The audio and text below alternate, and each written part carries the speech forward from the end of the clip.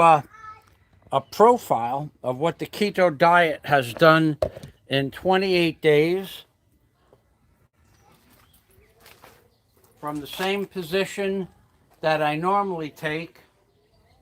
Um, as you could see, this belt was started out at this notch here, the one I'm pointing to here. Let me lower that down a little bit. The belt started out at this notch here, and then where my thumb is, and we have this many notches off the belt. And then I didn't take a profile picture. I should have, but I forgot. Now I'll put myself as a backdrop up against the house, and you can judge from like the size of the house how much room I block. So without holding anything in the natural, this is just natural standing. The belly was out to about here somewhere. Now it's over here. I can actually start to feel muscles in my stomach. And then this part is actually turning into a kind of a contour. Not exactly a contour, but close to a contour. And I feel very energetic. More energetic than I felt in a couple of years, even though right now, today, I am on, right at this minute, it's 36 hours into a fast, where all I've had for the last 36 hours is water. That's it, nothing else. Water and coffee this morning, about 5:30 this morning. And I feel fine. I'm not weak. Scott Del Fuego, my tutor on my keto diet, said that at the 48-hour mark, which will be about 10:30 tonight, 11 o'clock, I could have a light meal. He gave me permission. Thanks, Scott. Meanwhile, he was eating junk food while I was talking to him on Skype this morning. Thanks, Scott. So I feel fine. I'm going to put my I should tell you what I'm doing here now. So I'm going to give you my itinerary for the day, and but first I'm going to tell you what I've done with an artist. I've been in communication with an artist to put a wall mural up on the side of the yellow container. So I'll break it down for you. Immediately to the right of the white stripe there's going to be probably a 6-foot mushroom with arms and eyes and legs. The one that I use as the thumbnail, like for today's thumbnail, is going to be like a 6-foot mushroom. Now, coming out of the mushroom man, because I've been known as, now I'm being called Mushroom Man and Yellow Man. So coming out of the Mushroom Man's mouth is going to be the caricatures of like musical notes coming out of the Mushroom Man's mouth. And the notes are going to be on a chain, like a regular chain, like a ship's chain, or the kind of chain you chain up the gate with, or something like that. The notes are going to come out of the mouth, and they're going to flow down. And somewhere right to the right of the Mushroom Man are going to be a couple of children. And the notes are going to go into their ear, and then through their head on the chain. The chain is going to be like into one ear and out the other, and then into the second child's ear and out the other. And the children are going to have the face of like horror on their faces. And then the notes are going to come out of the chain of the girl or the boy. I'm not sure what I'll put. They're going to be children. And then the chain is going to go over to the right, over there. And it's going to lead up to a big giant pair of lips. These kind of lips, the kind that go along with the ribbing on the container, ribbed lips. Let's call them ribbed red lips. And those ribbed red lips are going to have a long, skinny pair of arms, white arms coming out of the lips. And the arms are going to end, of course, with two hands, one on each left and right. And then on the hands, the chain is going to go to the hands, and then there's going to be a pair of manacles, like Batman. Batman uses the Batman manacles onto the hands, and maybe I'll have a second set of manacles on the feet of the lips. So there might be feet on the lips, definitely going to be arms on the lips. So that's my mural. I sent the pictures out this morning to the artist, and I called them up and said, this is what I want to do. And he's just to give him an idea. And so he'll have the pictures to think about it if he has time. And then he's going to make that for me. He's going to do either a mural or we'll do something similar to a mural. So that's my creative. And then that will eliminate that freak, the little freak from saying, look at the container, it's all rusty. Look at the container, look what it looks like. Dude, if you just minded your own damn business, I wouldn't have painted the container yellow and I wouldn't have to spend all this money on artwork. This is on you, buddy. So the next thing I'm going to do is that whole area in the back where you see the white bucket and you see the walk across the street sign up on top, and then there's a couple of bags of my old work clothes under there. That whole area has to be broke down and disassembled. The shelving is going to come out. That shelf comes out in one piece, not sections. The wood comes apart. I'll put the wood on the bench in the back like I did last time. And I'll cut the nails and pull the nails out of it, cut or pull the nails out of it. And then I'll stack the wood on this lower bench here. This is going to be the low bench for my farm building. And in the interim, I have a few other things that I have to put away. So right now, what I need to do at this moment is I want to get an electric cord, and then I want to put my shirt on.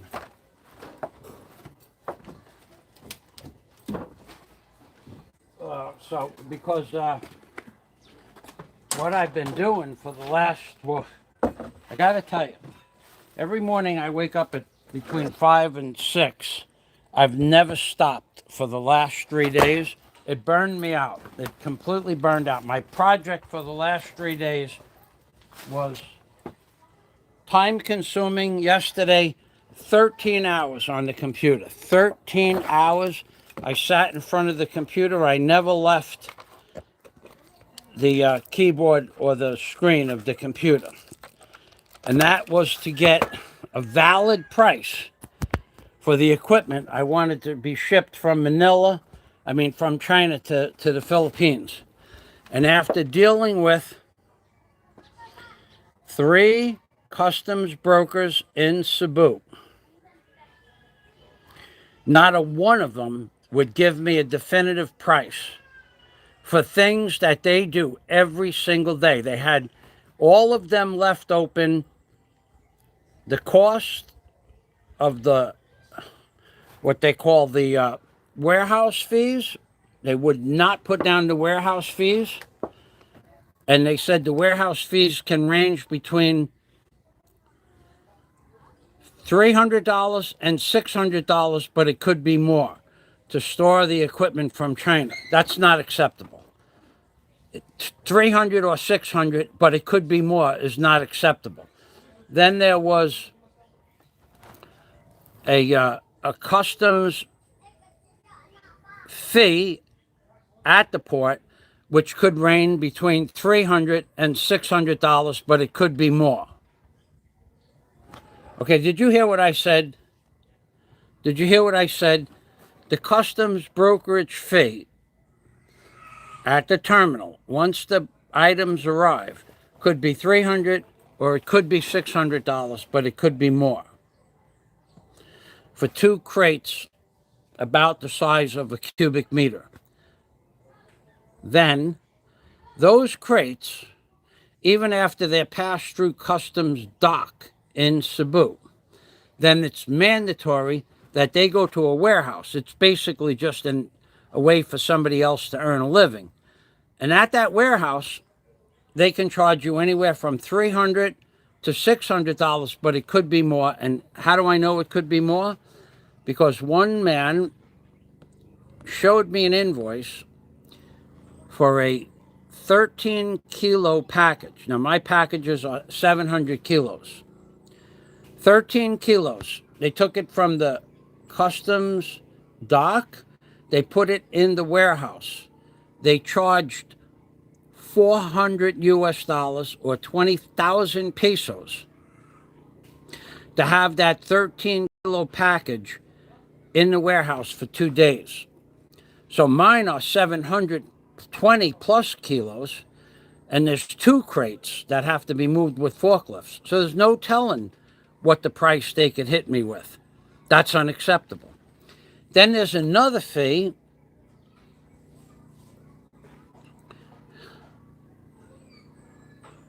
of $200 to bring the crates from the warehouse across the street to the loading dock on a truck. So the truck has to be paid at the warehouse, the forklift, and then to put it on a truck, and then to bring it just across the street, because the brokers are relatively close to the terminal. Maybe it's 1,000 yards. Maybe it's a third of a mile, quarter of a mile. That fee could be anywhere from 10,000 pesos to 20,000 pesos to bring it a quarter of a mile, 2 crates. But no guarantee at $200. And then to ship it, which they won't give me a price for until you put it at the dock on their scales and somebody measures it, to ship it could be $200, closer to $300, but it could be $400. They won't give you a price for those 3 items: the warehouse, the customs fee, the bringing to the dock of 4 items, or the shipping to Bohol. So what it basically boils down to is that $4,000 worth of equipment comes out to almost $3,500 in service fees, but that's the low end of the service fees. It could be more than $4,000. That's not acceptable. I could literally buy those items from Manila, the same items, for less money with no hassle, and they'll ship them from Manila, than $8,000. So that's what you have to deal with. So basically, China is just charging $600 as the shipper's fee at the terminal. So you're already paying for the shipping in the $3,500, but China's charging an additional $600 to unload it. So that's $1,000 to ship it, and then $400 to ship it, and $600 to take it off the ship. That's what, and it could be more. It could be more. So I said to the broker, that's not acceptable. He goes, well, you have to trust you. Trust you. You gave me a price of total $800 plus 4 undisclosed prices, which could be an additional $1,600 or $2,400. Triple the price you gave me as a set price. It could go to triple. and that's all up to you. Well, that's not. I said, this is all you do every day. You don't do anything else. You don't do anything else. All you do is sit in that chair, because I know who the guy is. All you do is sit in that chair all day, and you do paperwork. And when you did my paperwork, you couldn't even get to the office before 12 o'clock. And then you couldn't even get to the office before 12 o'clock. And then you would make a promise. And then you wouldn't keep your promise. And then your promise turned out from 125,000 pesos, 2,500 to $5,000. Literally more than $5,000 from a $2,500 promise. Well, that was because I didn't know about the new law. Well, you charged me because you didn't know about the law, and that's your job. So you charged me for your ignorance. So we're not doing business. Not me and him, anyway. So then another broker, genius, 3 days he kept me on the hook for a price. Yesterday afternoon he sends me a notice. Sir, we didn't realize that our broker's license has expired as of yesterday, which would have been 2 days ago. So they have a brokerage whose license expired that they didn't know about. And the third guy who kept me on the hook for 3 days for a price, he never got back to me. It is so hard doing business in Southeast Asia. And you people want to know where and how to do business here? You figure it out on your own. You go ahead and try it. I sat in front of the computer for 3 days. I have 106 correspondents to the imbecile in China that's supposed to be making the sale. 106. 106. Back and forth to get a price and a delivery date for 4 items. And it took 6 days. I need these 7 questions answered. So she'd answer 1. And I'd say, but what about, 2, 3, 4, 5, and 6? Yes, sir, I'm working on it. Then she'd answer another one with somewhere between 3 and 7 or 10 days, but not what was going to take 3, 7, or 10 days. What do you mean by 3, 7, or 10 days? And this went back and forth 106 times in order for her to get the information that the broker requested an hour after I met the broker 6 days ago. It took her 106 correspondence back and forth, back and forth, back and forth, which was pretty frustrating. So we won't be dealing with her or him, and we're moving into a completely different direction. You just wait till you get to the Philippines and you try to do business with somebody that gives you an open end or an open-ended contract on their end. It's always double the quoted price. Every time I ever did business, dentist, lawyer, first cargo shipment, second cargo shipment, and the third cargo shipment, all were always double. Well, the dentist and the lawyer and the 2 cargo shipments previously, always double the quoted price. And the 5th one, I'm not going to do. You want to be, so I'm going to go to work. I said to the woman, what about my time? What about my time that I'm losing from work? I'm sitting in front of the computer 12 hours a day, sending emails back and forth to you and the brokerage. Yes, sir. Well, my time is worth nothing? Sir, you have to trust me. Trust you? I have 106 correspondents to get the information I asked from you for the first day. 106 correspondence back and forth, emails, and probably 6 or 7 phone calls. Not acceptable. In America, I know we're not in America, and to the little creep that'll say I'm always complaining, you couldn't do what I do in 1,000 years with your simple little mind. So don't come on and critique me for what I've accomplished or didn't accomplish. At least I didn't get screwed and send them the deposit that they asked me for on the first day. No refunds on your deposit. In fact, If I would have sent her $1,000 for the $4,000 order as a deposit, I can't cancel the order. They won't cancel the order. Therefore, I'm responsible for all $4,000, whether I want the order or not. No refunds, no backing out of the agreement. Once the initial deposit is given, you owe them the total of what they want. So don't, to the little creep, you try doing business here, you moron. You couldn't get past the first email. You can't spell, so nobody want to do business with you. And you can't read or understand the contract.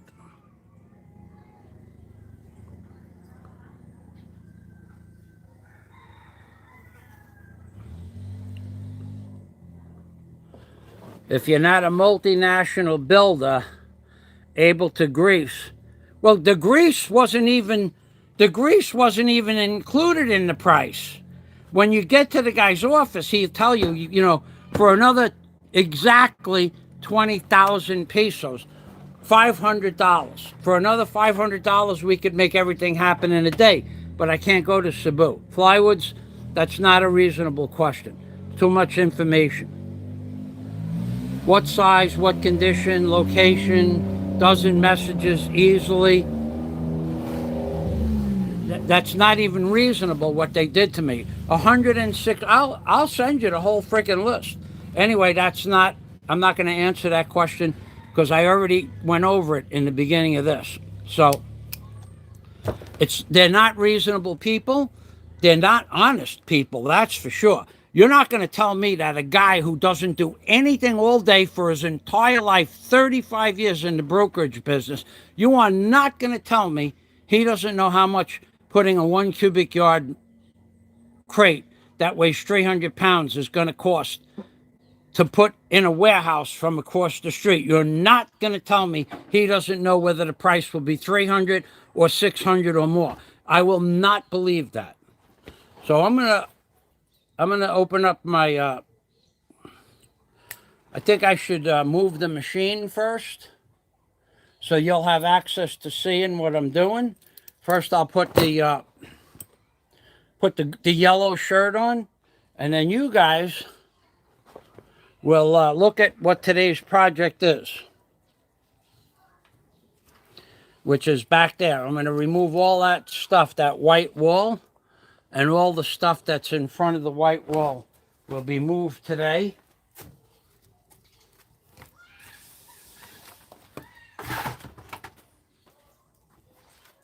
Yeah, Flywoods, that's not acceptable. A price, the extras price ranged from $800 in extras, were unknown prices, $800 to possibly $1,600. So it went from $800 for sure it's going to cost, possibly $1,600, but possibly more than that. Possibly more than double the original quote. And here's how it works. You can sign the order over to them, so they are the signee for the order. They own it until you pay them what they tell you. They own that order. Once you sign it and it comes into port, they are in control of the order, not you. Even though your name's on the manifest as the buyer, they own the order 100%. So the guy owns the order that's worth $4,000, and you don't pay him, he sues you for the $4,000 and sells the products. The guy owns the order and says it's $60 a day for 3 months for storage because you didn't pay it. You have to pay him another $3,000 for storage. It's his warehouse. This is how it works here. You people think you're going to come here and do business. It's not going to be easy. You have an ATM target on your back here, and they know how to shoot. These people. In fact, the guy who did my last job either owned a shooting range or was an avid shooter. He wanted me to go shooting with him, but I didn't have time. But so they are experts at this. These people have never worked a fucking day in their life. They have been doing this since the day their father taught them the business.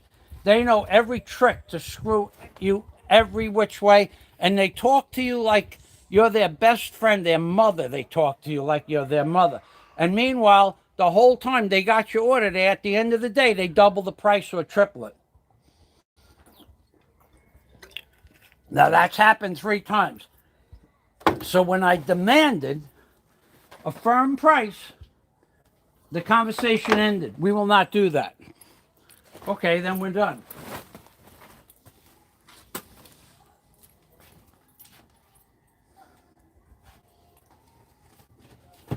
I demanded a firm price. Imagine asking somebody for a firm price on something that could be $800 or it could be $2,400. Imagine the nerve of me to ask them for a firm price, so that it won't be the original price. The quote was $800 for their services. Imagine me asking them to narrow it down, and the narrowest down they could get is $800 plus an additional $1,600 or more, maybe. Imagine the nerve that they think I have to ask them for a firm price. A firm price where they're manipulating the price by a factor of 3. Imagine that I don't want to consign the order over to them, and all of them in almost every email say, when can you give us a deposit? They never forget that part of the email. Yeah, I'll give you a deposit. I got your deposit right here. Your deposit is in the back over there, in the weeds, in the lot. There's your deposit. Amazing. It amazes me that not only do they think you're stupid, but they know they're on the perfume side of the stick. You can do nothing to them once you sign over the order. Once you sign over that order, they own it. They could tell you they want double what you agreed to for fees, service fees, and you can't do a thing about it.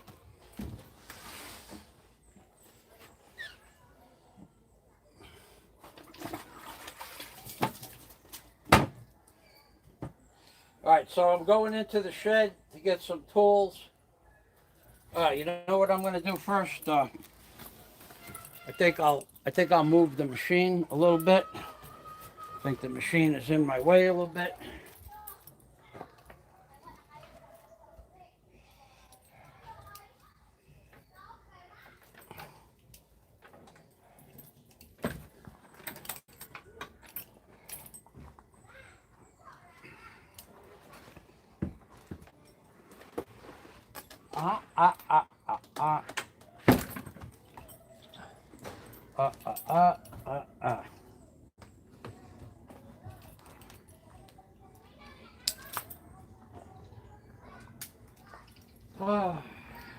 Yeah. So I sat in front of the computer yesterday for 13 hours and ate the day before for 21 hours. 21 hours plus the initial phone calls plus the initial emails. So I have about 26 hours. 26 hours of emails and phone calls. 26 hours of emails and phone calls. 106 messages to China back and forth, and 30 phone calls and emails to local brokers. And I have no price, no fixed price, and nothing that's agreeable, whatever prices they want. They refuse to give me a price, and they all do the same thing. So they're all schooled in the same, let's get that guy, he got too much money.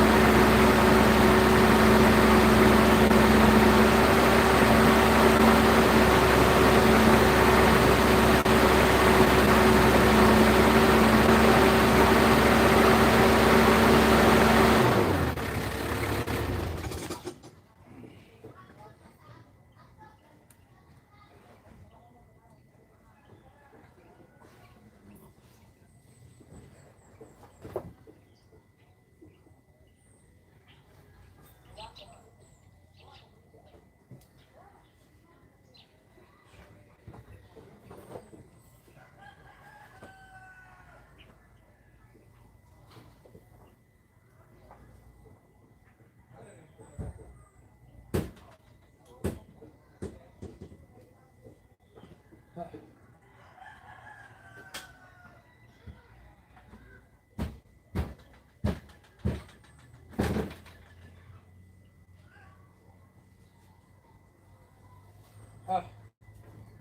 up, up.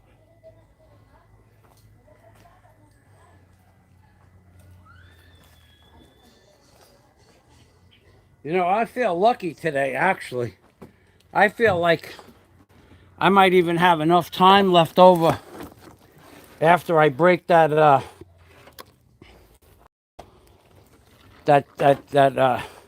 break down this storage area. I might be able to paint something yellow. I might have enough time to paint something yellow. You never know. I feel lucky. To answer your question, do I feel lucky? Yeah, I feel lucky. I feel like I'm going to have enough time to paint something yellow. Punk.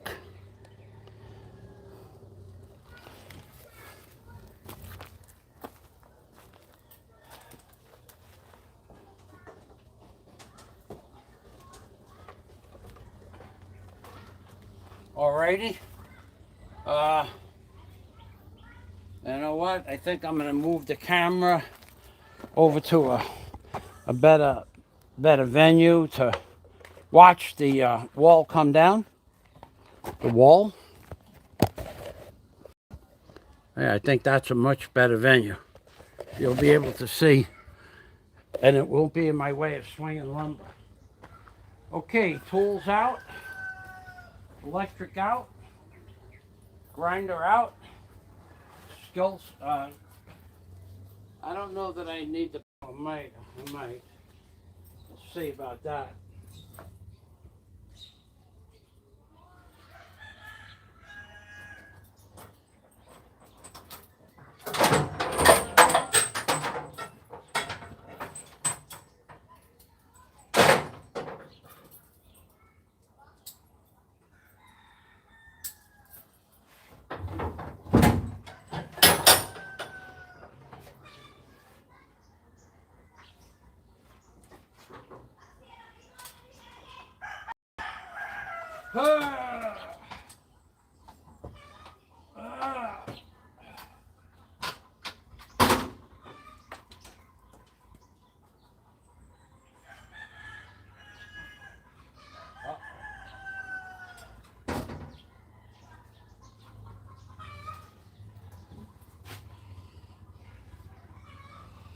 Huh.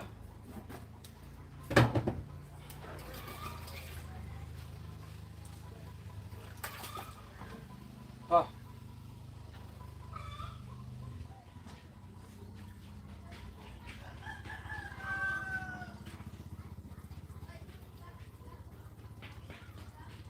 I'll be there in a minute. I misplaced one of the smaller tools. I'll be right there.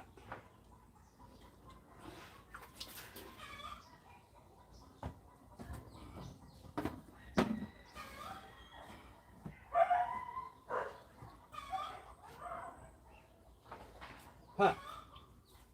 That usually doesn't happen. Alrighty. I found it. Okay.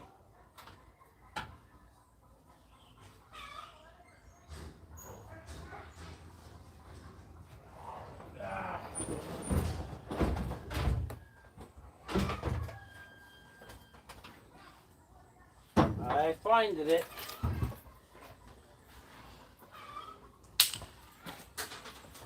Now there's all kinds of crud on those plastic buckets in the back. Feathers from the roosters and chickens, and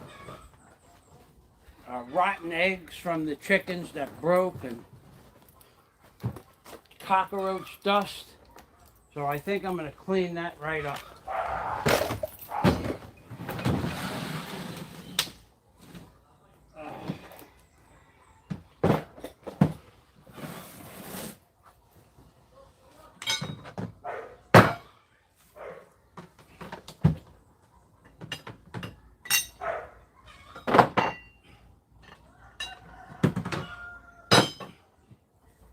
Okay.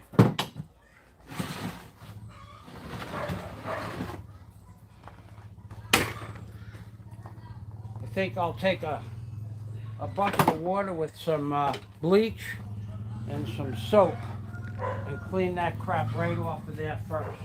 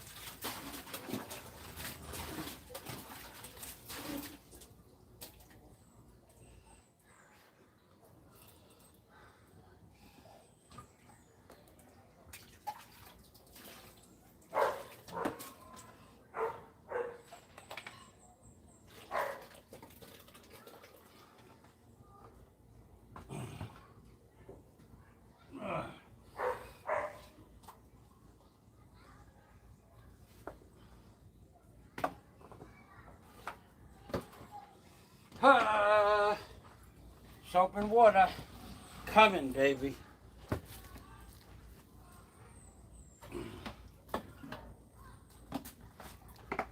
Soap and water coming, coming, coming.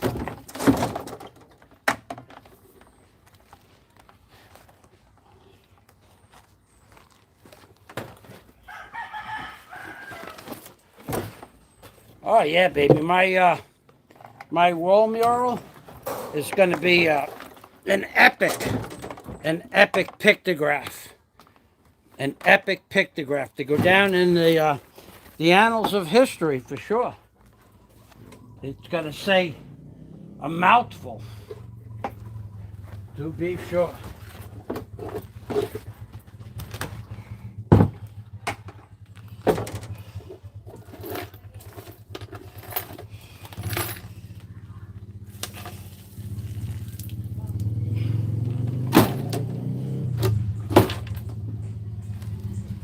Whoa!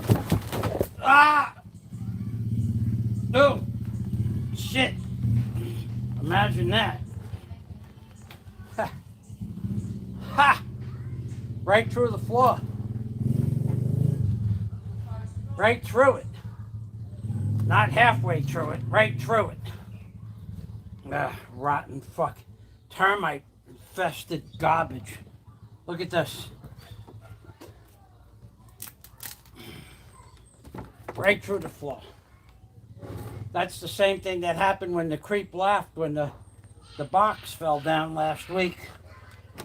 And the creep was laughing that the box went through the floor. Because he's a low-class, low-life, lying, thieving of people's times creep. So there is there's the whole deck that I have been walking on this deck for 3 years.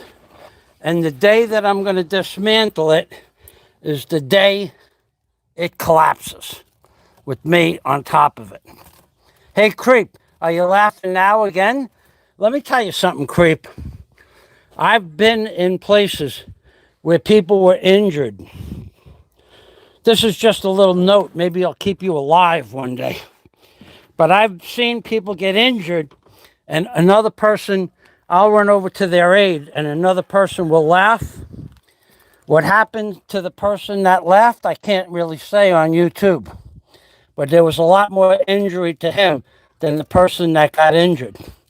And this is the wood that just collapsed under the on the deck. Imagine that. The day I'm going to take this apart is the day my foot goes through the deck. Talk about good timing. So the creep is going to be looking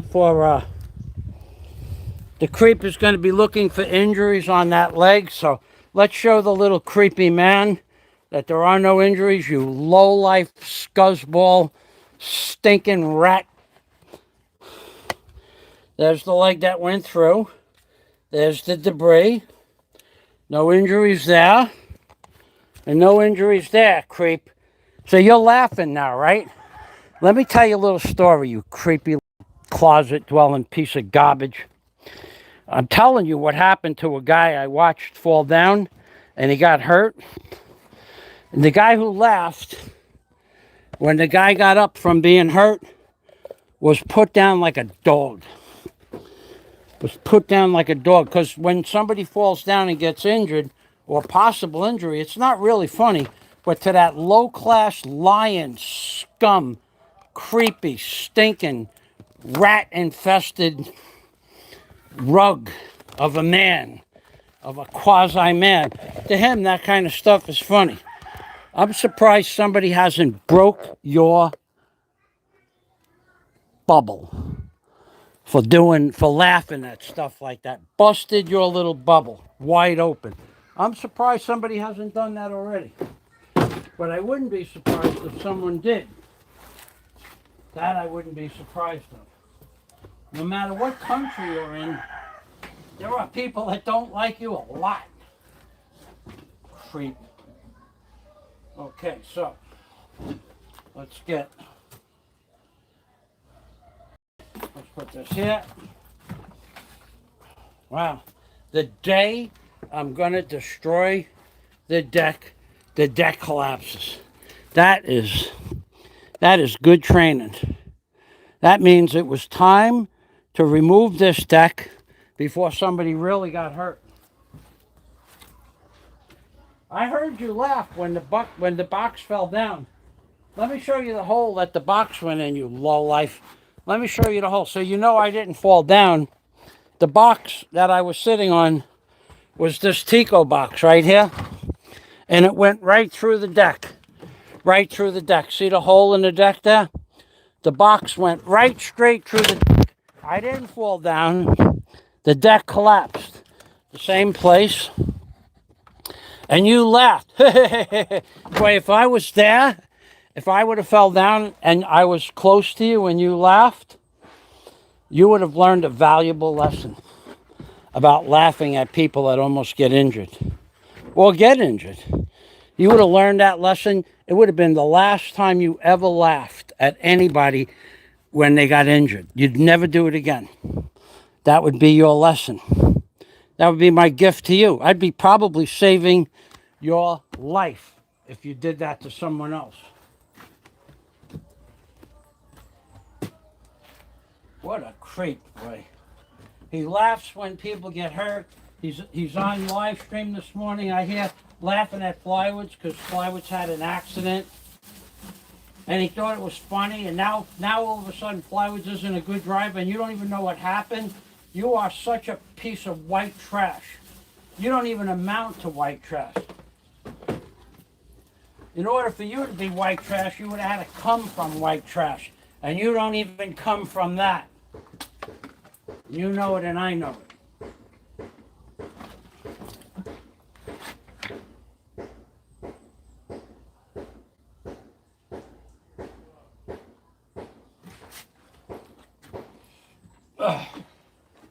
I got to be careful where I walk now, yeah? Closet-dwelling, low-class piece of crap. Here, look, see this wood? Blame this on me. I bought the best plywood possible, and in 3 years, it rotted out. So blame it on me. Go ahead. Blame it on me that I didn't do the right thing. Go ahead, blame it on me. One day, you're going to be right here, right in front of me, face to face, and you're going to have to say some of this stuff. I'm going to demand. I'm going to ask you nicely. I'm going to tell you that you should repeat what you said in certain videos at certain times. I'm going to do that.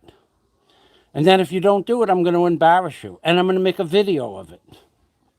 This isn't a game with me.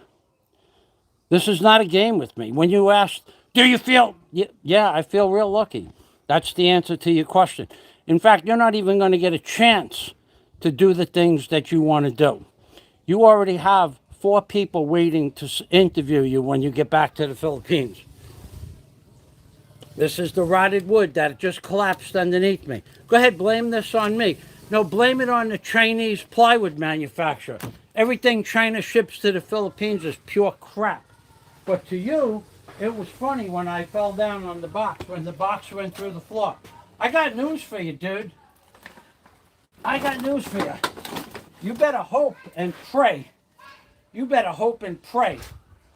You better hope and pray. You better hope and pray that certain things don't happen.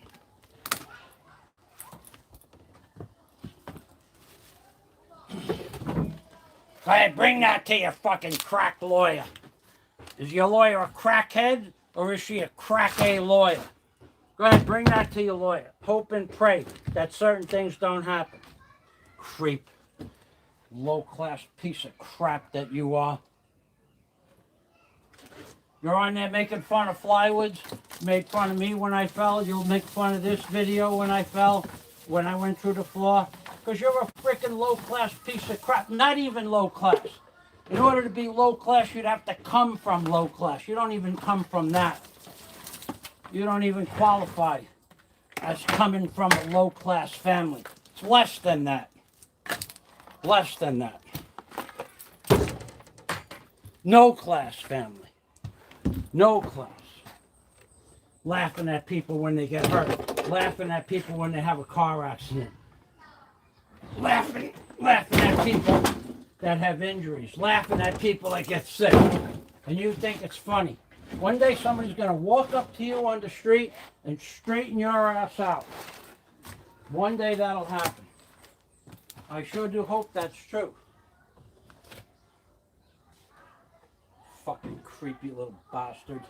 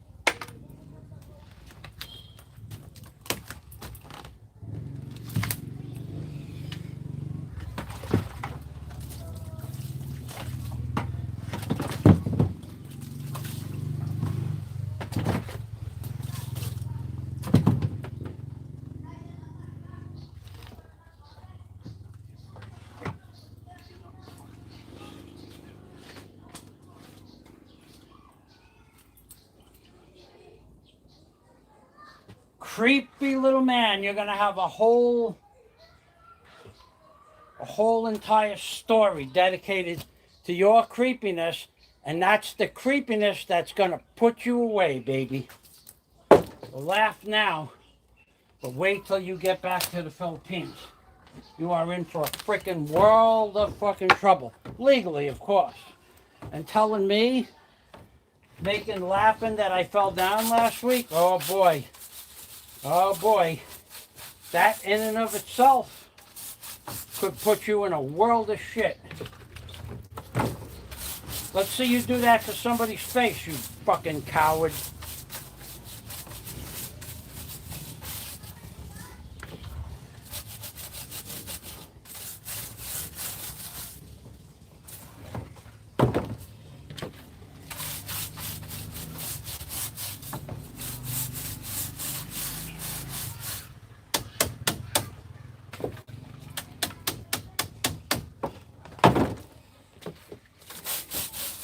How many of these do I have?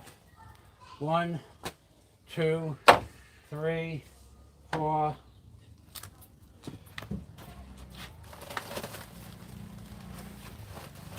Not enough. Not really enough to go set that other bucket up. I'll just wash these off as I go.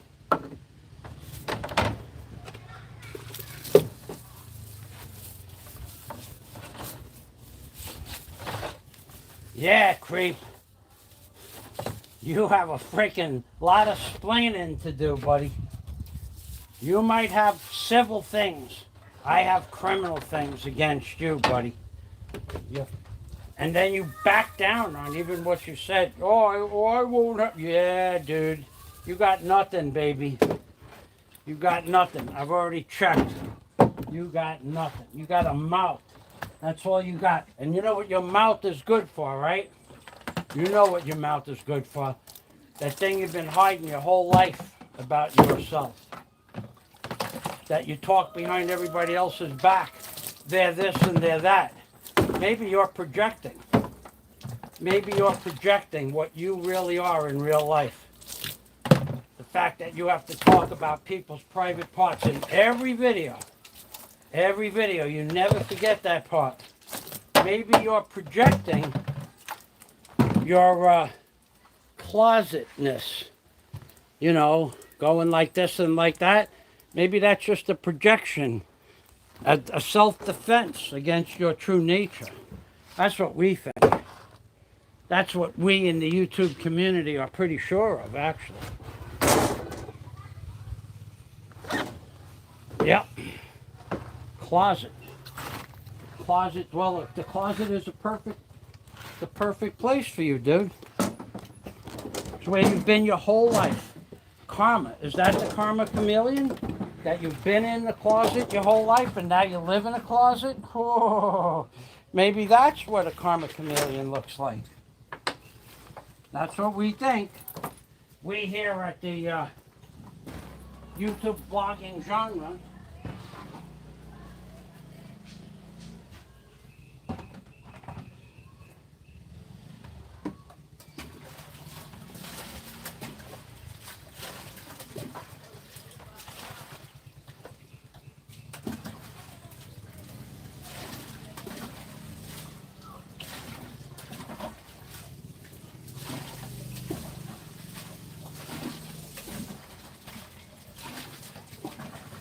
What a creep!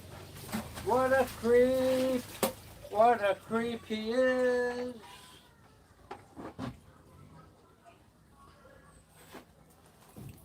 What a creep! Such a creep! He's a creep! No doubt about it. He is in the closet in more ways than one. He talks about other people. But I really think he is one what, you might ask? Take a guess, I tell you. Take a guess. Take a guess. Take a guess. Shouldn't be hard to figure out. Typically when you call somebody a liar, you're the liar. When you call somebody gay, as the creep does, every day he calls someone gay, maybe he's projecting. Maybe he is projecting. That would be my guess. That would be my first, my second, and my third guess. Do I get 3 guesses? Of course I do.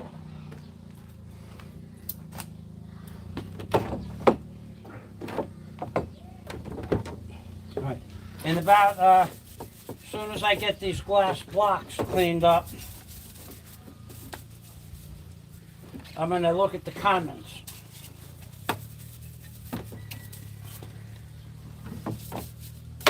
I think I got 2 of those. Yeah, that's all I got.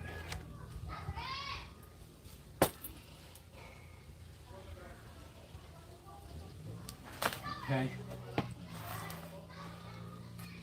That's all I got here. Okay.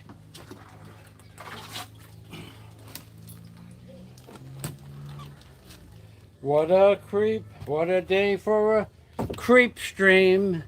I heard the creep stream was going live this morning. What a day for a creep stream. I heard he was ripping into my friend Flywoods this morning.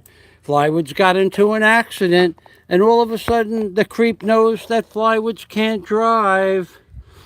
The creep, he makes up lies and half-truths. He's a deceptive little creep. We're going to make you famous, buddy.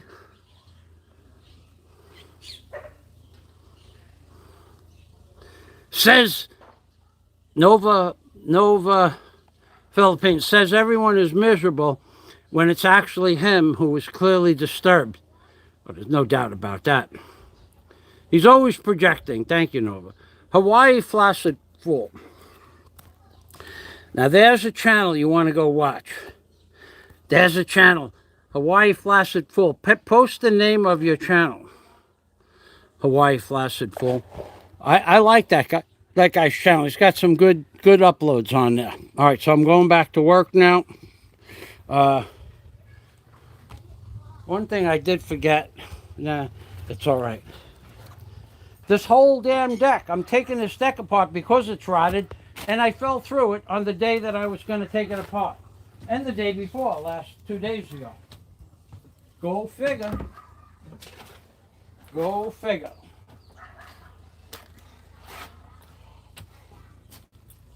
Let me get my Pelican. Look at this. I have Pelican. All it needs is a pair of white arms and white legs. And my Pelican would be set. Arms and legs. White arms and white legs. A Pelican. Imagine that. Fazio. I have like 3 or 4 of these bad boys from Florida. Pelican. Where have we heard that word before? Pelican, pelican, pelican. Let me think. Let me think.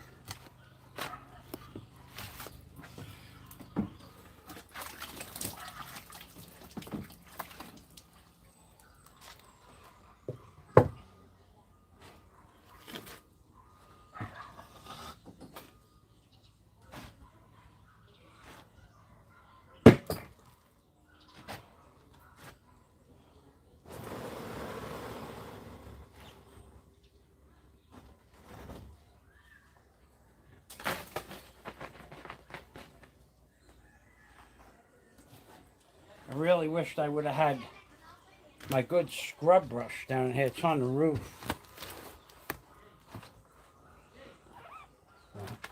I'll work without it for now.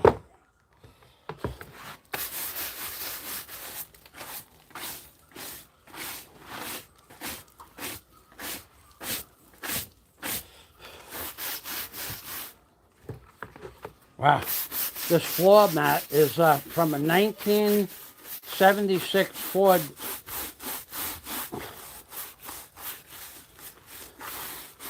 custom van. One of those ones with the captain's chairs and the refrigerator and the bed that folded out. That would make it 25 years old. 35, 45 years old, this floor mat is. 45 years is a long time. And they don't make them like they used to, that's for sure. Yeah, where is the creep? Probably making a video right now laughing that I fell. I really would love to. I would have got up off the floor if he was laughing, and then it would have really been something to laugh at. That would have been funny as all get out. What I would say to him next, what he would have to endure verbally, a verbal dressing down. He wouldn't be able to take it. He'd fold. he'd fold under the pressure. And then things would get moving. Then we'd find out a little bit more about the creep. What his metal is made of. He is a creep. We all know that. He is a creep. He has no skill sets. Never did. He is a creep. He hasn't made one video of where he lives. He lied about that too. 'Cause he's a creep. We both know that. You and me and you. We know he's a creep. He pretends he's a creep. He is a creep. The creep, the creep, the creep, the creep. The creep. If he was a pastry, he would be the creep de la creme. Ha, ha, ha, ha. The creep de la creme. The creep de la creme. The creep de la creme. He would be the creep de la creme. The king and queen. Queen. Did someone say queen of the creeps? Yes. The queen of the creeps he would be. You can ask me, I will tell you, you will see it's true. He's a creep through and through. We know that now. And we know why and we know how. He was abused somewhere along the line. Is my opinion, and I'm entitled to that. The creep has been abused. That's what I think under my hat. Oh yeah, yeah, yeah, yeah, yeah, yeah, yeah, yeah. I think that, I think that, I think that. Oh yeah, yeah, yeah, yeah, yeah, I think that. Oh yeah, yeah, yeah, yeah.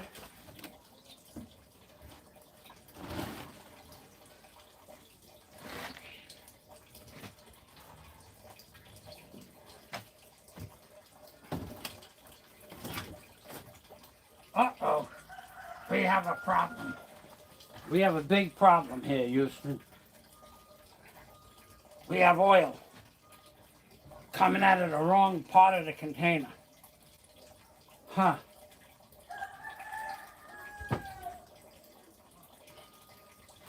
Uh-oh.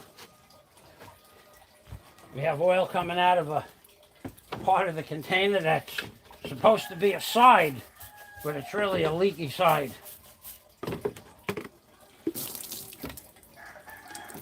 Now I need a gallon container.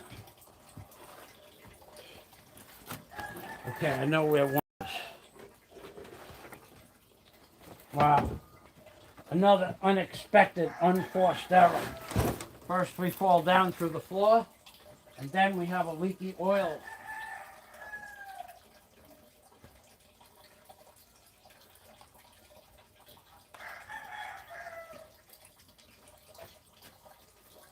That stinks. That's another 5 minutes.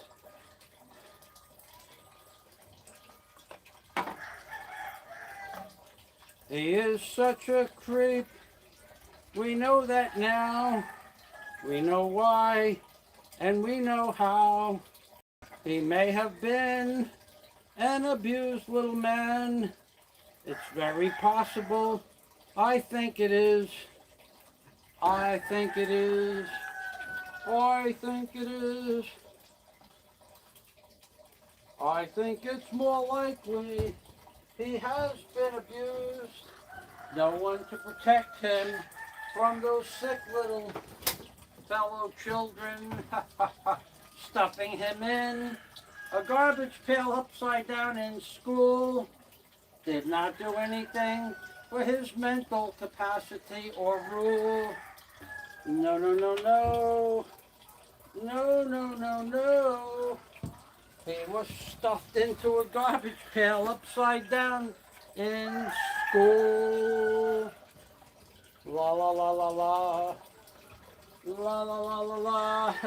Somebody stuffed that little man in the garbage pail. He didn't like that. He was upside down. He was eating old trinkets and donuts and Twinkies and rotten French fries and burgers. He was stuffed inside a garbage pail, upside down in school. When he got out, they put him in the locker and they threw fireworks in through the little holes.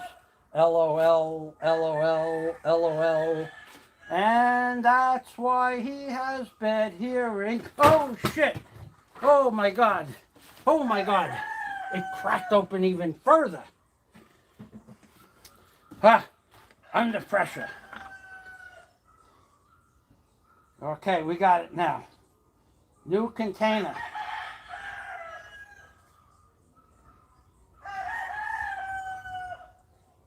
Uh-oh.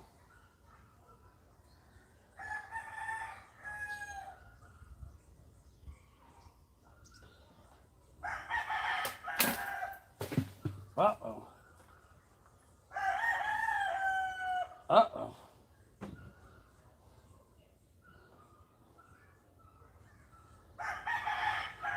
Uh-oh. I have no idea what's going to happen with that. I put it in a new container. But I don't know how good the new container is, actually. Better than the old container that had a hole in it.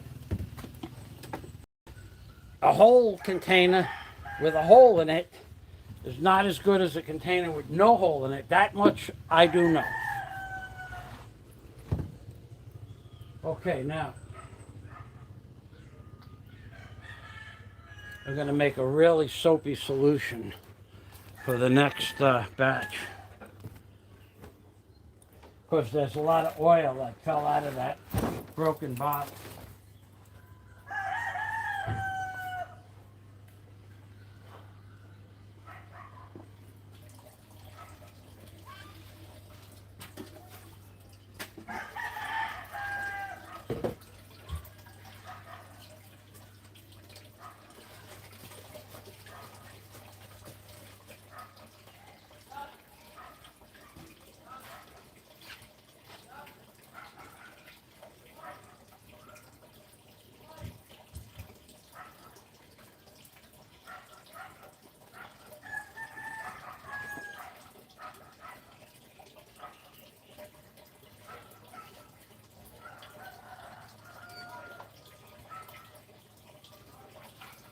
Well,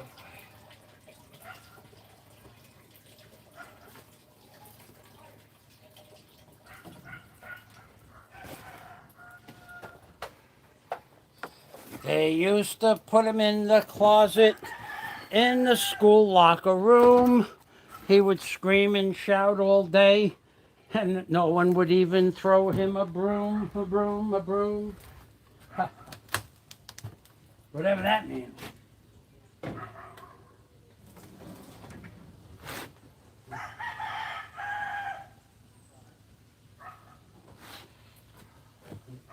Whatever that means.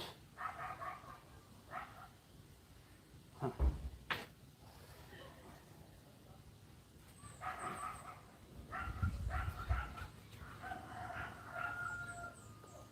Should have brought a rag over. Oh boy, I didn't bring a rag. I don't need a rag. I don't need a rag. I got this.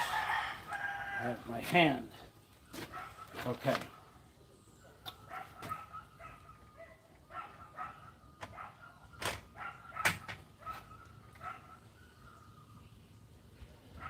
Where is the box? Here's the box right here. Okay.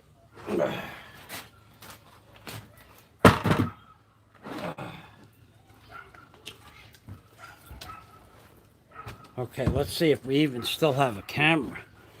I haven't checked this. I don't even know that the power's still on. Yeah, okay. That's okay. Now the box is down there. Okay. I'm going to put the buckets on the box and wash off the tops. They got crap all over them.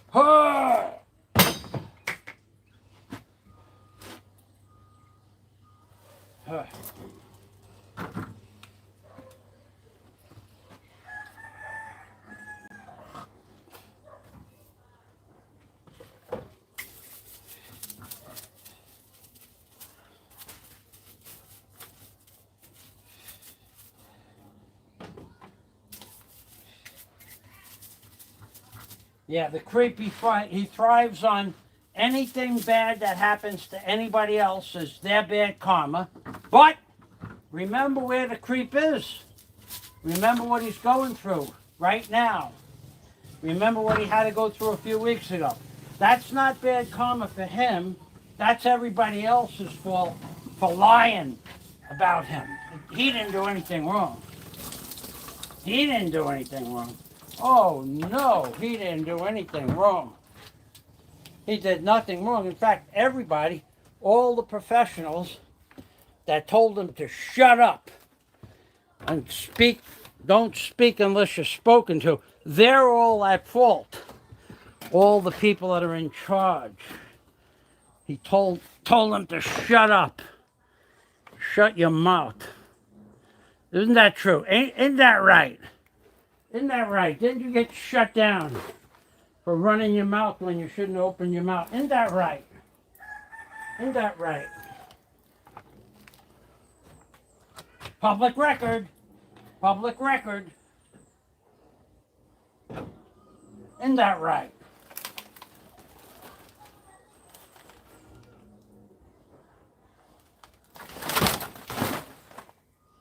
I don't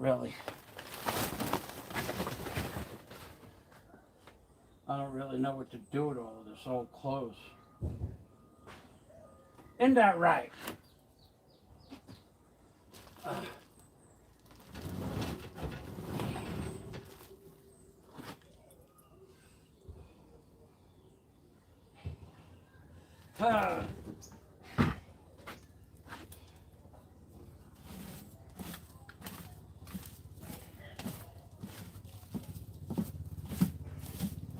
Should have got the blow up, but I really didn't feel like making a mess on everything.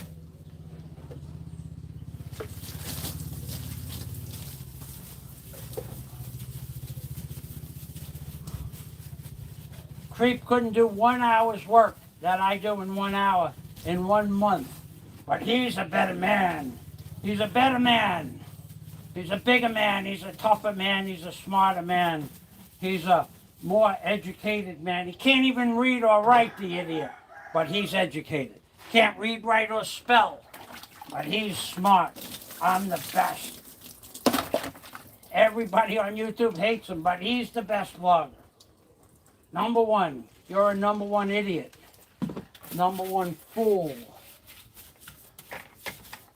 Pretty soon, from all that shit that you do, you might be the number one fool that starts to drool. Eventually, all that shit that you put in your system catches up with you. I'm cool and calm and collected like a cucumber. Yeah. If you have enough fucking tequila, you could be anything you want. But that shit catches up with you, dude. Or did it catch up with you already? All those tequila shots, baby. All them tequila shots. One after the other. Sometimes 2 or 3 or 4 or 5. Just to get going. And then 2 or 3 to relax. And then 2 or 3 to put you down at the end of the day. Well, we have a way to put you down at the end of the day. It's called work. Hard work, physical work. Why don't you try it just one day of your life? Go out and opt to do physical work without somebody forcing you to do something. Fucking creep. Useless. Useless, I say, useless. Useless talking to you because you don't have the... You're an idiot. Basically, you are an illiterate. So talking to you as an illiterate probably won't help much. But I still try. You are illiterate, that's for sure. You don't know which way is in or out because you only have 2 doors. 2 doors and no runway. They seem so close. The walls are closing in. Oh, that's a fact, Jack. All right.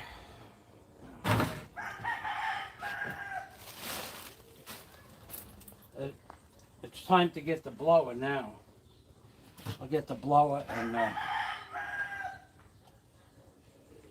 yeah, I need the blower.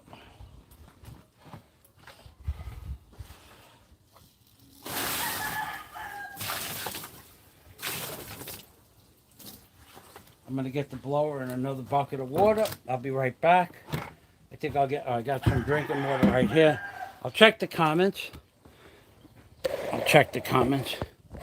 Today's a fun day at the ranch. But if I don't know who you are, don't waste your time commenting, really. If I don't know you personally, I'd prefer you don't comment. I already blocked 2 or 3 people this week for breaking the rules.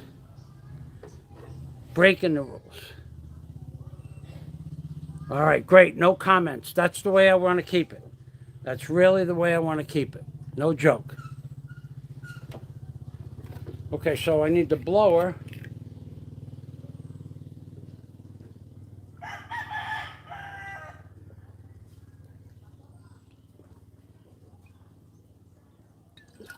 Another bucket of water. Damn, I wish I had. Well, I have a good fan on the roof, but I'm tough. And plus I'm on my keto diet. Maybe the extra heat and sweating will help me shed some more weight. Another thing, that creepy little man makes fun of my keto diet. Keto schmuckito, did you say? Why would I bet you any money you don't walk out into the parking lot with me and say Keto schmuckito to me. Just me and you in the parking lot. I will bet you any money. I'll put it on the fucking table. Whoever gets back to the table gets to keep the money. I'll bet you any money. You got a big mouth and nothing to back it up with. We recorded that too, by the way. Not that it matters. Because you don't have the spine to say it to somebody in real life. Tough guy. Tough guy.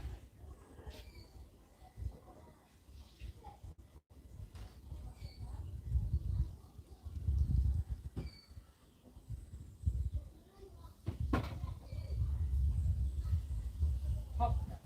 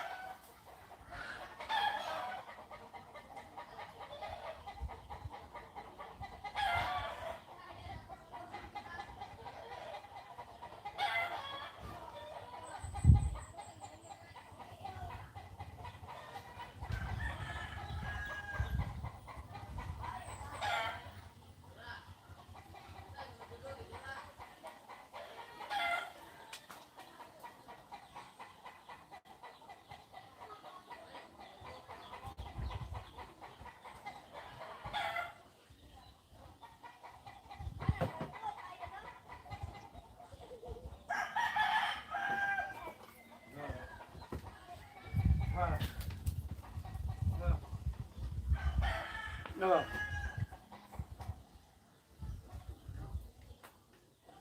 Oh. Oh. Oh. guy. He's a tough guy. Ain't that right? He's gonna face this, he's gonna face that. You're a freaking coward. You were born a coward. In fact, maybe that's why you don't like the color yellow. Because you got a yellow streak running down your spine. Maybe that's why you don't like yellow. Maybe it's a subconscious. You got a yellow streak running up and down your spine.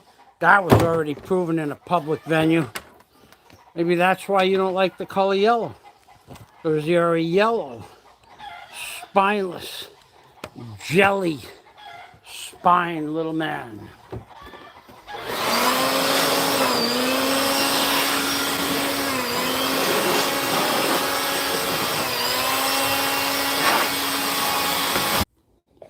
Yeah, baby.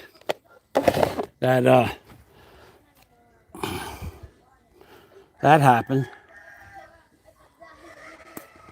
I knocked out the plug. I knocked down the machine.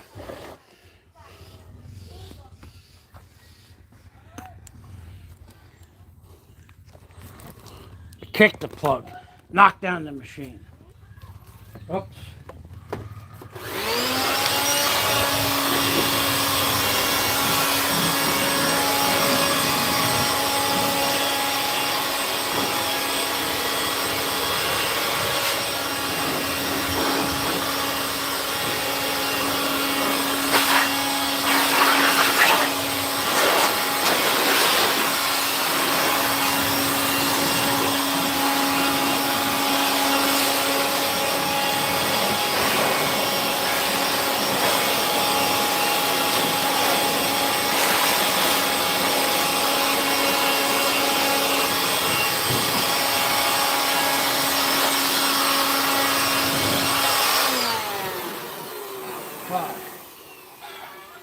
Well, I don't have a lot of choices with these clothes.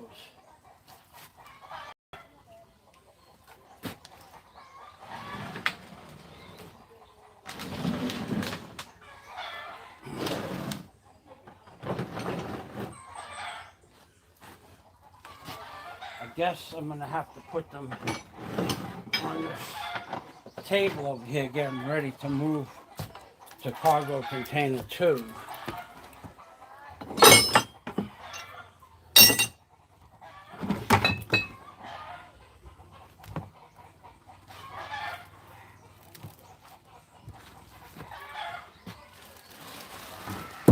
Uh-oh. Uh-oh.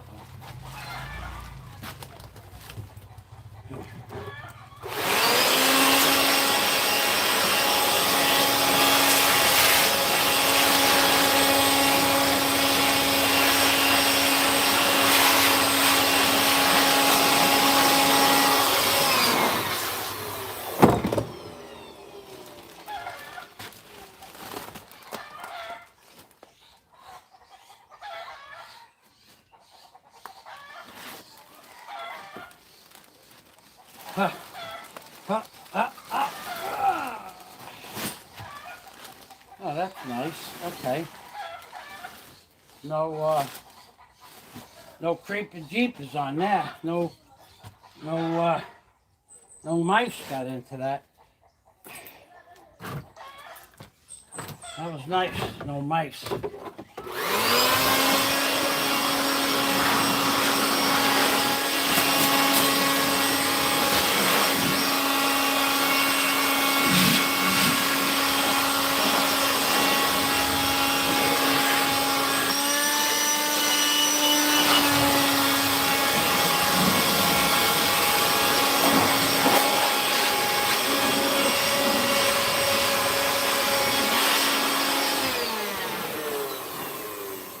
I got one more big box here. Let's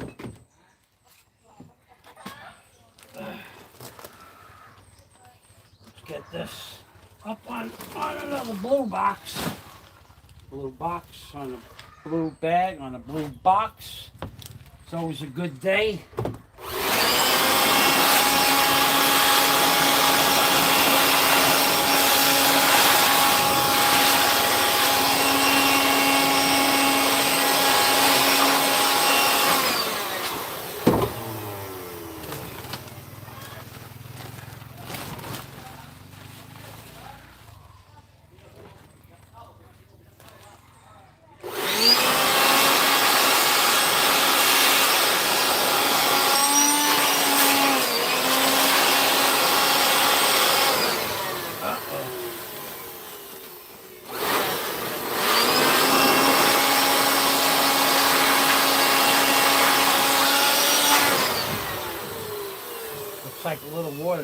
there.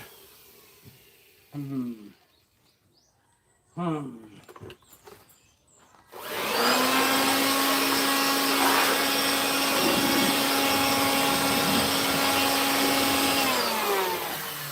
Pelican. I see another pelican.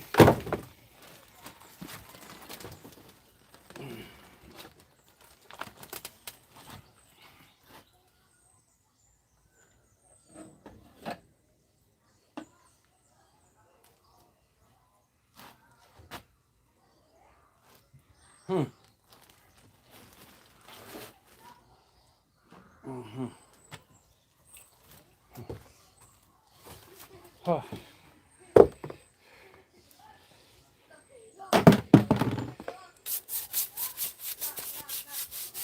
Pelican, and you know what it needs? A pair of pelican arms and pelican legs. Then it would be a complete pelican. Oh, without the manacles. Without the manacles, it means nothing. We'll get it a nice little pair of manacles soon. Pelican. Little pelican manacles.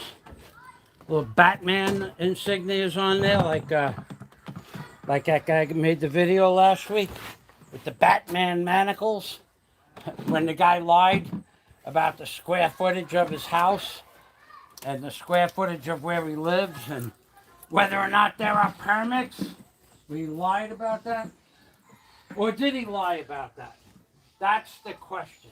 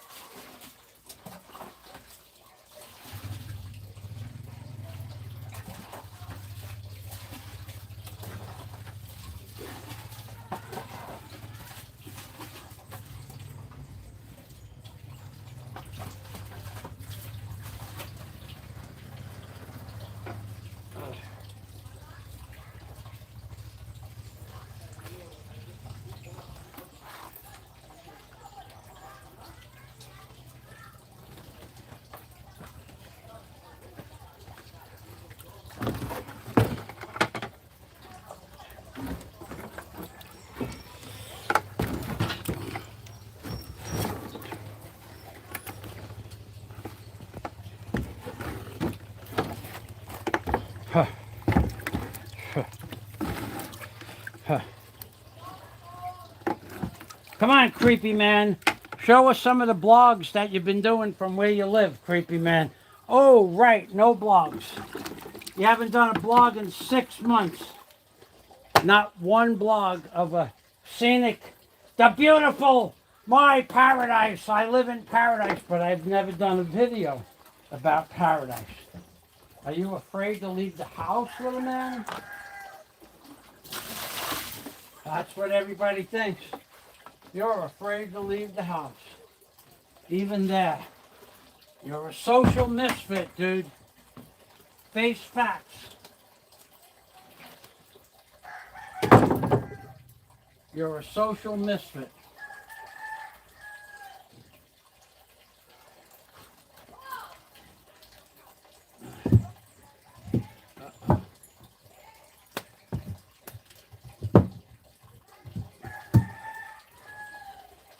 You always what?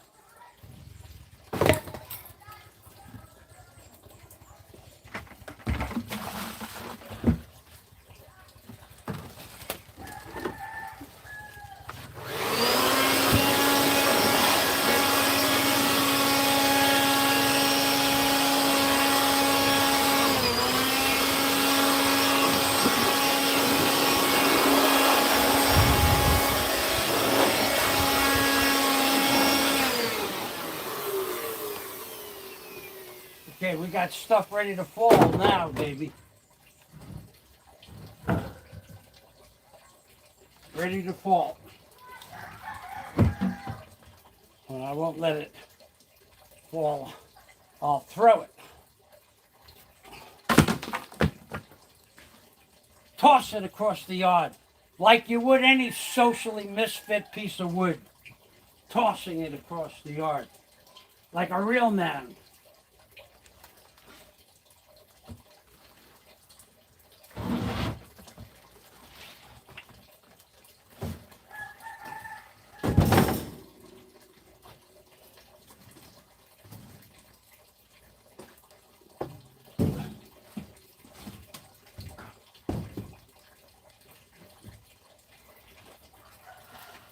I'm gonna need a place to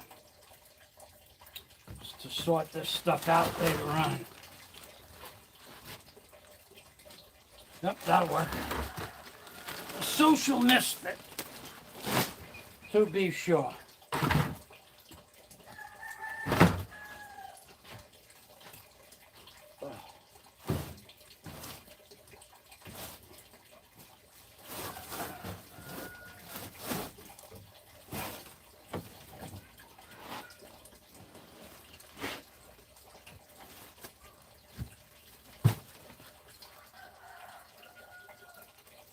Huh.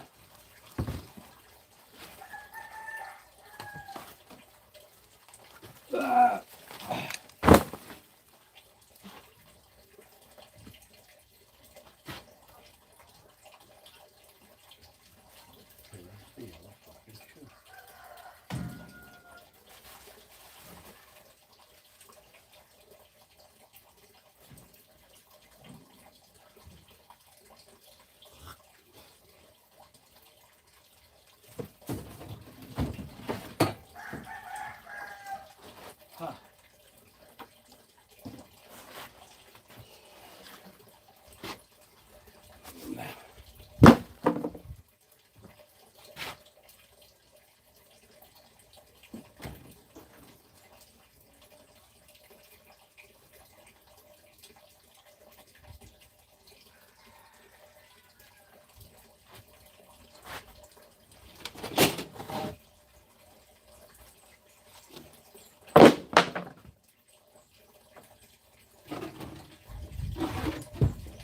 This is from a boat I built, the cabin cruiser. This is one of the boards that came up off the floor and then was sat on top of some what we call knees in the boat, and then this was supported with straps across every 18 inches, and this is what at night you take the floorboards up and put them at the height of the benches in the cabin, and you'd sleep on this. It slept 3 comfortably, 4 not so comfortably. But that wood is from 1973, so that makes it 48 years old. This wood is from 1999. No termites at all. I built this. This was an outside piece of exterior lumber from Florida. My backyard, my bench in the backyard. No termites, no rotting, and it's been out here in the weather for 3 years. Because termites don't touch good wood. They only touch this crap we're buying from China.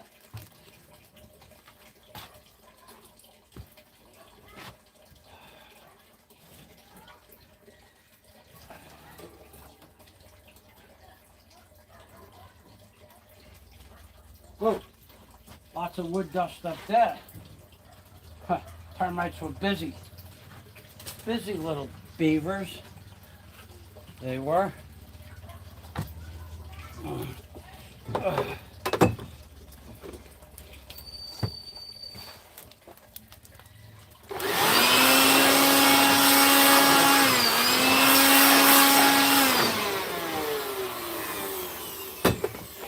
Busy little rascals. Huh.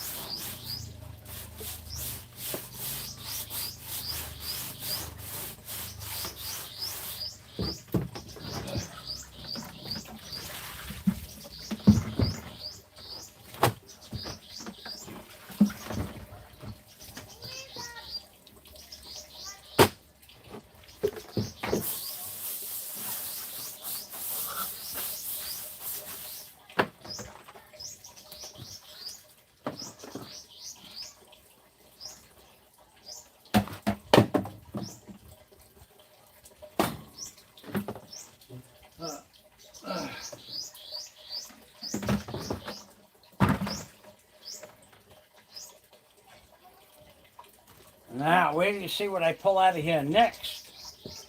120-year-old drill press. That works.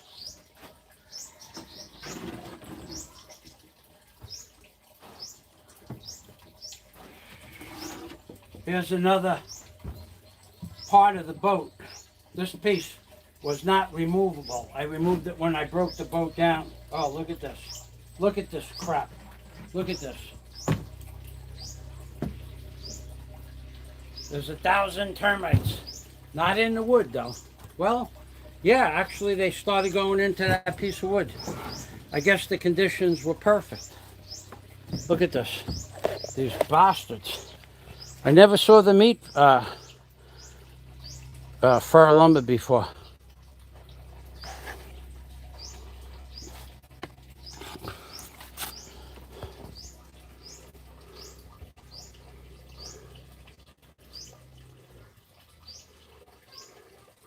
Termites are everywhere.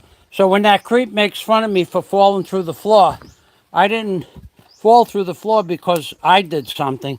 I fell through the floor because of these termites. What a piece of shit. These termites are real shit. Where they pissed me off. You know how much this sheet of plywood cost? In 1973 dollars, $80 for aircraft grade marine plywood. There's another kind that's just marine plywood, not aircraft grade.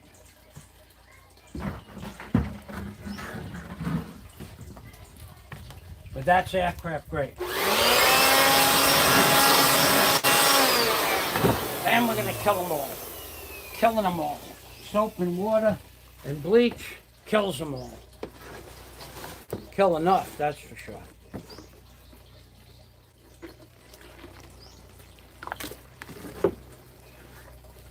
Okay, now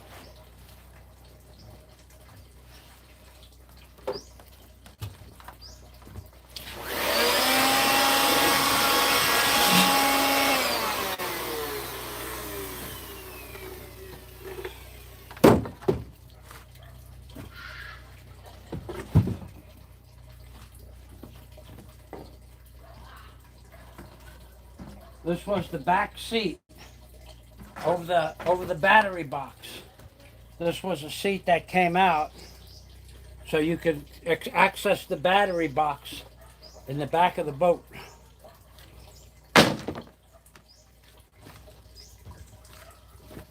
I know because I built it. I built a 21-foot cabin cruiser creep when I was 17 years old. What were you doing? Don't tell me.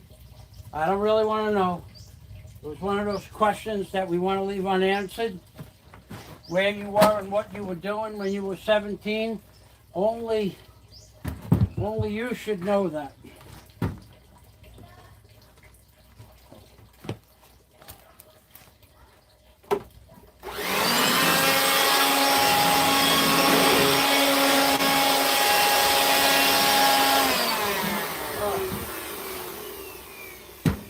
I was building a 21-foot cabin cruiser after school when I was 17 years old. And on July 3rd of 1976, I put it in the water, and that boat didn't leak a drop for 17 years. At which point, the drain plug clogged up from leaves, and over the winter, the boat got 18 inches of water in it, and it caused a lot of wood, dry rot and freshwater rot. And after 17 years, I dismantled the boat, sold the motor, sold the stern drive, and I have a lot of plywood. Not what you see. What you see is nothing. I have a lot more of that in cargo container one. It's all marine grade plywood. That's why I kept it.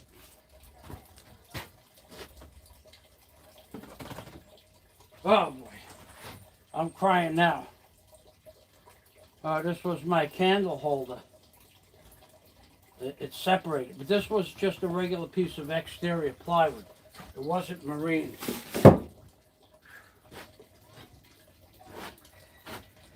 Can't expect much from that.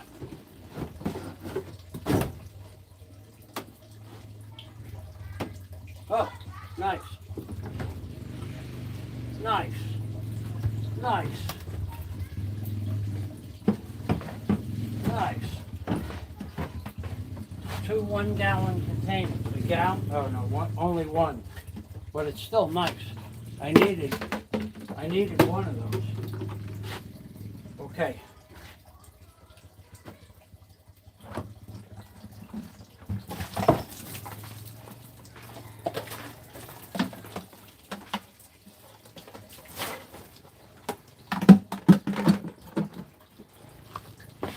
I'm watering down this stuff so I don't have to breathe in all the dust from the bugs and chicken doo-doo and stuff like that.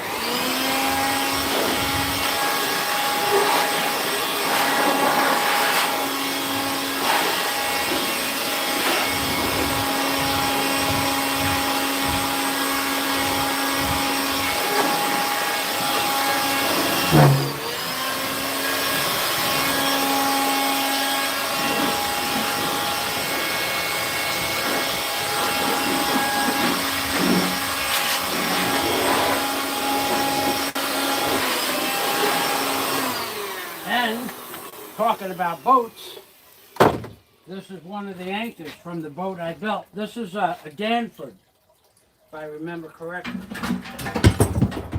Yeah, the Danford. This is one of the best anchors you can buy.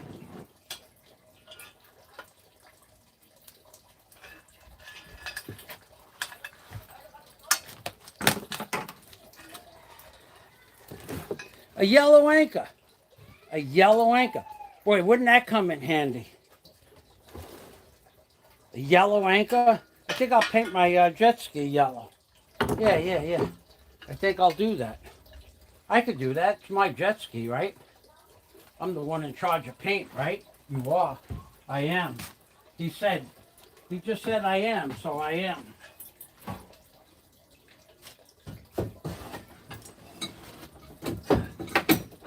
Yellow jet ski, baby. I like that. You're gonna like that. What else could he paint yellow? He can paint anything he wants yellow. Creep. Nothing's stopping him. Not you. Not anybody. Creep.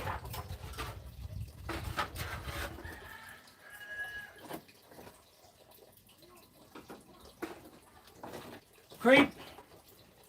Paint anything he wants yellow, Creep.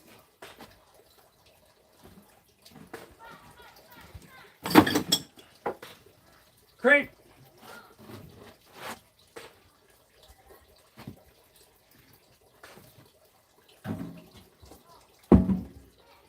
Look at this. 120-year-old drill press. 120-year-old drill press, and it'll crank right up. Because I preserved it. I'm the one who keeps it preserved for the last, since I was 12 years old. So, what is that, 53 years.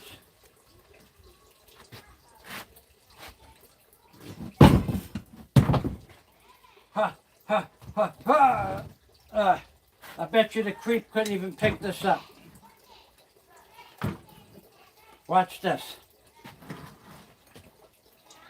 This is and you could put a 1-inch bit on here and drill through 2-inch steel. And it works better than any drill press you're going to buy in the store today. Let me show you this bad boy up close and personal. Got a little rusty. I'll give it that. The chuck is still loose. I'll give it that too. That's from Michael Fazio, preserving it with 90 weight oil for 30 years, 40 years. I got to get soap and water.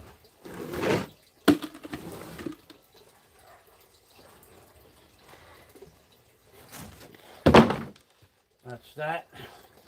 I'll be right back.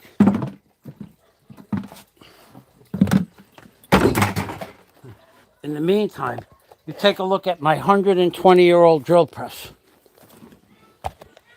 Hey, creep, you got a 120-year-old drill press? Want to wager me something? How about $10,000 that I'm not 5'4"? How about $10,000 that I'm taller than 5'6"? How about that, creep?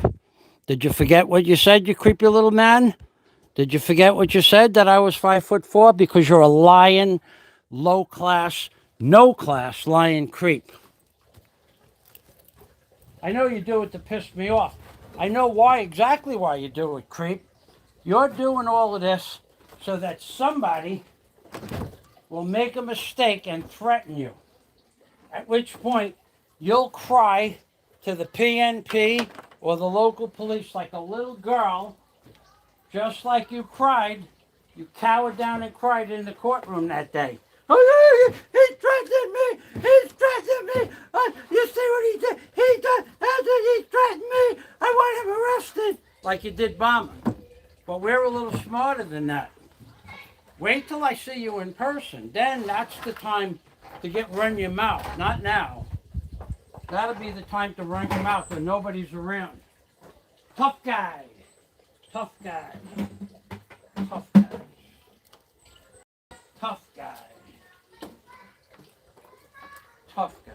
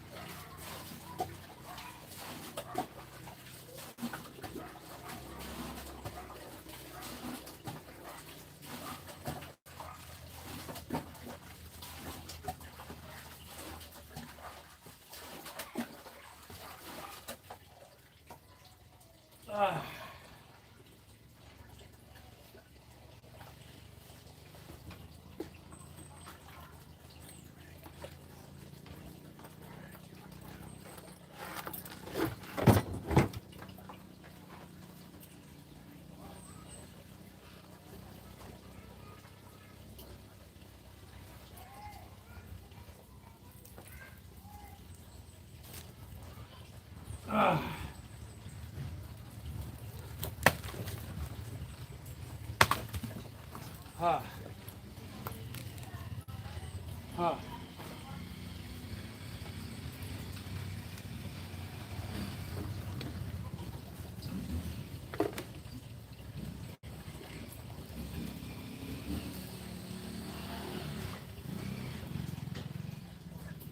Tough guy. He's a tough guy. Runs his mouth from behind the other side of the computer screen. But you never see him walking around in public. God forbid that would happen. Because he knows what would happen. Somebody jack him up. Somebody probably will.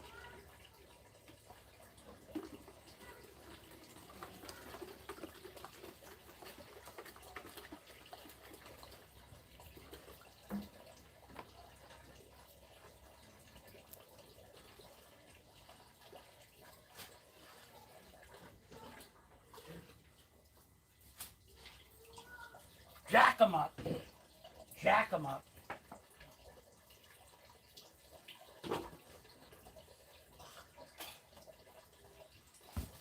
Somebody would definitely. Somebody one day, creep, you're going to be walking around. That's why you don't walk around in public, creep. We've never seen you walk around in public by yourself. You know, walking down the block or taking a walk around the island by yourself. Never have we ever seen you anywhere by yourself. You're a freaking social misfit. You're afraid. Just face it, you're afraid. And I wonder how much validity is behind your fear. I would say quite a bit, considering how many people you've pissed off, upset, called their girlfriends sluts and whores, and their wives pigs and ugly, and all of that. If I were you, I'd be afraid to walk around. But me, myself, you always see me around, walking around by myself in the city, in the market, on my property here, on the beach. Videos that you don't get to see because you're a creep and I don't put them on YouTube. Me walking around talking to people. Unlike you, creep. Unlike you.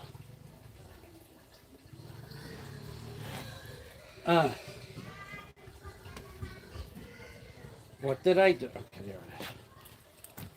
Okay. All right, I don't know what you could see. We'll take a look to see what you can see, and if you can see, I'm going to just scrub the dust and the dirt.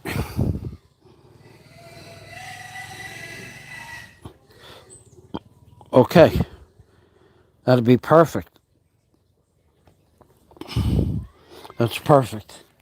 Okay, so this is a 120-year-old drill press, operates by hand crank, and I have another one in the back that's about 110 years old with an electric motor that's no good.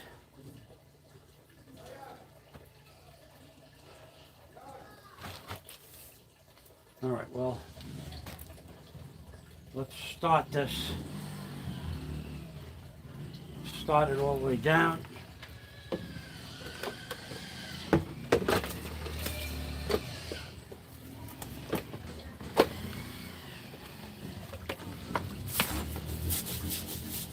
Let me show you what it looks like before. Before I clean it up, let me show you what it looks like close up.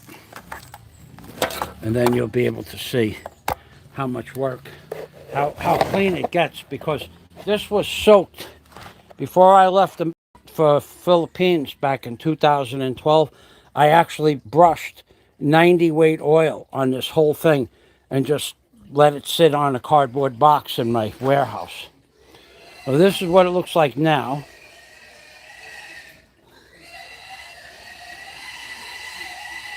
Uh-oh. That pig is going to be for Fiesta.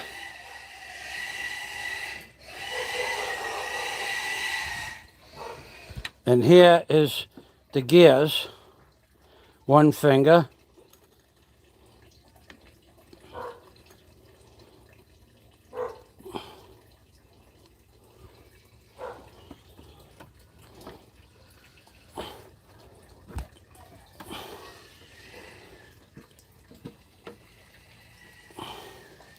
Okay, and now I'm going to just clean all of this. Now the one thing I will have trouble with is this split. This is a nut, it's split over here. There's a nut on this side. I did not put oil in here, I just soaked around it. So if the oil preserved the crack, no water went in there from Hurricane Sandy. If it didn't preserve the crack, then this is froze up. Nothing, a screwdriver won't open up to release this. But first you have to polish this shaft. And this shaft here, and this shaft here. And then all of this, the drill press bed will spin around. It tightens up with a bolt.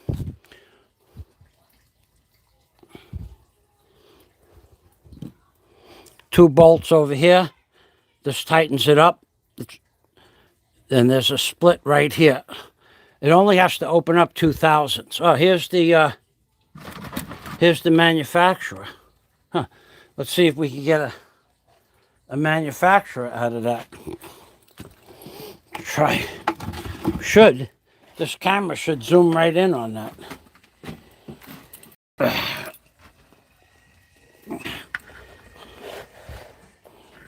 Okay, so here's the gear mechanism. Here's the handle. Look, it's 120 years old. It was under salt water for 3 or 4 days, and it still turns. Then the way you get the drill, now this is the chuck. The chuck is still good. The teeth and the chuck are going in and out. Down, up. Yep, the springs are even still good inside the chuck. Okay, now this is how you turn it. Now, when you want the drill to go up and down, you turn this. So you put the drill in the truck and you screw this up towards the sky.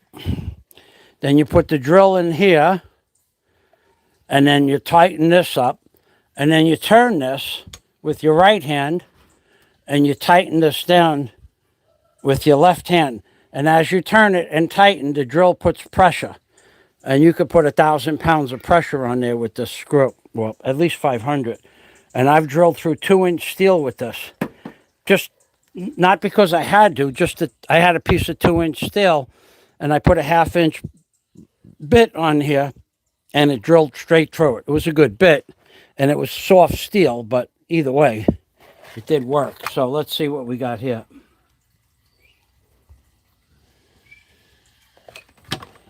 The fear of the color yellow. He probably doesn't have a double mirror then, because if he ever saw himself in a mirror, like a house of mirrors, he'd scream, alpha males. Yeah, so what is that word? Phobia. Xanthophophobia is the fear of the color yellow. He's afraid of his own back, his own spineless self, yellow spine. Okay, where are we here? Okay, let's get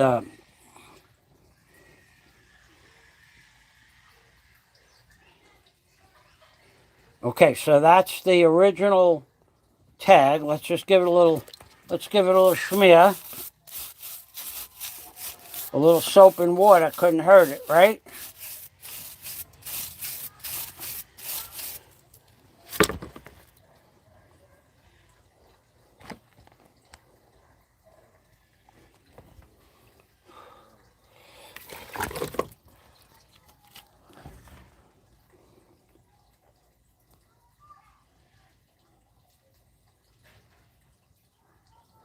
All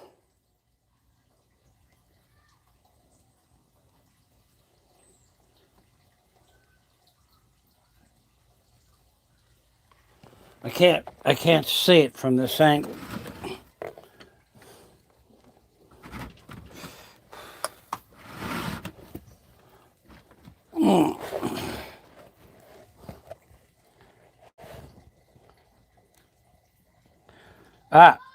Mall.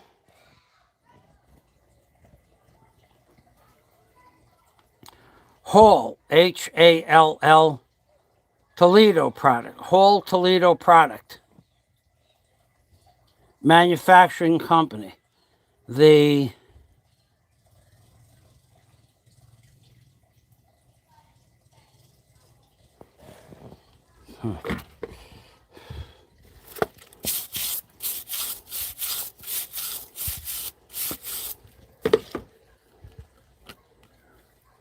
Hall Manufacturing Company.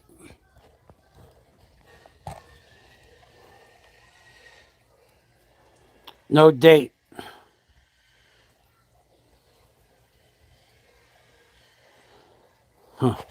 Okay, well, anyway, that's what it is. So I'm going to set this up so you could see it. I got to plug the battery back in. Running out of battery. The spineless man. There's a name for the spineless man. Anthrophobia, huh? Anthrophobia. Xanthrophobia. The xanthrophobia little fellow. The little fellow is xanthrophobic. We learned a new word today. Thank you, Scott Del Fuego. Xanthrophobic. If I'm pronouncing that right. The same way you would pronounce Xanax with a silent X or Z, I think it is. I'm not sure. I've never seen an actual Xanax pill in real life, but I've heard stories that we have experts, I tell you, when it comes to medicines that begin with an X.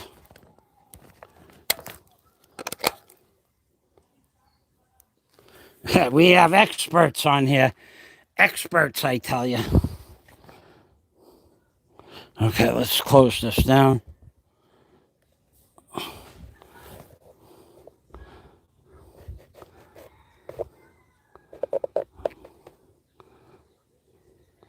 Okay, I'm going to polish that up with a stiff brush now. Get that cleaned up. Get it ready to put into cargo container 2.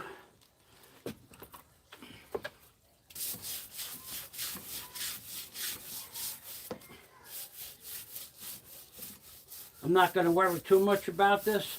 I'm just going to get the heavy chicken and rooster dust off of here. The actual machine still has a coat of oil underneath all that crap, so I'm not going to worry about it. One day I'll get a power washer going and I'll power wash it down and then re-oil it. It'll work just fine. As an antique, that's what I brought this stuff for. I'm going to do the whole hotel, an antique motif. This might be hanging from the wall as you walk in the front door. Or it could be in, it could be on the ceiling, hanging from the ceiling of one of the rooms on the second or the third floor. Not necessarily on a shelf, could just be hanging from chains. Because that's going to be the motif, like a museum type of thing. But none of the pieces are going to be on shelves. They're just going to be hanging and placed in odd spots.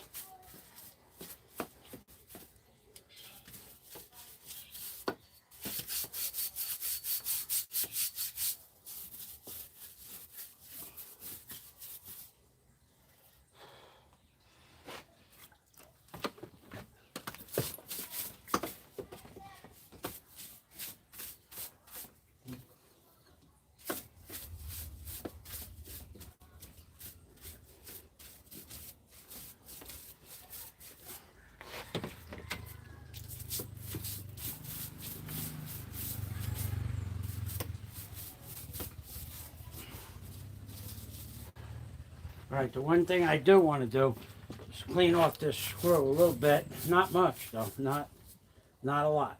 Take my word for it. I just want to get the dust off it, nothing more.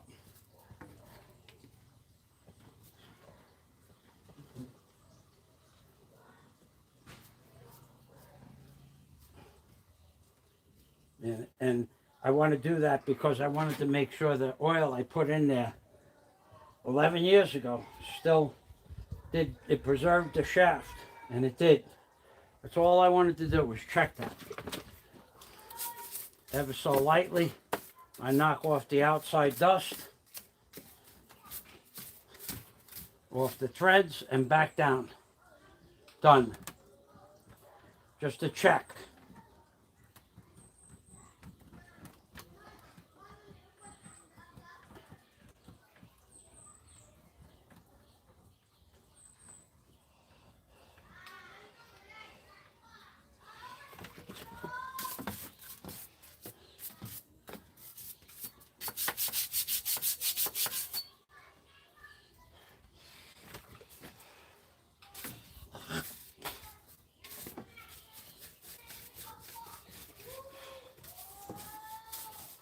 Fear of yellow.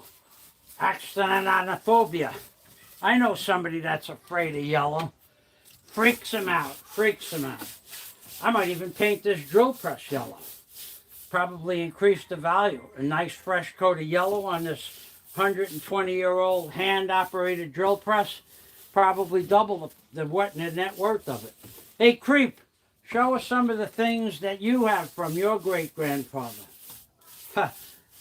Besides bad memories of him and you, of him playing with you in the shop. Let's play hide and seek. What shall we hide, little man? No, Grandpa, not hide and seek. Oh, boy. Grandpa would probably run outside and hide in the forest, and you'd never find him. We know that. You're the kind of guy that when you play hide and seek with somebody like you run away and hide. Really hide. Someplace else, like miles away. All right, where am I going with this? Why am I going with this? Where did the bucket go? Well, let's just use this 100-year-old galvanized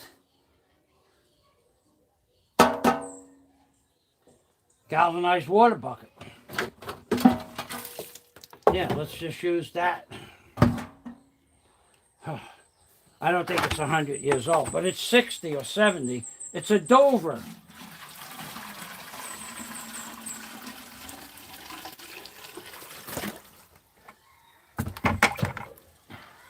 And it leaks.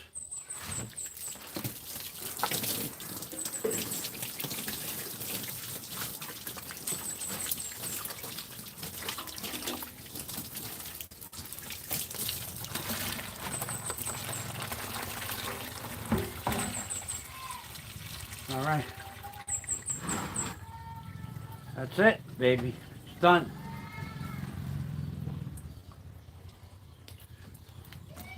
It's a Dover, 10 liter, I guess. It says the number 10 on there. Get up. Get back up there. Get back up there.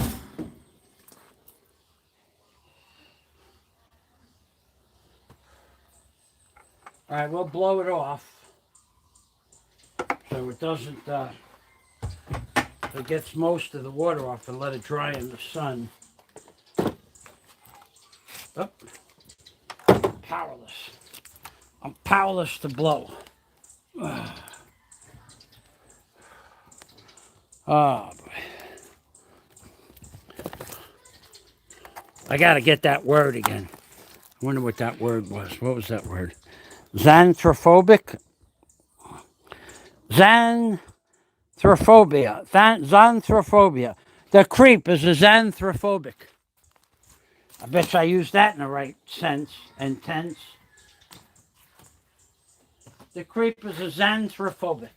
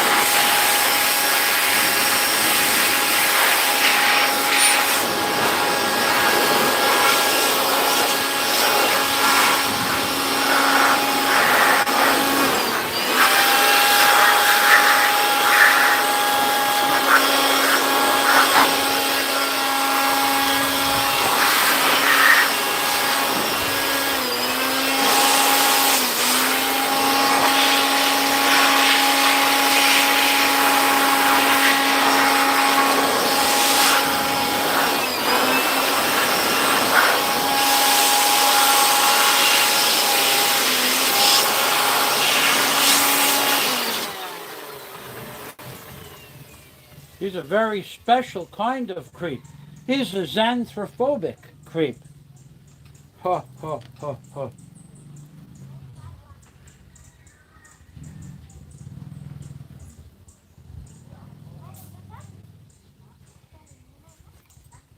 Oh boy.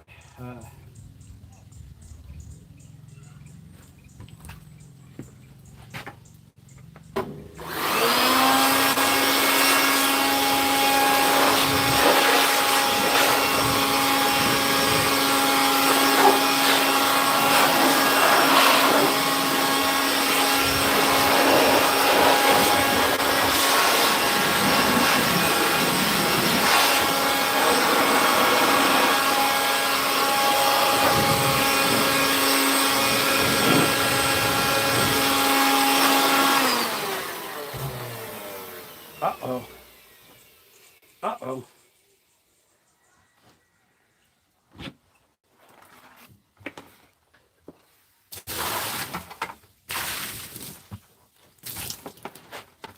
Uh-oh.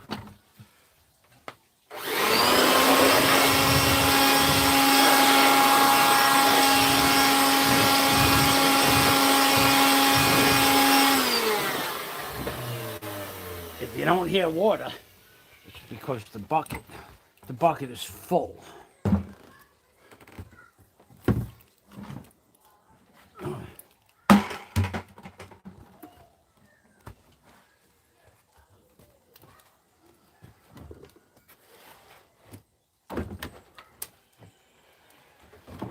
Come on, creep. Show us one of the videos of where you live. Show us that you're a blogger. Come on, creep. Blog something.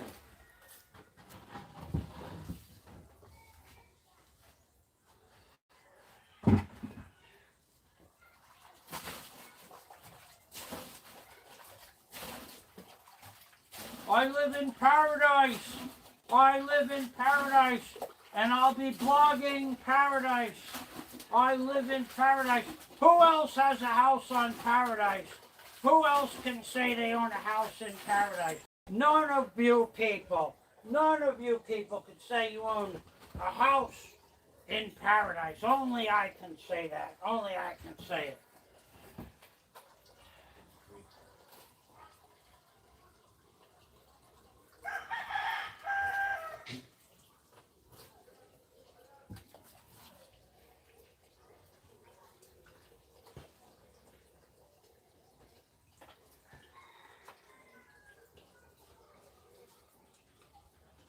Only I can say I live in paradise.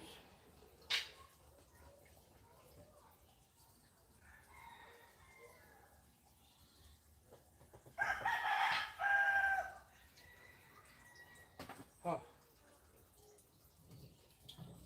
I live in paradise and I'll be blogging paradise soon. I'll show all you people. I'll show you. I own a house in paradise. I'll blog paradise. Who else can say they live in paradise? Who else? Meanwhile, no one would live in that fucking house surrounded by tropical weeds.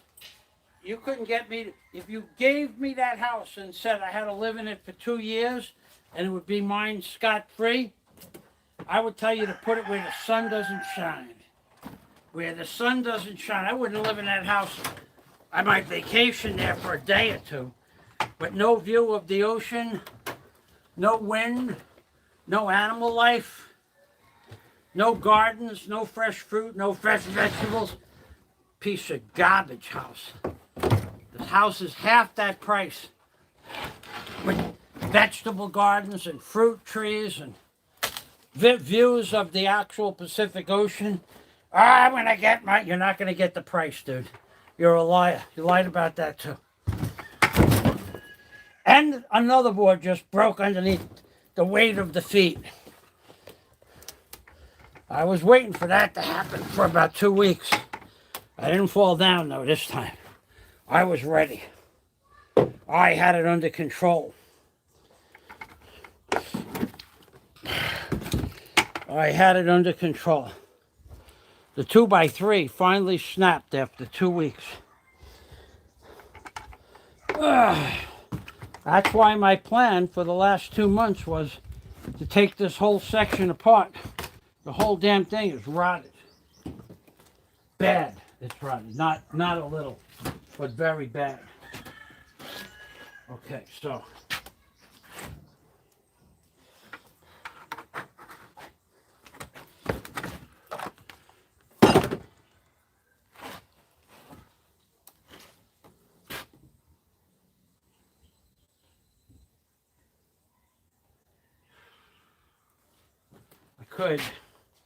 I got to get the water out of the pipe.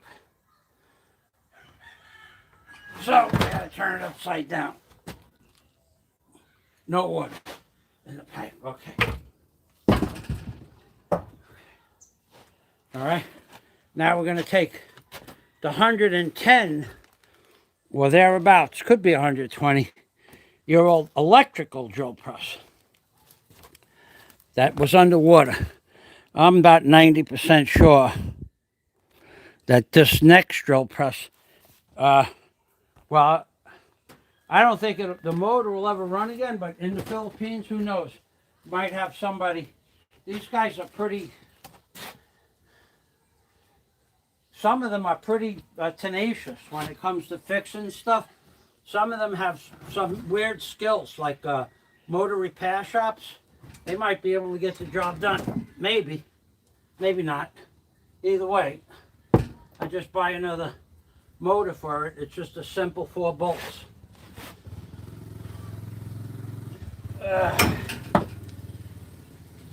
Now this I'm going to put on top of the shelf and clean it, because this one's way heavier than the other one. I could barely lift this one up. From that angle, it's a little bit hard, so I'm going to blow it off first.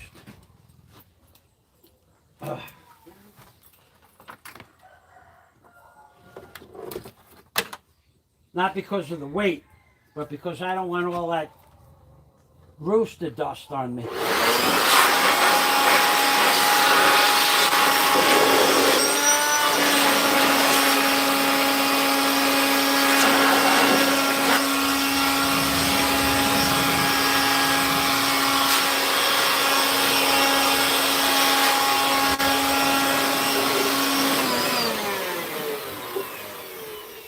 Now, I want to try to pick this up with one swoop, one fell swoop. It's pretty heavy, actually. Got a handle on it. Ah!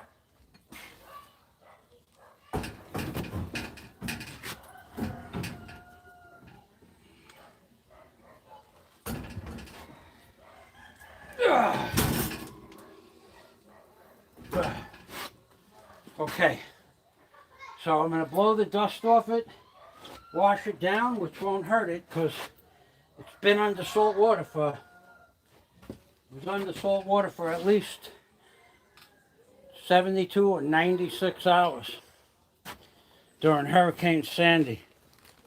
The drill press itself is still good, but the motor, I gotta tell you, some of those old motors, the windings would surprise you that they would put up with that kind of a caustic environment for a couple of days. I wouldn't turn it on though until I took the motor apart and cleaned up the brushes and the armature. But after that, if I cleaned it up, I would turn it on.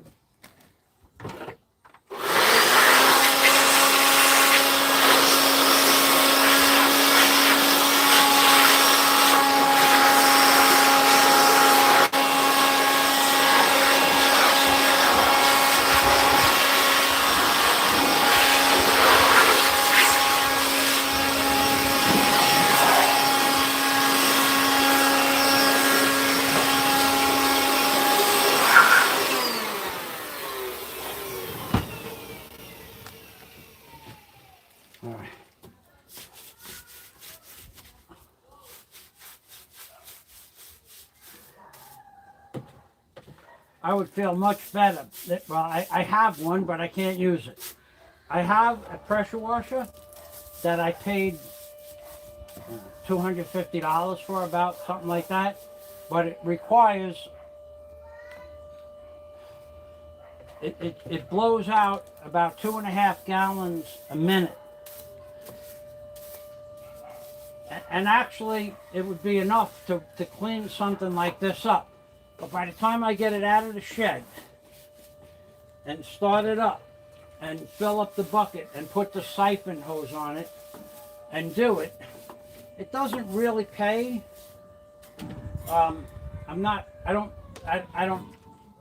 It's not something that's going to make a difference, because whatever damage is done to this, it's already done 13 years ago. So I don't really care about it. I just want to get the rooster dust and chicken dust off of here, and if there's any mice droppings or cockroach droppings, I want to get that off of it also. But just the heavy stuff. Now the power washer will come when I have time. I'll set the power washer up and take everything that needs to be power washed out, and then I have a 55-gallon drum on the roof I'll set up and fill that up with water, so it'll give me 15 minutes of power washing. Now, if there's a better way,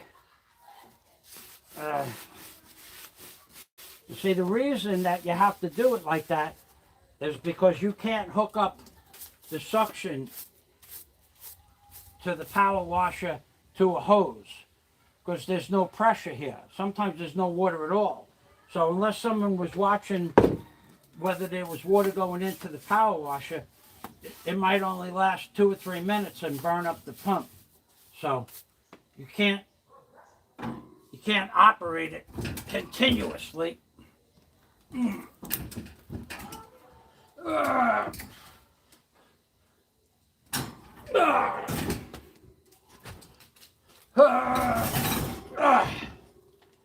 can't operate it continuously.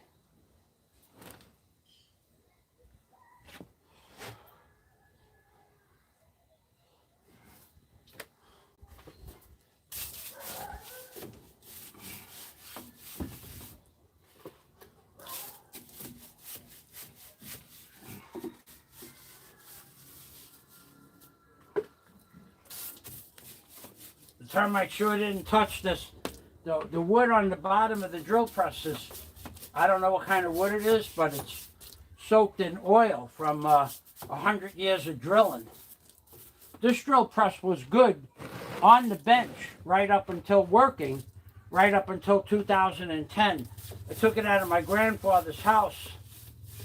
It was his father's drill press. I took it out of my grandfather's house when I was 12. My grandmother died, and they said they were going to throw this stuff out in the street. I actually had to make my father put this in his car. He said, it's junk. And I'm going, Dad, it's good. You used it your whole life. Your father used it. But I think he didn't want it because it reminded him of his father and his grandfather. But I made him take it, and he did. And then he used this drill press right up until 2004 when he died. I used it to build my boat. My brother used it to rebuild his motorcycle.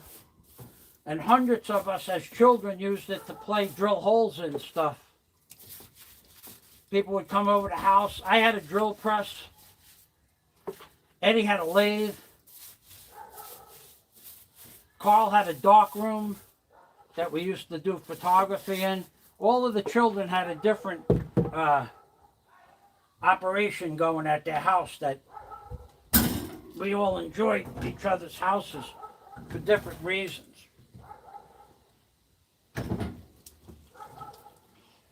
Ha, ha, ha.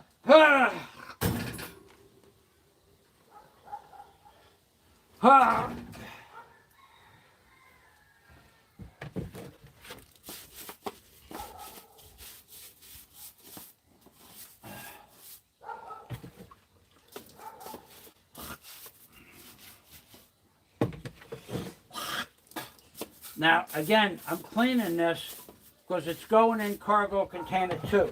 And I don't need to put this thing in cargo container 2 with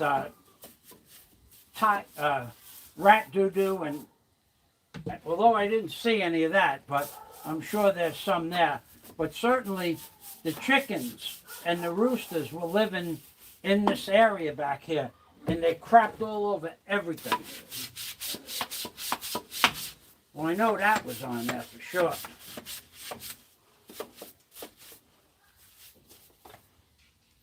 Let's see if this opens up.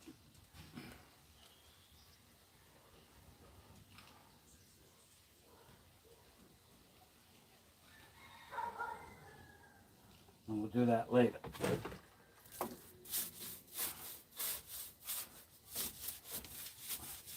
And I don't care if I get it all off or not. Don't matter to me. I just want to get most of it off and get the whole thing wet because this solution has a lot of bleach in it. So it's also sanitizing the crap off of this thing to a small degree.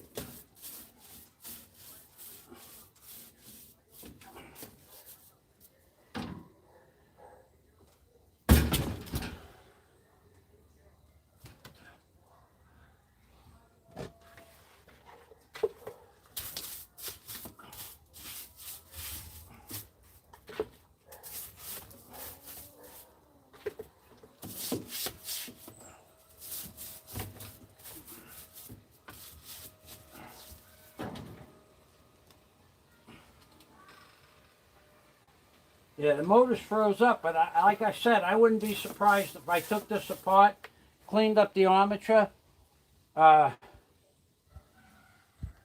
polished up the commutator, and took the brushes out and cleaned the brush sleeves. I wouldn't be surprised if this thing, if I wouldn't get it running, and I could take this motor apart and refurbish it quickly.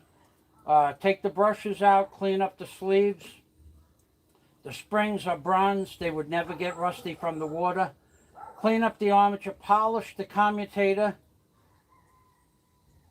polish the armature itself, polish the fields with some number 120 or 150 grit sandpaper. I wouldn't be surprised if this thing didn't just start right up.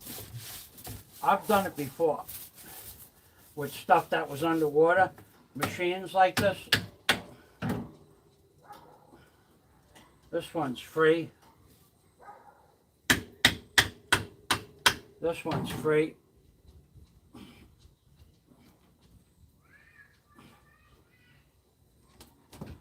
Look at that. Freed right up. That's a sign of a good metal. Good metal. Look at that. Look at that. Slides right up that shaft. Wow.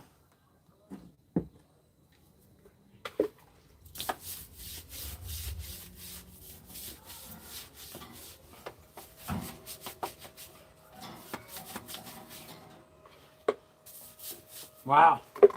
I didn't think that would happen so easy. Where's my pink? My pink bucket. Please don't tell me I left the pink bucket someplace else. Oh, but you did. Oh, but you did, fat man.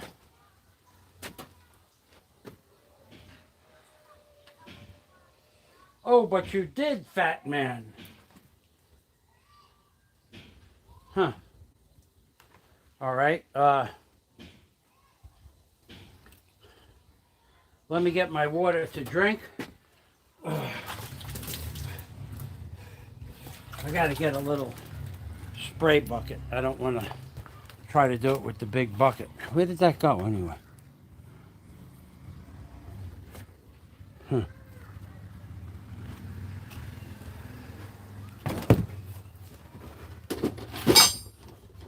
Oh, but you left it over there, fat man. Huh. I know exactly where I left it.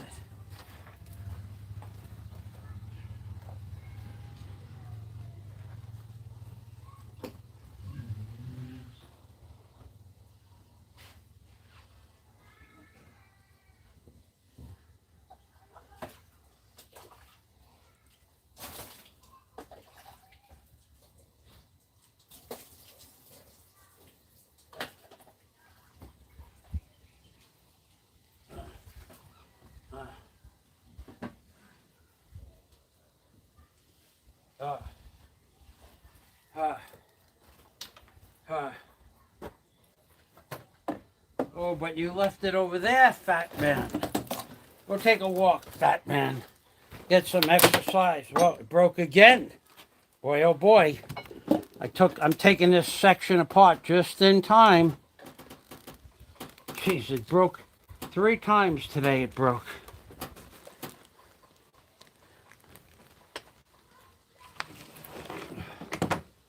Oh, but it broke again, fat man. Oh.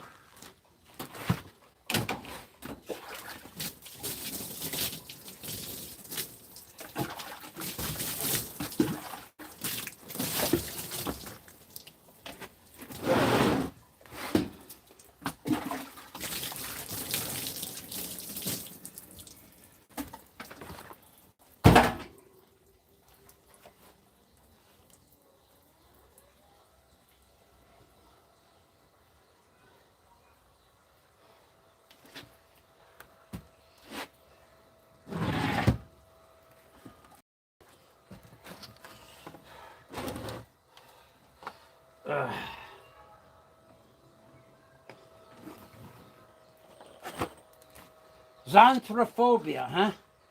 Xanthrophobia.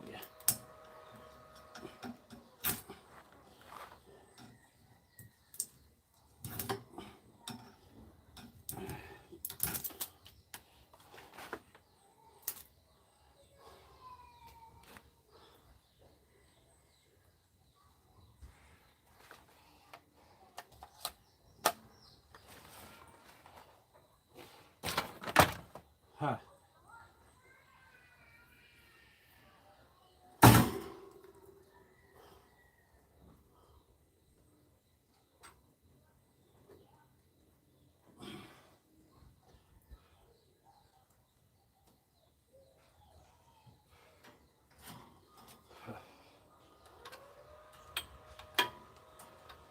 Now on this,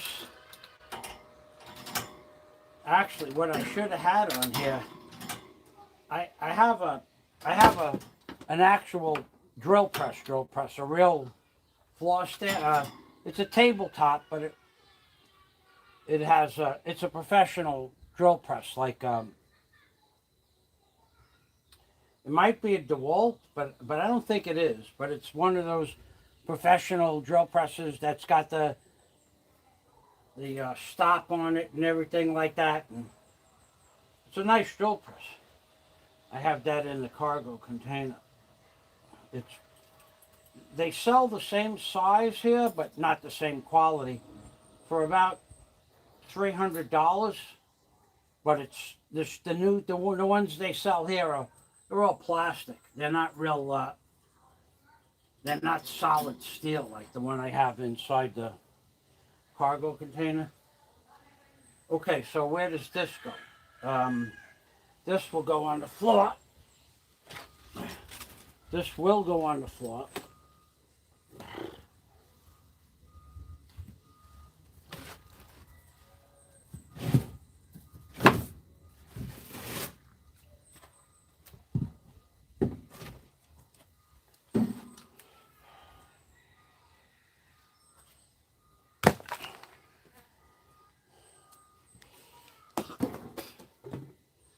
As soon as I don't really want it in the way on the floor, so I'll put it behind me. If I can pick it up again.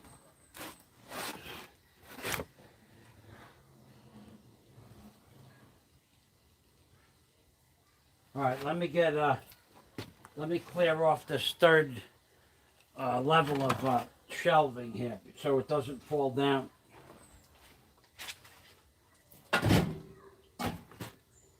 All right, I'm going to move the camera back. You know what that creep said? You know what that creep said about 2 weeks ago? He goes, he turns the camera on because he's lonely and he needs company. Creep, I'm probably one of the few people in this world that feel comfortable working alone. But that's you. That's you, not me. And I turned the camera on so sometimes people could learn something from my channel. The only thing anybody's ever learned about your channel is what a piece of garbage you could be, depending on what your parents taught you to be as a child. What a piss poor life and education you had from the people that were supposed to be responsible for educating you. They failed miserably. Miserably. God knows what else they did. But as a parent, they failed miserably. Well, we're going to go to cybercrime. No, you're not going to cybercrimes with that. I live in the Philippines, and you're not in the Philippines, and I'm just expressing my opinion. My opinion is that you've had such a shit childhood that you grew up to be a shit human being. That's my opinion. Now I got to be careful about this.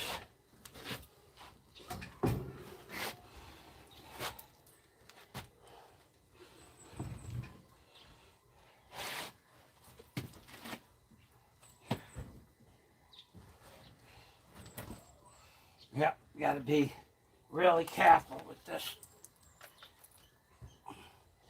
This was always heavy. Even when I was strong, this was a heavy machine.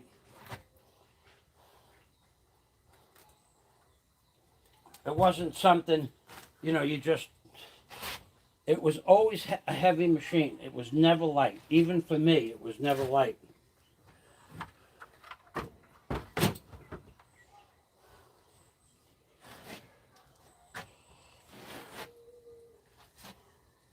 Because it is a heavy machine.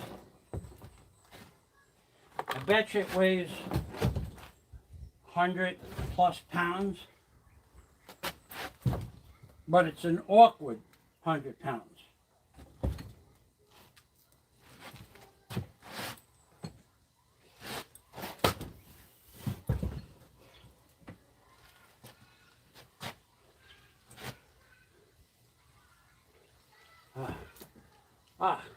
Here's my third pelican. I knew I had 3.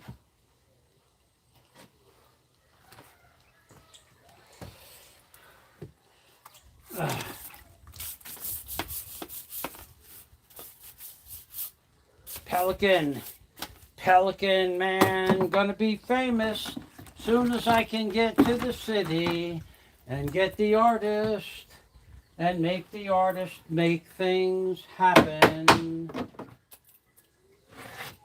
Pelican man, Pelican man, Pelican man. Oh yeah, baby.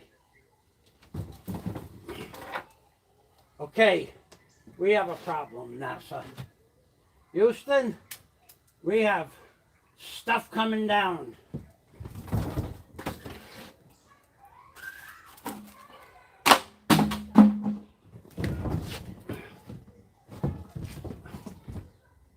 Lots of stuff. Stuff from inside stuff, stuff from outside stuff. Stuff.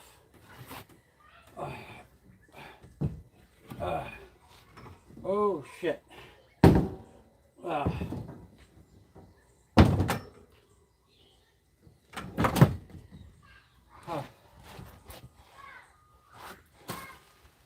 Oh.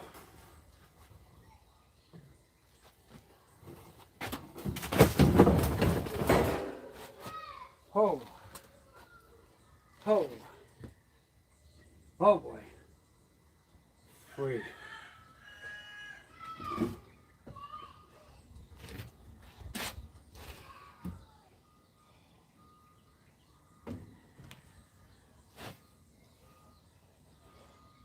Huh. Throw it and throw it hard. Throw it and throw it far. Far enough, baby.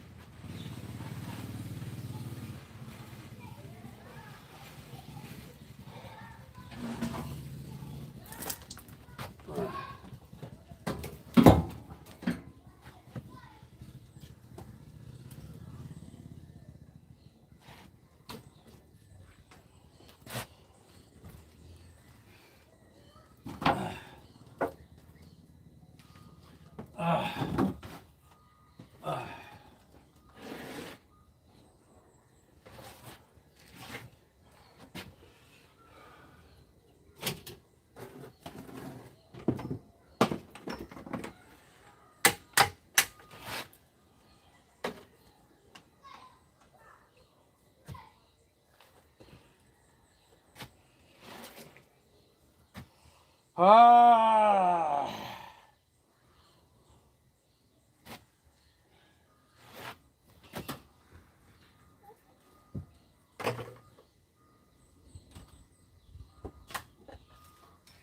Huh. Huh. Huh.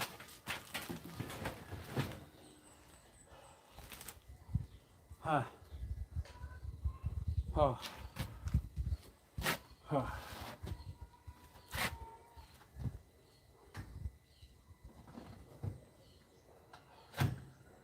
Oh. Oh.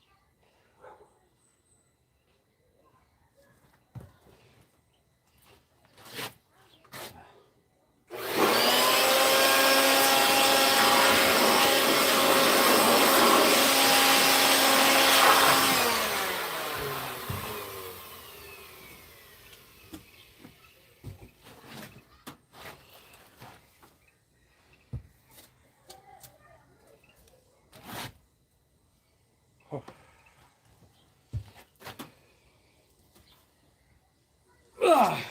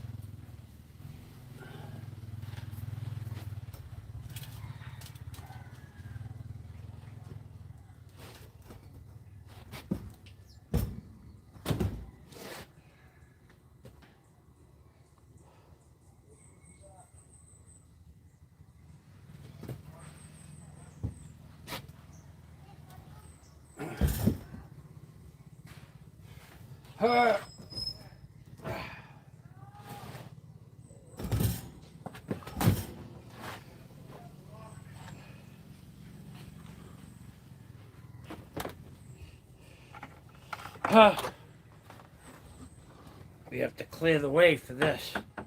It's going to be awkward.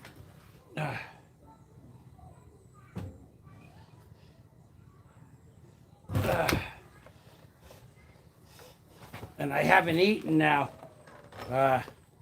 Well, I guess it's 40 hours was the last time I had anything to eat. 40 hours ago. So I'm not weak in the knees, but I'm weak in general. I don't feel like when I was eating 2 eggs or an egg and a half of avocado for breakfast, I would be full a lot more stronger than I am right now. I know that. I could feel the difference, but it is what it is, right? Who says that? It is what it is. I remember the first time I ever heard that. The guy was... He said he was a plumber. We were working for Windy Day Plumbing, and he plumbed out part of an Olympic swimming pool. The bathroom. I had all the 1/2 inch to all the toilets and the hot and cold water to the sinks, and the showers were all set up with hot and cold water. This guy, I forgot his name. It was a 3-letter name. And he goes, I'm going to do all the 1.25 inch sweats up in the rafters. He did about 6 or 7 and then disappeared for the day, and I did the rest. And we turned on the water. The boss was there. We were doing a test that day, and the pipe where he's about two, maybe 3 of them just started spraying water all over everything. And the boss says, whoa, whoa, whoa. I said, that wasn't me, dude. That was your boy. That was your boy, the plumber. And he came in. They called him up on the radio and told him to come down. And he said I did it. I did those fittings. But, of course, the boss believed me. But and he goes, what difference does it make? It is what it is. So, in other words, we had to shut down 6 toilets. We had to shut down the whole building and pretty much drain, the rafter part of the pipes out. Took about a day or so, and I fixed the leaks. It is what it is, he said. I'm going, what do you mean it is what it is? You did 6, 7 pipes and 3 of them leaked. Yeah, it is what it is. And he kept trying to blame it on me, and I'm going, how come I did the whole building with nobody here, just me, by myself? That was my job, to plumb out that building. And I don't have a single leak, and you come one day, and there's leaks everywhere. Whoa, what it is, what it is. Yeah, all right. It is what it is. You did it. You own it. That would be something the creep would do. He would try to blame it on somebody else. Fucking creep. Creep. He does, not something that he does it every day. What am I talking about? Nothing is his fault. Everything is my fault or plywood's fault. Everything. He's never done anything wrong. But soon, there'll be a jury of his peers, or at least authorities that are going to judge him on what he's done. And I'm willing to bet big money they find him more,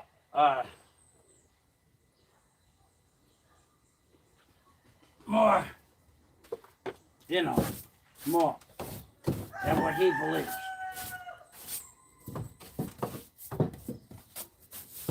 Okay, now, oh boy, what the hell is this? Oh, damn.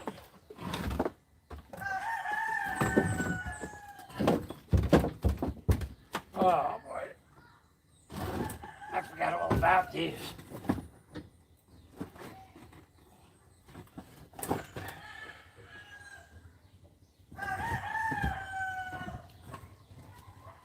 It's all junk now.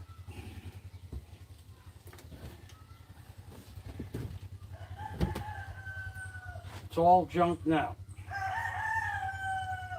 They're sump pumps. Rigid sump pumps. But these were working in salt water when I took them at them. It's all garbage. It's all garbage. Okay. Garbage.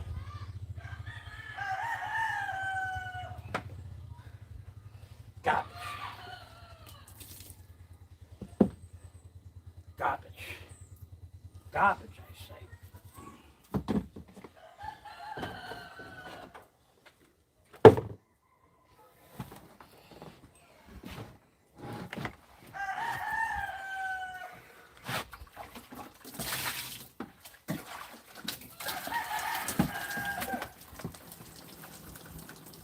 Oh boy.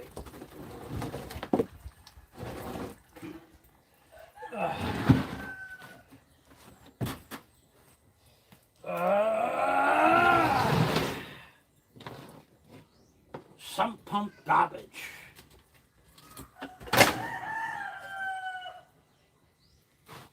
That's one.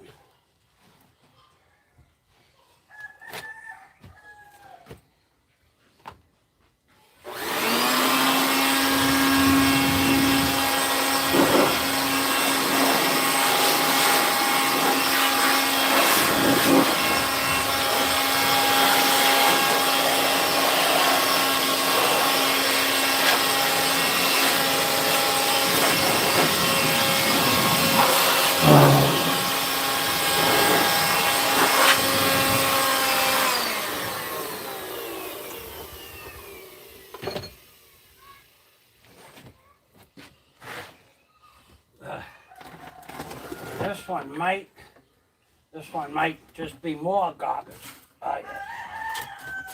Some pump garbage it is. The only thing that'll be good on these are the float switches and the plugs. So I'll just turn these over upside down.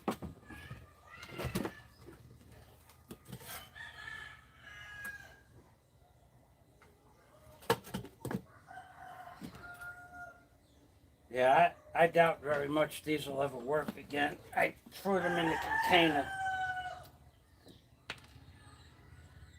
I don't know why I threw them in the container. Probably because I thought I'd have room, but they ended up taking up 2 cubic feet of space, which I really didn't need to take up, but I did.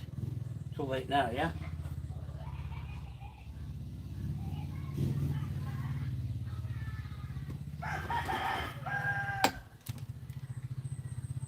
One-way check valve for an 1.5-inch pipe.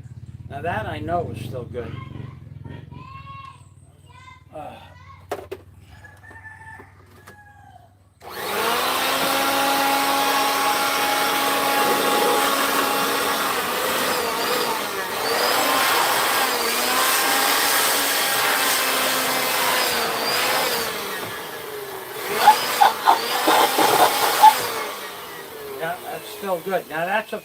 That's a $30 fitting. So that one-way check valve for 1.5 inches, it's a drop valve for a sump pump, so the water could go up, but it can't come back down. That's a $30 valve. And here's another one. There's the one for the other pump. So actually, I just pulled $60 out of that junk pile.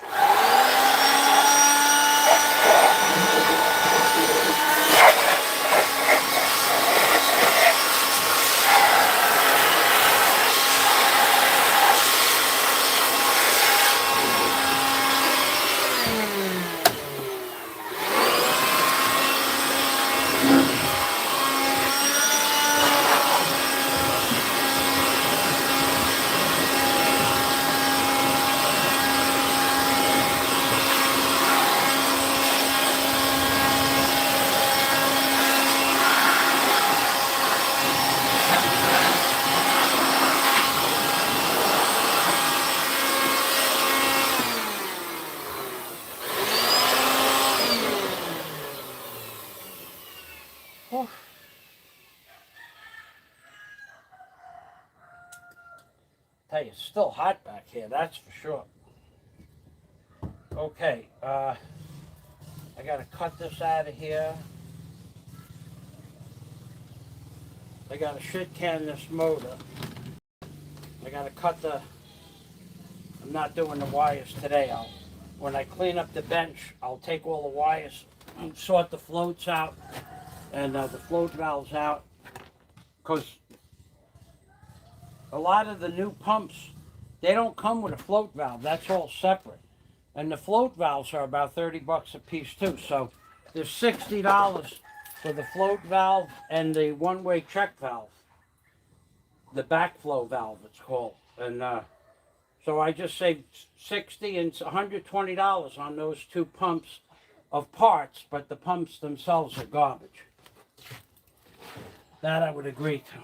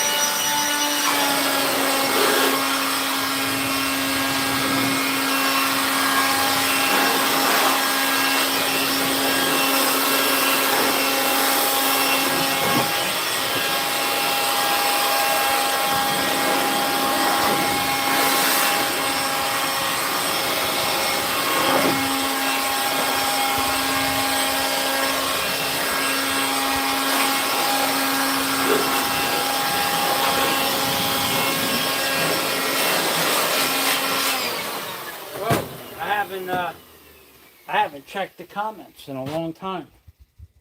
That's not good. What about my flock, my followers,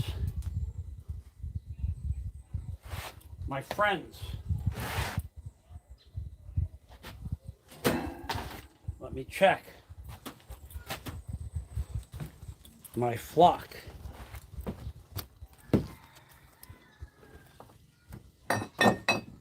If I don't know you, don't comment on my channel.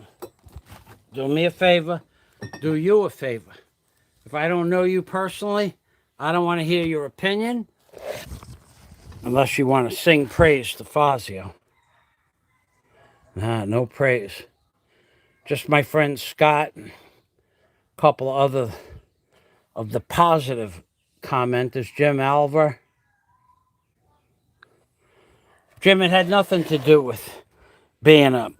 It has to do with this shit system that they have here in the Philippines, where if um, if you own somebody's consignment until they pay you, what's to prevent them from holding your stuff hostage? And they do it every time. They've done it every time I ever did business with them. Every time. The lawyers give you a price of $13,000, they charge you $26,000 because of extras. The dentist tells you that your root canal is going to cost 9,000 pesos, and then it's 18,000 pesos. And then he tells you the crown is going to cost 18,000 pesos, and then the crown is 25,000 pesos after the job is done. Because he adds it all up, and then he adds up each time he took an x-ray, every Novocaine shot, stuff like that. Every professional here in the Philippines, they got a different way to add on costs. You'll see when you get here.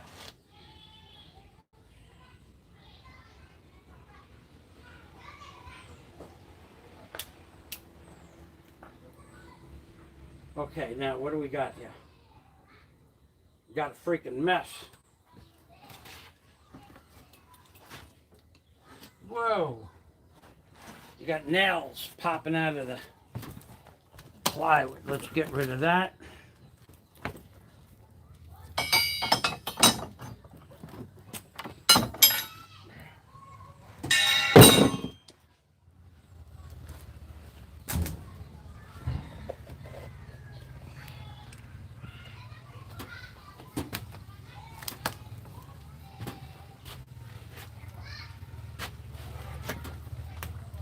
Where the floor is falling apart everywhere now.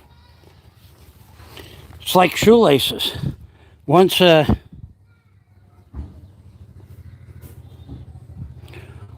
first board broke underneath me, the whole rest of the board, because it's rotting at an equal amount everywhere.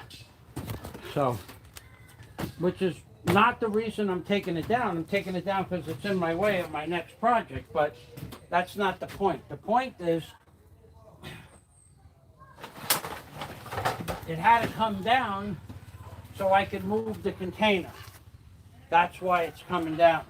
But at the same time, it had to come down because the whole thing is rotted. So it worked out. It worked out well.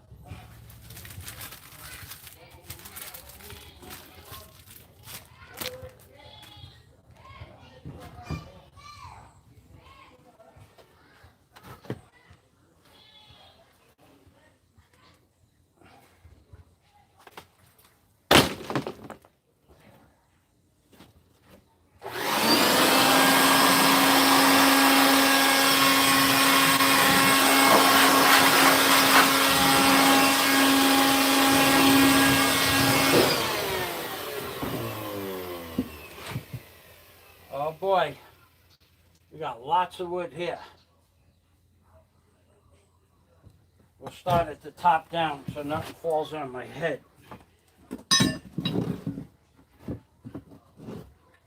Uh, uh.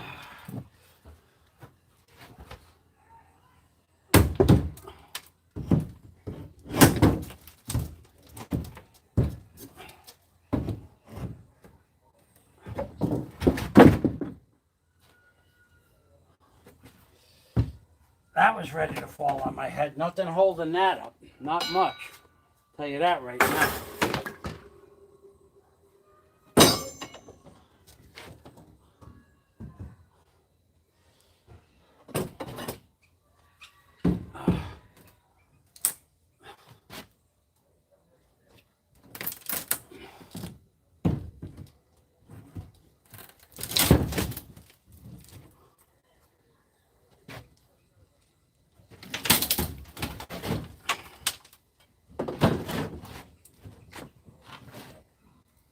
Garbage.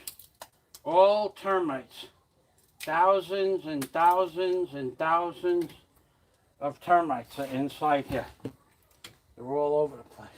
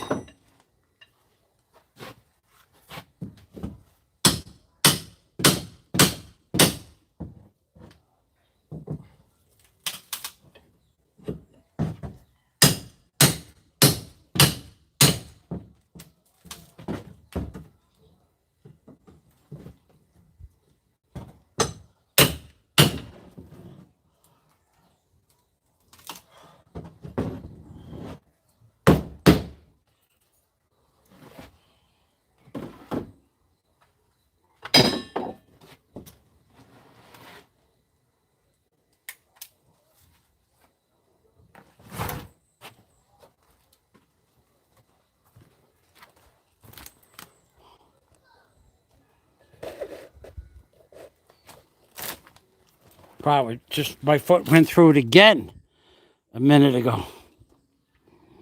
Just went through the floor again. If I didn't take the pressure off, it would have went right through. Again. Yeah, the whole thing is just ready to go. It's like shoelaces. When the right foot falls off, the left foot is going to fall off sometimes the very next day or the same day even.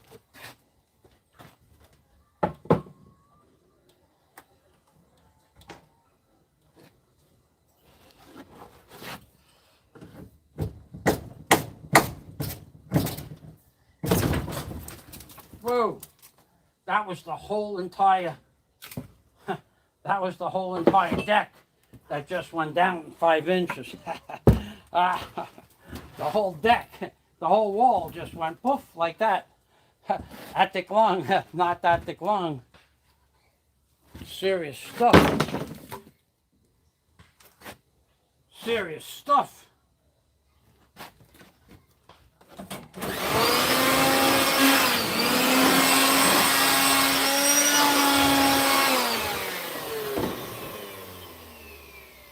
Wow. The whole deck just sank 5 inches from one nail.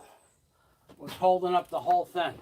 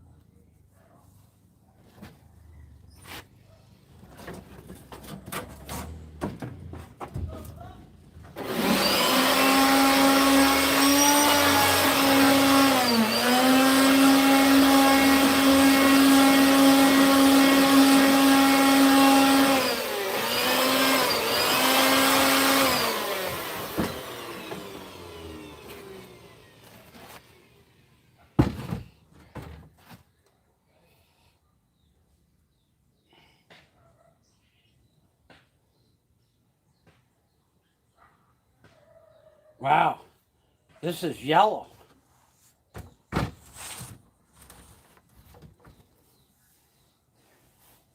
All I really have to do is paint a pair of white arms on this guy here and put handcuffs on him and then put it on the side of the container next to the mushroom man. There you go. That might happen. Beware. The brain is always working. I could paint a pair of white pelican arms on that guy. Put a little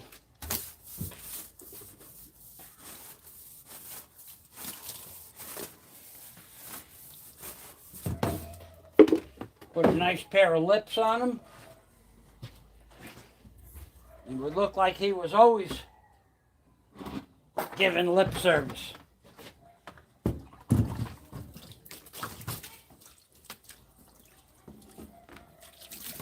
That would be nice.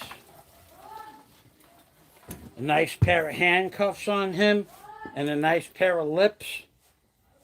What do you think? A nice pair of lips and a pair of handcuffs on his arms? I think you're a genius, Fazio. Thank you. Thank you, Michael. I like that idea too, actually.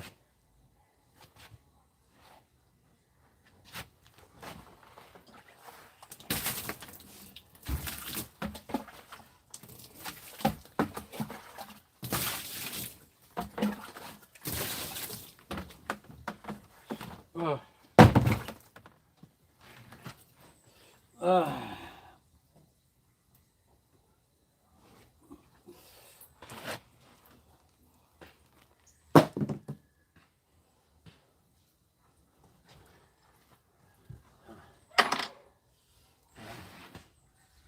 right, the next thing could be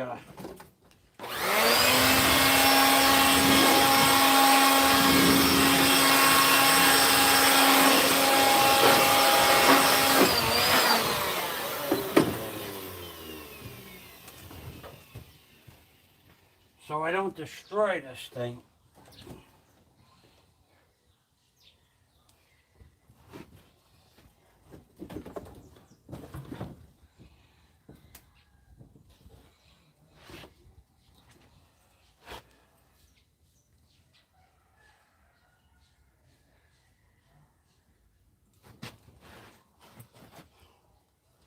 Let me make sure you could still see me.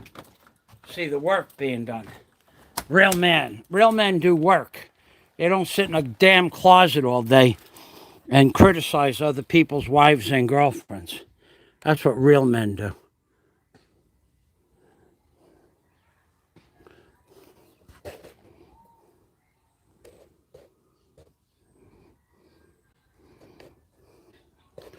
All right, we need to bring this back a little bit like that. It's raining out. That's for sure. Okay, I'm going to get that vertical plywood off the corner there first. I want to make it as light as possible so when I take it apart I can throw it.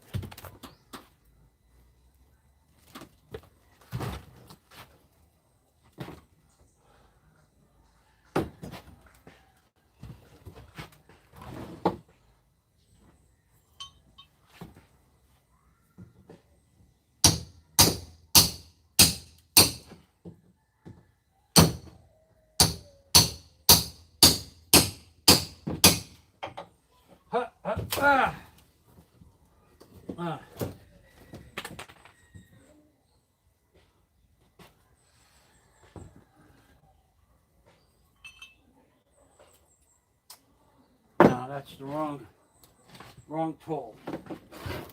I need the wedge. Cold chisel.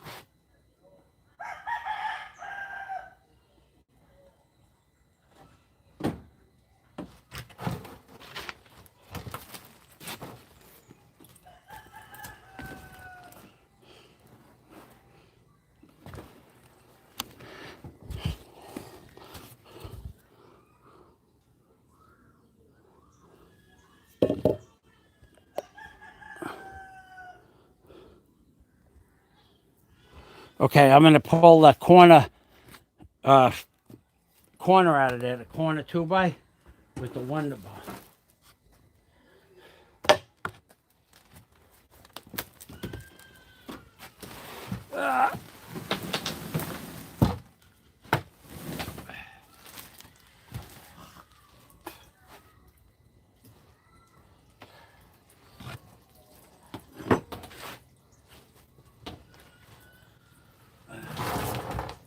Oh yeah, I'm definitely weak from not eating. No doubt about that.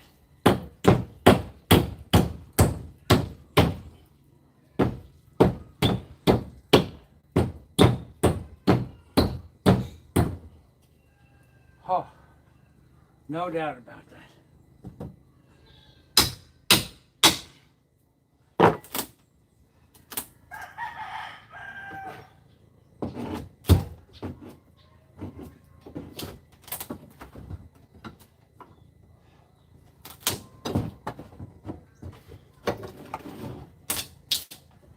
Huh.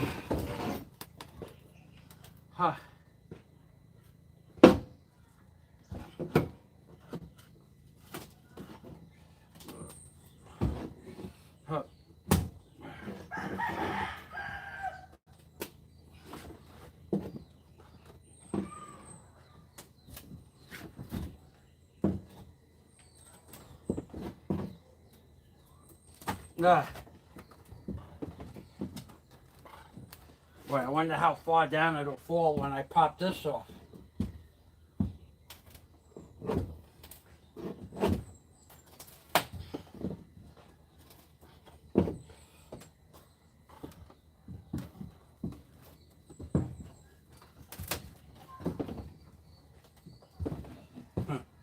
Probably far.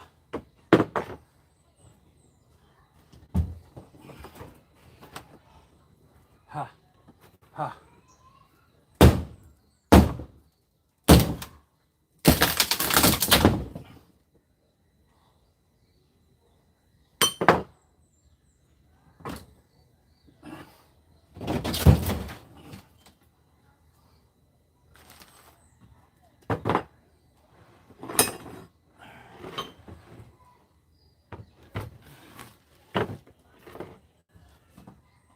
Okay.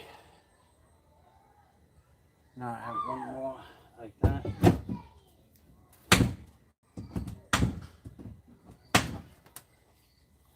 Oh.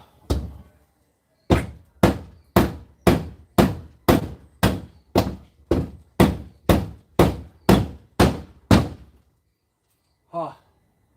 Huh. Huh.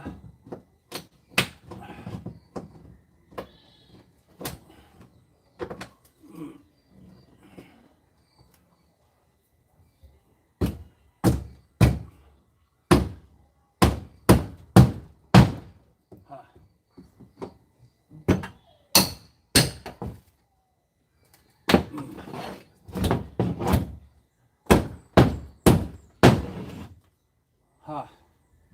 Oh. Yeah, even my arms are weak. I can feel the lack of energy. But that means I'm burning calories. And burning calories is better than being not burning calories.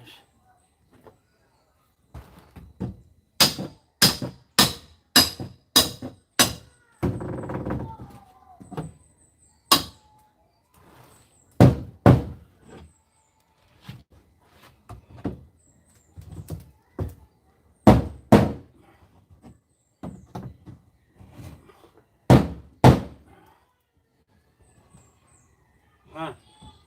I remember what I did now. I overlaid the plywood on the outside.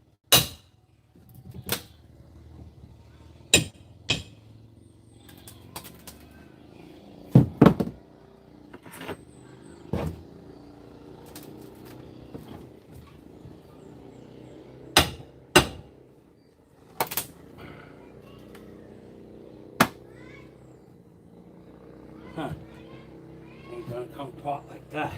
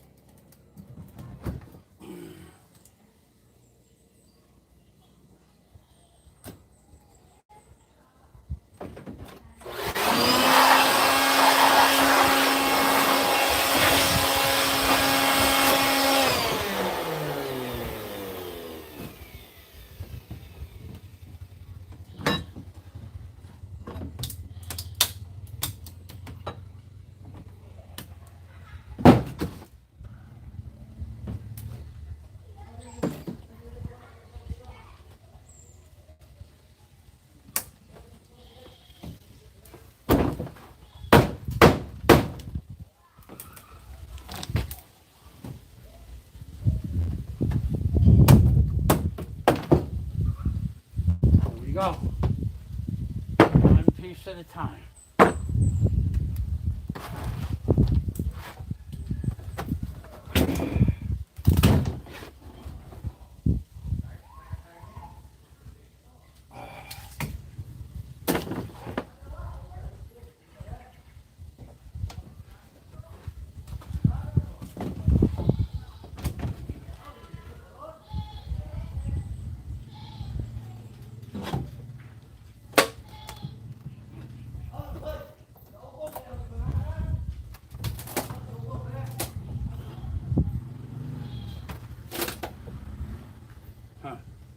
Well, that's all.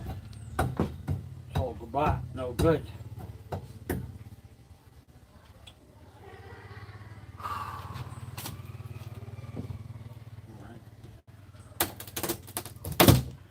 Sacrifice.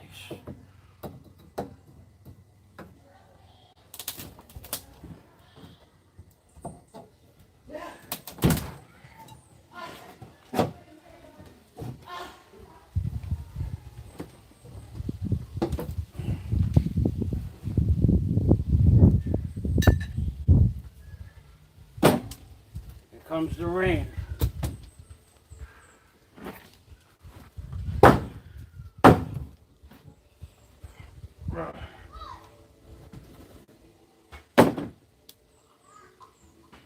Amazingly, that's not rotted.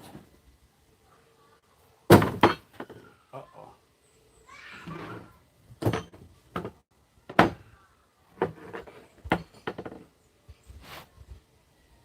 One, two, three.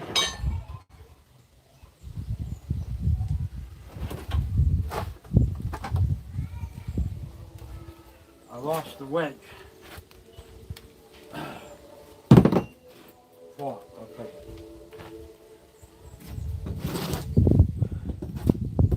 The wedge.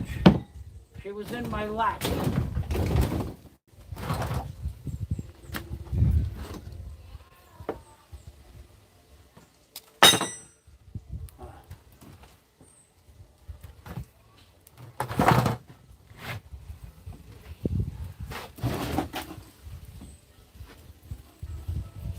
Huh. Huh.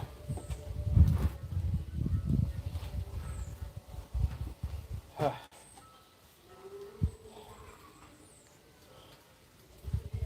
Huh.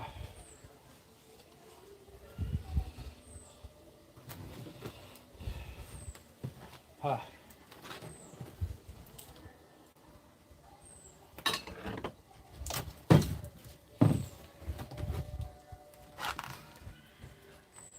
Huh. Huh.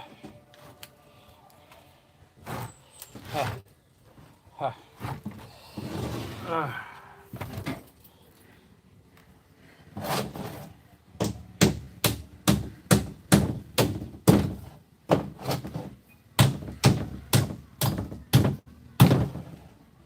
Huh.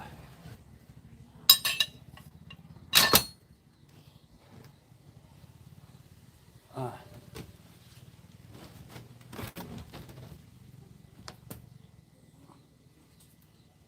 Huh. Huh. I need this piece of wood with no nails on it right now before it rains. That's why I'm taking the time to take it apart. I want to use it to cover something up over there.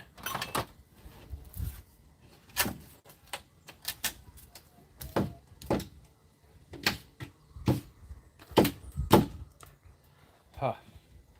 Huh.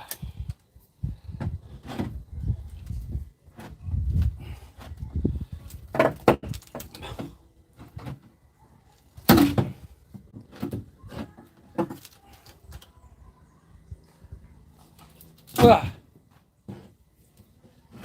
Ah. Ah. Ah.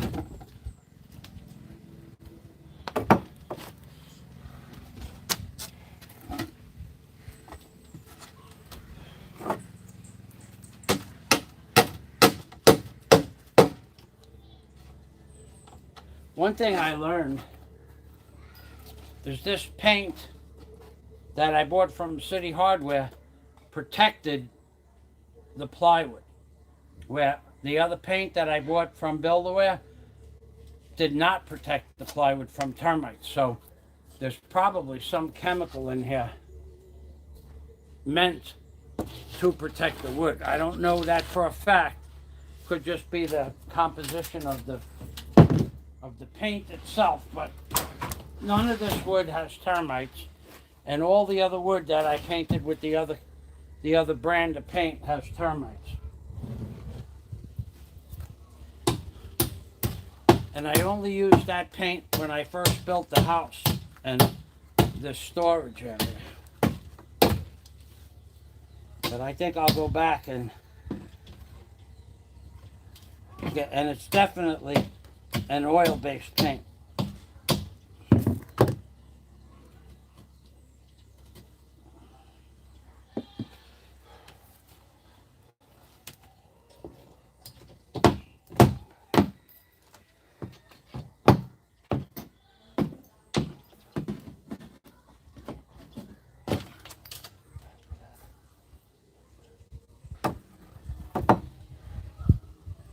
Oh.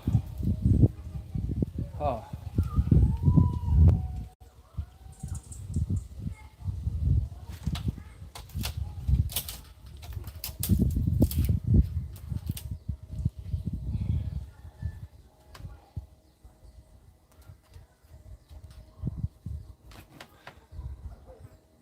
One more.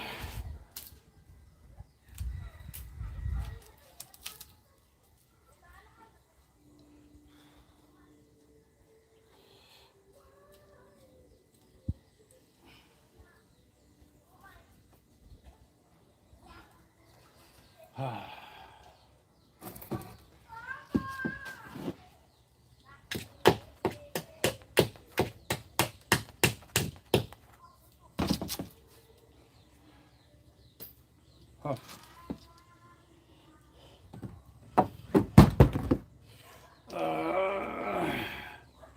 Oh, man, am I weak.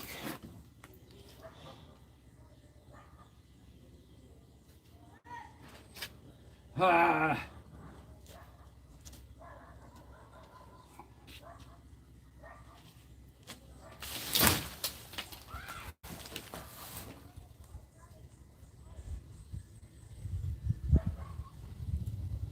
Oh.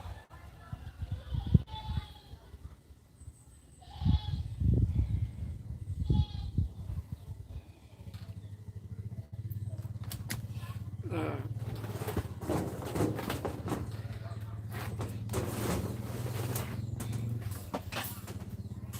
Ah.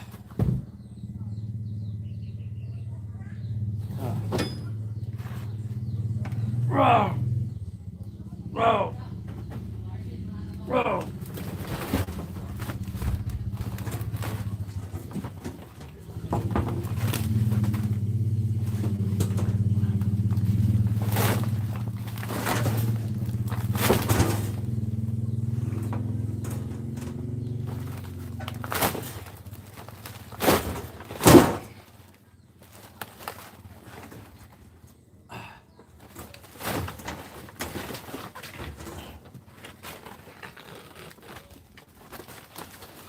Oh. Oh. Ah.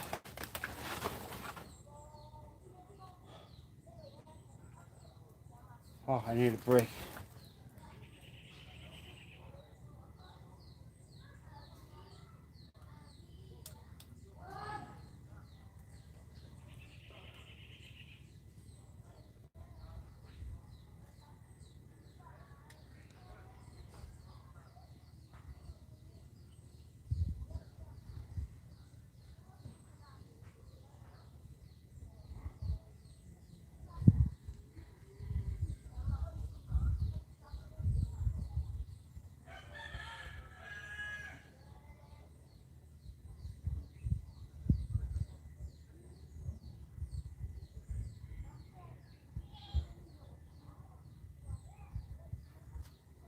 Six and six is 12.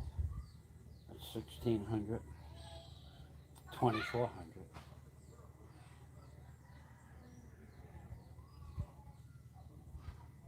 $2,600, $2,800, $3,000.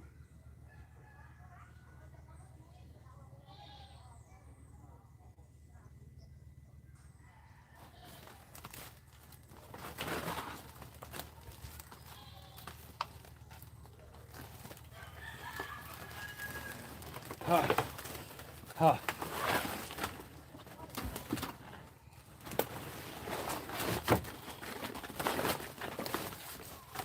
Huh.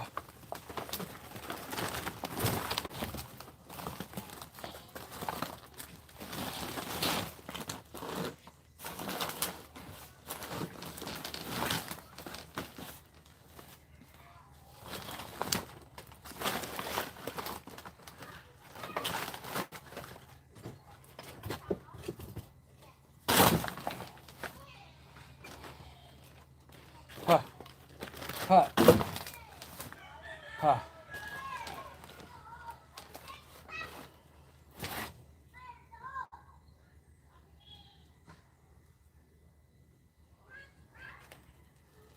Oh.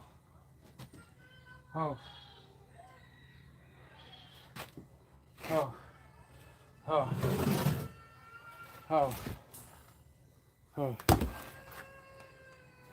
Huh.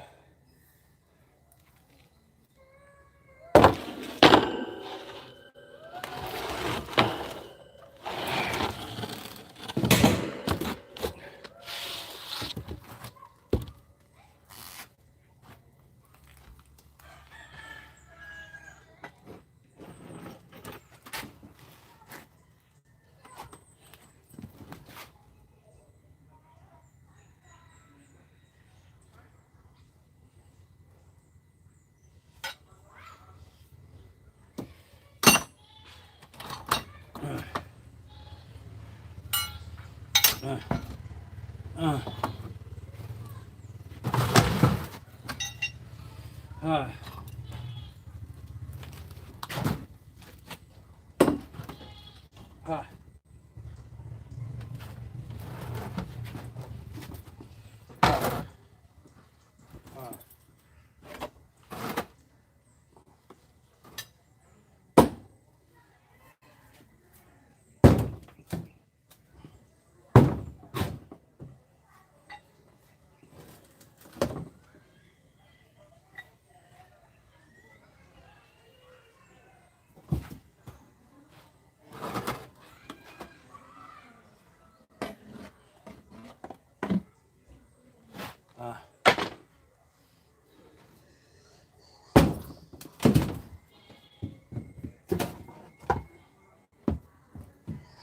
Huh.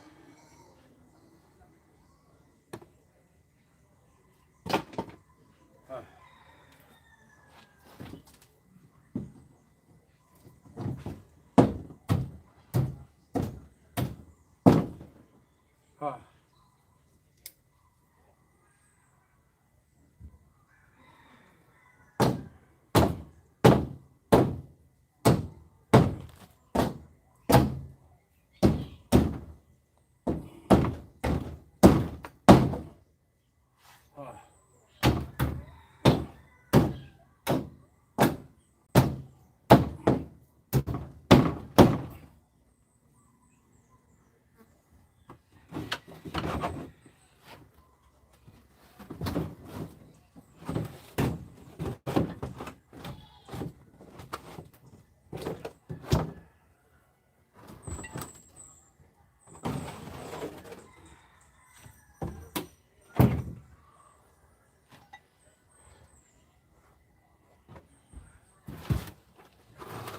This is the pan for my, I don't know if it's 4 or 6 inch wet saw. My tile saw.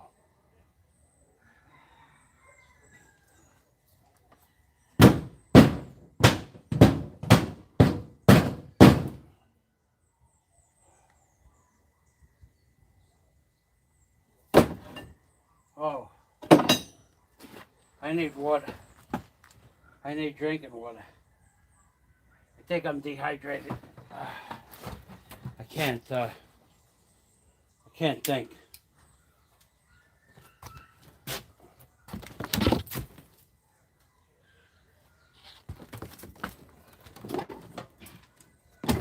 I don't remember where I put my water either.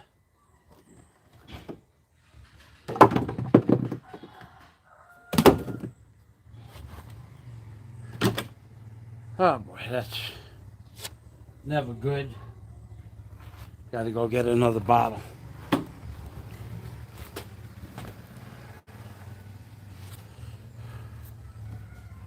That's never good. Oh.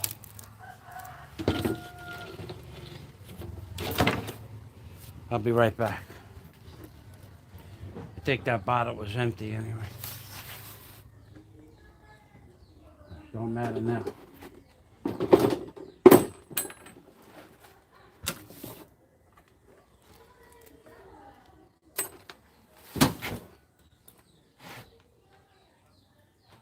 Oh. Oh. Oh. Oh. Oh. Oh. Oh. Oh. Oh. Oh.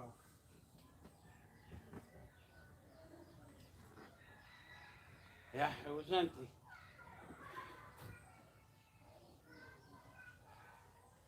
Ah. Ah.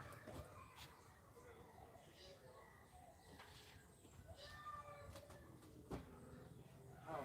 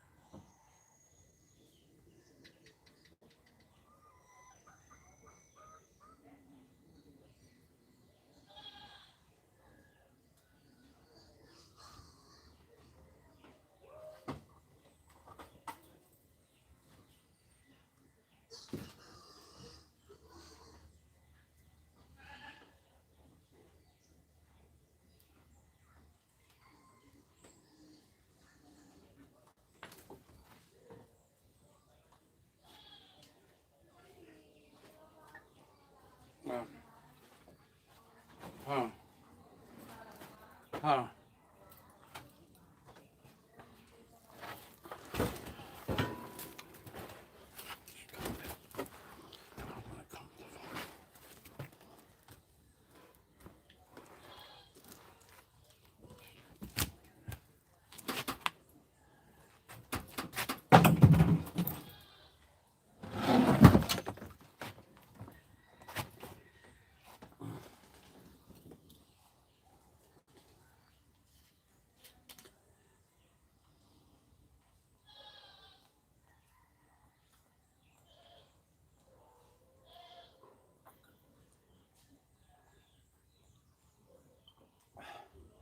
Huh. Huh. Huh. Huh. Huh.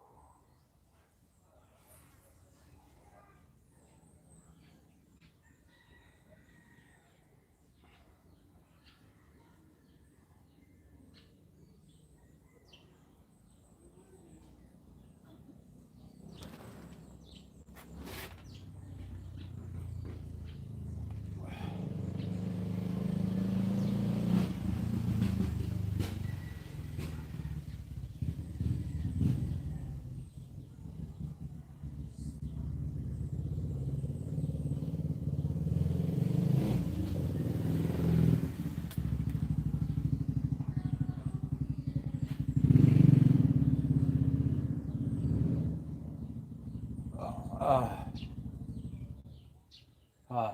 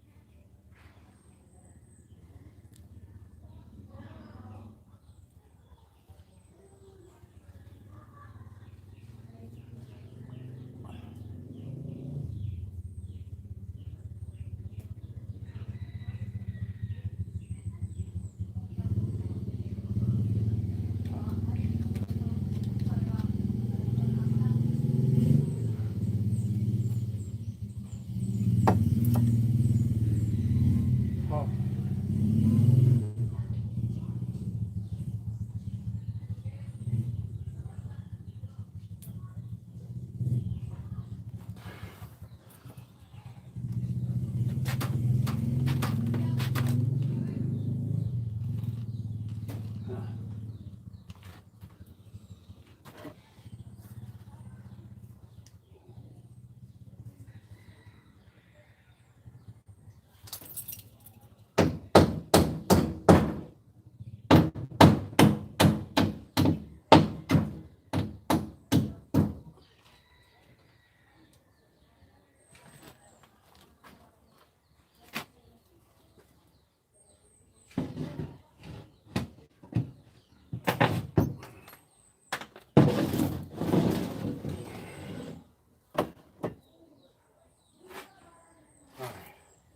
I don't know if that's just going to fall down on me or not.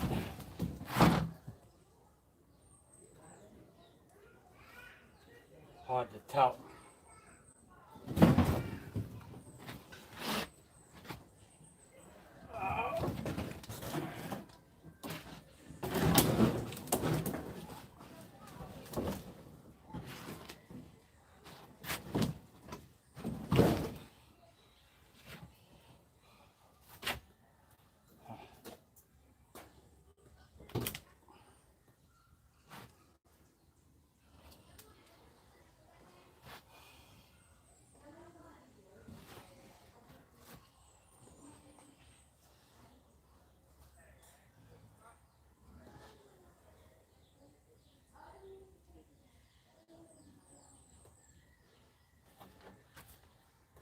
Huh.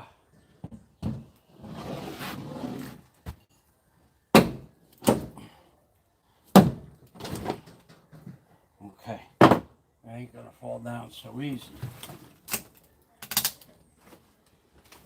That's a good thing.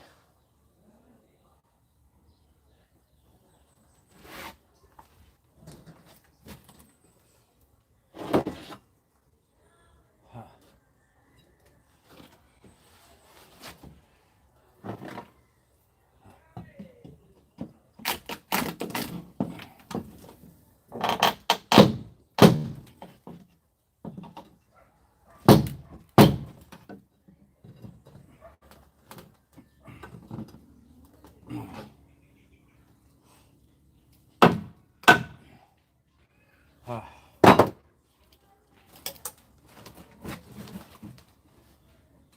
Huh.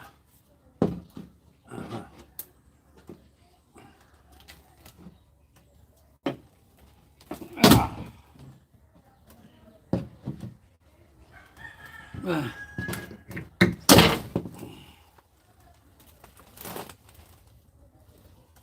Oh. Oh. Oh.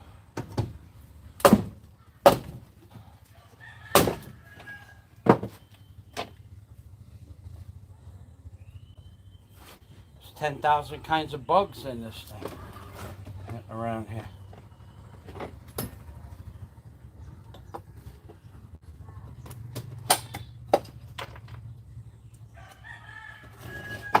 There's miniature black ants, miniature brown ants, there's termites, there's wood boring.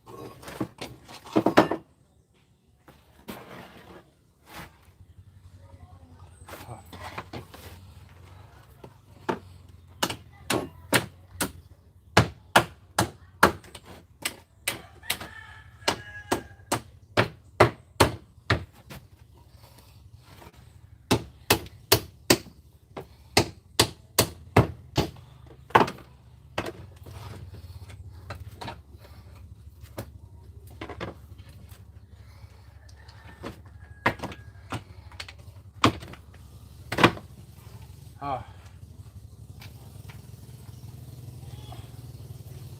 Oh. Oh. Oh.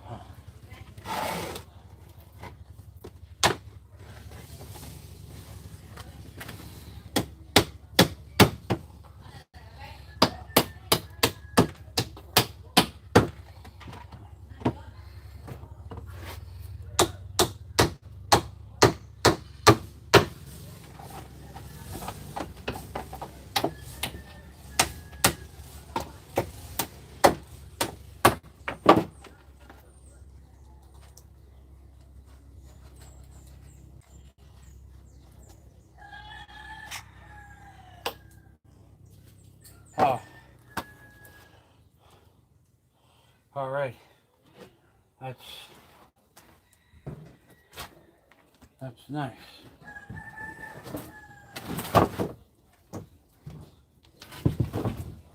Ah.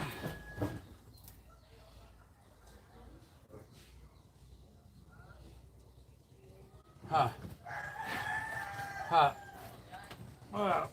Ah. Ah. Ah. Ah. Ah. Ah.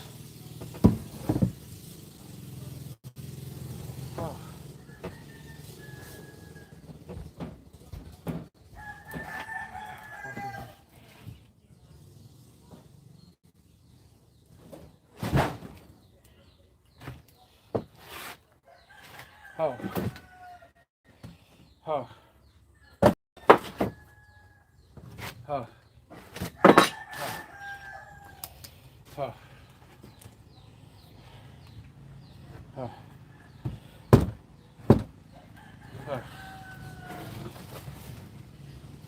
Oh. Huh.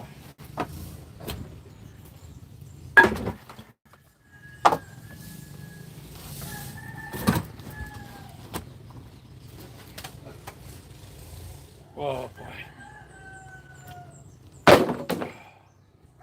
That is not where I want to start throwing stuff.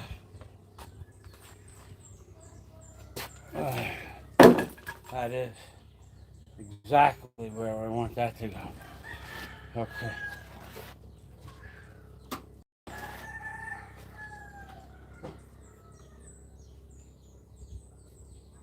Oh boy.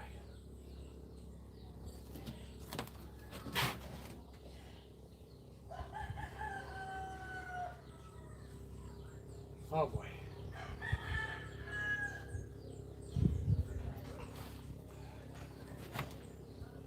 Oh boy.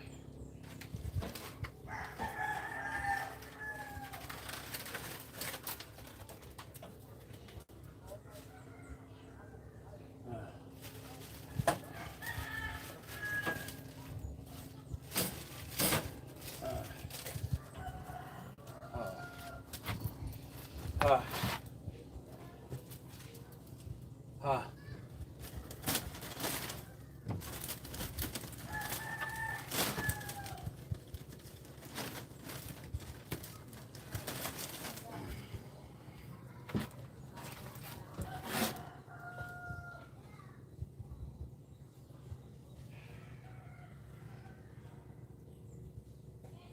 uh.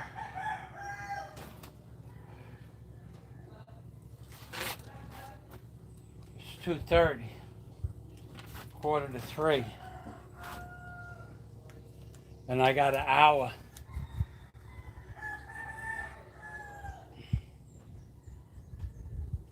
A good solid hour.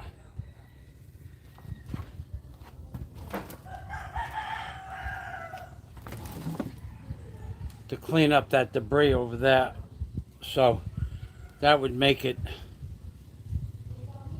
3:30, 3:45.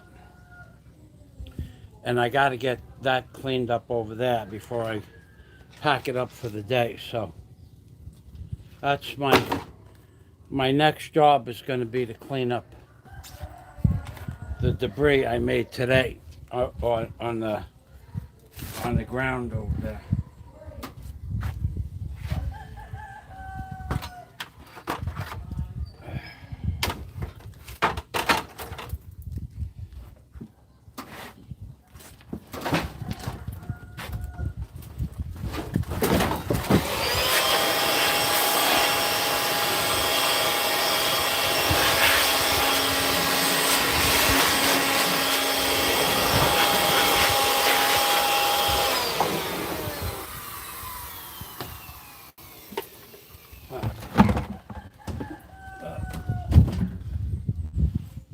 All right, that'll be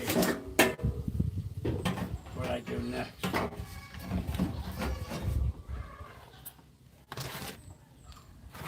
Okay, so really, I need the crowbars and the blower,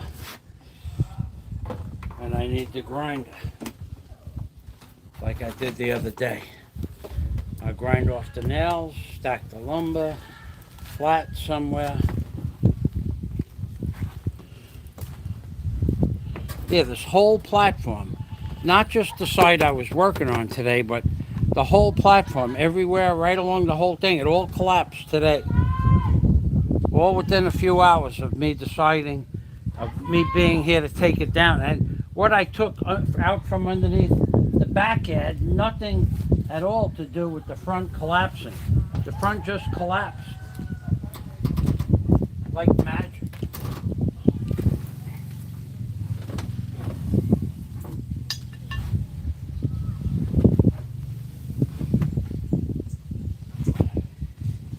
We don't need this. I need water in there. Tools in there.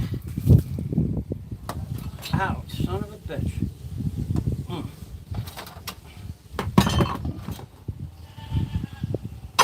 1, 2, 3,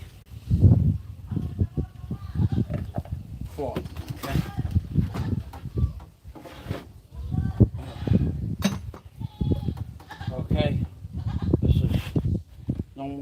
water. Don't need any more soapy water. Put that over there. Put that there. Put that there. Walk out of here with my tool belt.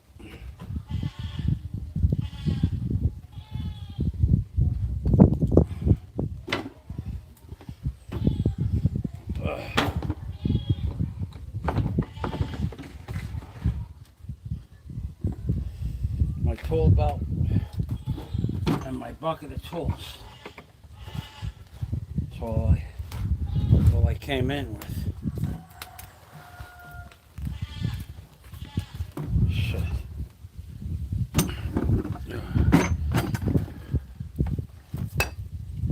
Alright, so this can go there because we have gloves in there. Okay. And this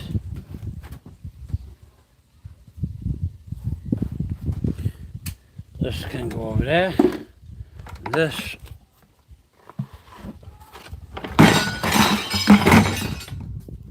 can go right there with this.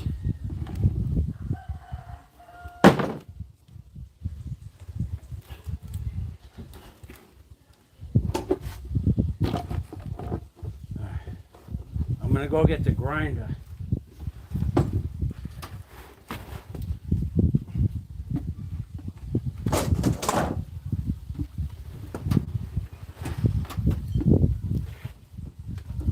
And the earmuffs.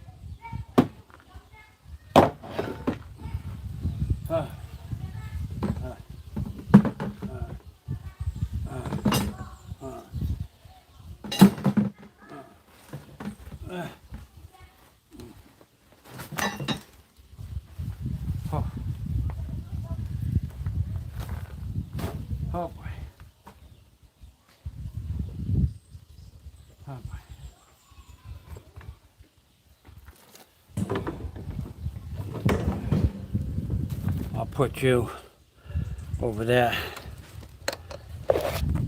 where you could see the whole yard. I'm going to check the comments now for my friends only. If I don't know you, don't comment. Not complicated.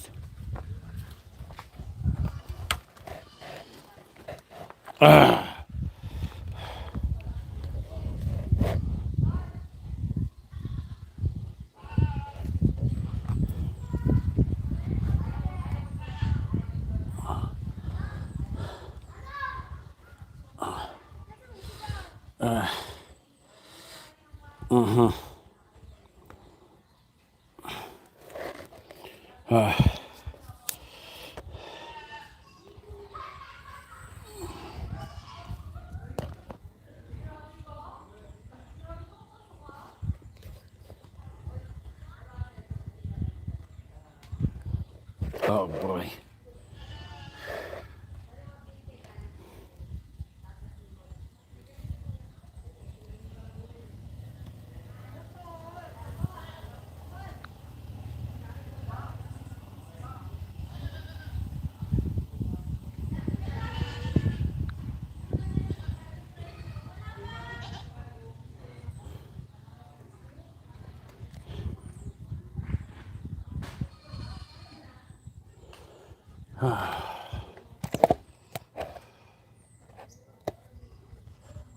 Okay. I'm going over there by the workbench now, and I'm going to start on that side of the property over there.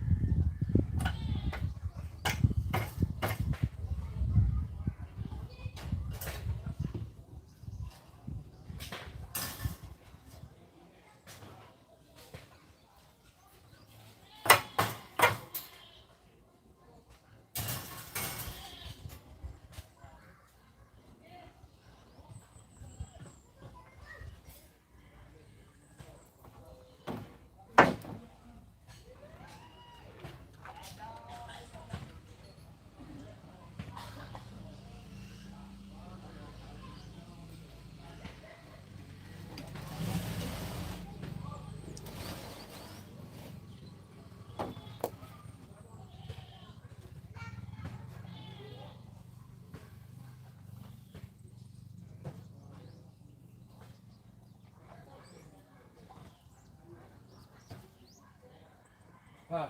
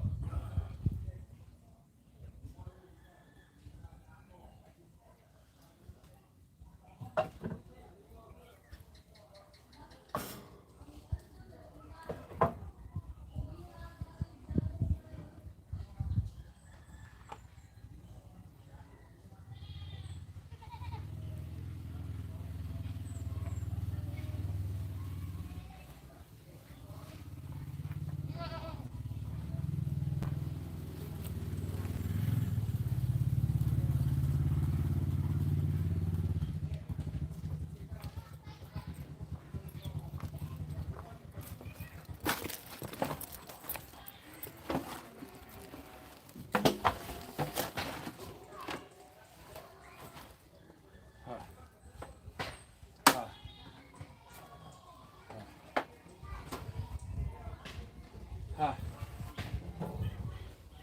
Ah.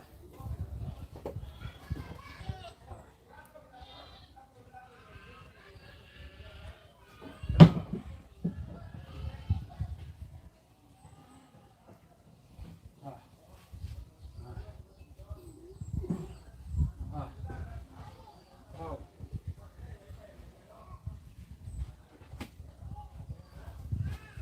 Oh.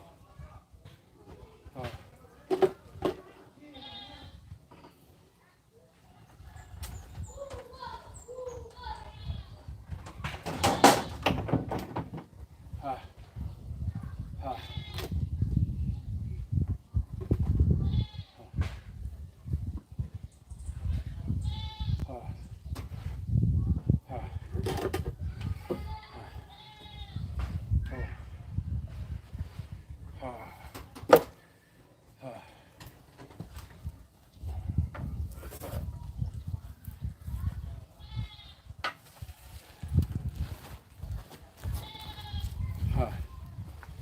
Huh.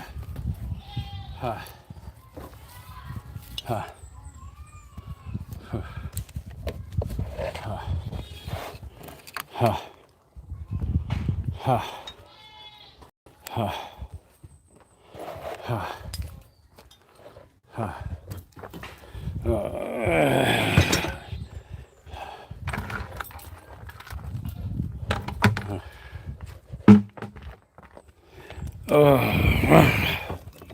Huh.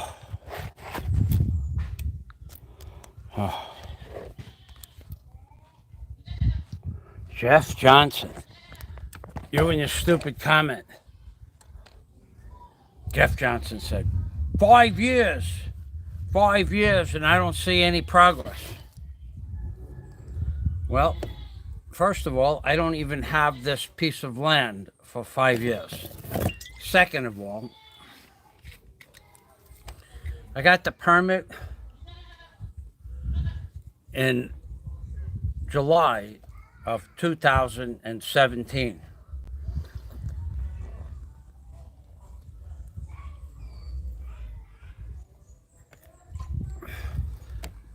And I didn't start building, didn't start doing anything for almost 7 months. Then I got hurt, remember? And then I didn't work for another 6 months. So I didn't even touch the soil until June or July of 2018. So that's 3 years ago. So Jeff, blow it out your mother's. What do I care where you blow it out? Blow it out from someplace else. So in theory, right around now, I've had the permit where I could build for 3 years.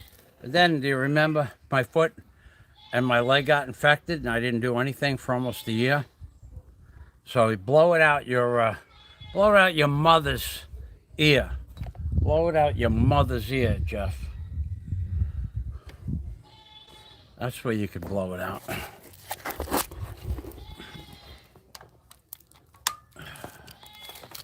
Oh. Oh, yeah, you guys are all so smart. You all know my timeline. Whether I had a permit or not, when I got the permit, especially the creep. God, the creep. I haven't thought about the creep in 2 hours because I'm working. But whenever I have slack time, it's creep time. So, how do you like my idea about the mushroom, the giant mushroom man on the side of the container?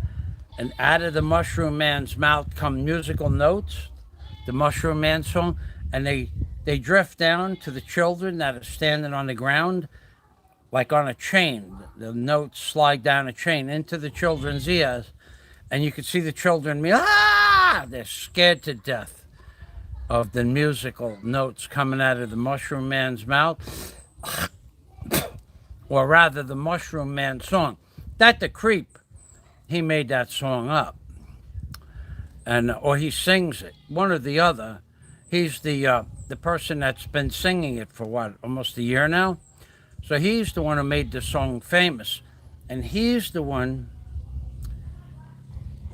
that the Mushroom Man song is going to bring down. So the musical notes hit the children's ears. They start like that. They're in horror, and then outside the boy and the girl's ears, the chain comes back out from maybe across their shoulders or something like that. And then it goes into a giant pair of lips with arms, white, skinny white arms. And at the end of the arms are a pair of hands. And the chain turns into a pair of manacles on the white arms, on the white wrists. It's a pictograph. I'm going to put a story in pictographic format on the side of the container. It's a pictograph. Of course, the idiot wouldn't know what a pictograph is, but he'll have to look it up, and then he'll say, I know what a pictograph is. I'm a photographer. You're a photographer, yeah. Hey, if you're a photographer, show us some pictures of your wedding, your wife. Show us just show us your wedding pictures with your wife smiling. I heard she'd give you a run for the money with that beautiful, she has one of those ultra bright smiles. So show us your wedding pictures, or show us some pictures of, her after you got married or before you got married. Because you're always talking about other people's girlfriends. We want to see what your wife looked like. That's what we want. I think it's reasonable. You called my girlfriend, you said she looked like a cockroach. So I don't even know what your wife looks like. I don't even know what your wife looks like. But you said my girlfriend looked like a cockroach. So show us your wife, dude. Oh, you're a photographer. You must have hundreds of pictures of that beautiful bride, yeah? Beautiful. I heard that woman is a real knockout.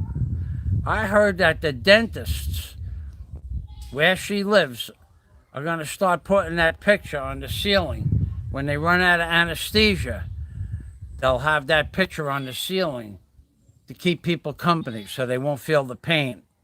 That's what I heard. From the beauty, the glow, the absolute beauty of your wife's face on the ceiling of the dentist's office, looking at them and to take their mind off the pain. That's what I heard. I don't know. My dentist is going to do it for sure. He saw, anyway, and there's also, I got to tell you something else. There's another picture on the internet that's somebody, and I don't know who it was, because I have mail, and a lot of people have my email address. So somebody made up an email address or changed their email address. They sent me a picture. They said it was your wife, but I got to tell you, it looked like closer to your brother Big Al. That's what it looked, a lot more like Big Al than your wife. So I'm just trying to figure out what your wife looks like, because I don't believe the picture that they sent was your wife. I think it looked like your brother, Big Al, when he was like maybe 30 years old, a lot thinner, with like a blondish, reddish blonde hair. Did your brother have long hair? Because that's the picture they sent me that said it was your wife, but I got to tell you, it looks more like your brother than a woman. So put out those beautiful wedding pictures for us, yeah?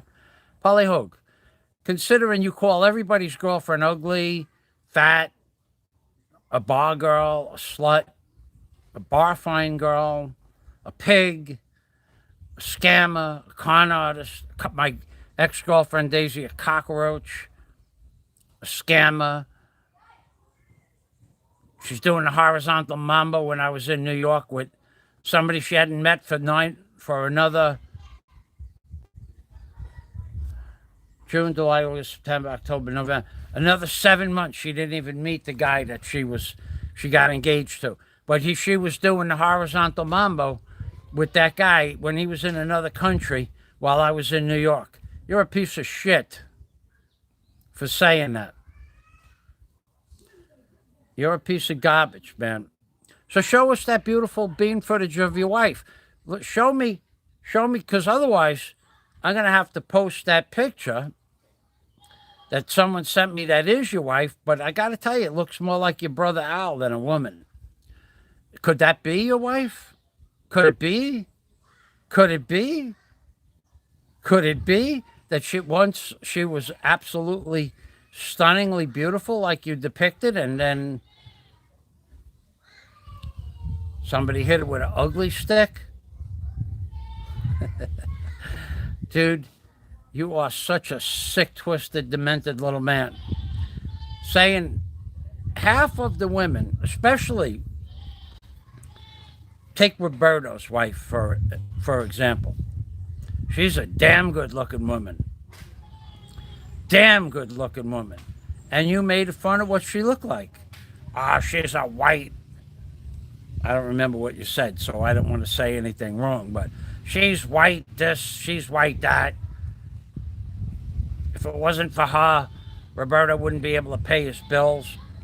What business is that of yours? Well, it's the same thing that we want to know what your wife looks like. It's not really anybody's business what your wife looked like, but if your wife looks like your brother Al with long hair, or if that's Al, we want to know.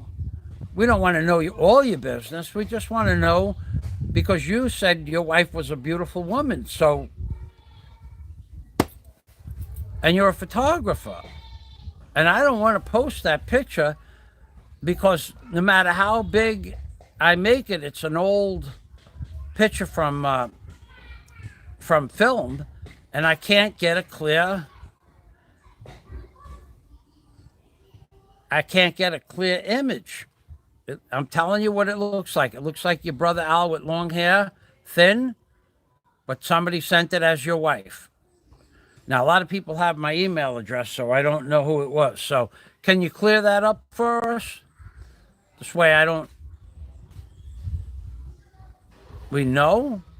Because, you said your wife was beautiful. All the women that you ever went out with were beautiful. All 125 women, what you called your conquests. You called 125 women your conquests. 125 women? Really, dude? And you expect people to believe that? We believe that. Just like we believe that you were married in the Philippines or in Malaysia. Nobody ever believed that. And I knew it wasn't true as soon as I got the court documents.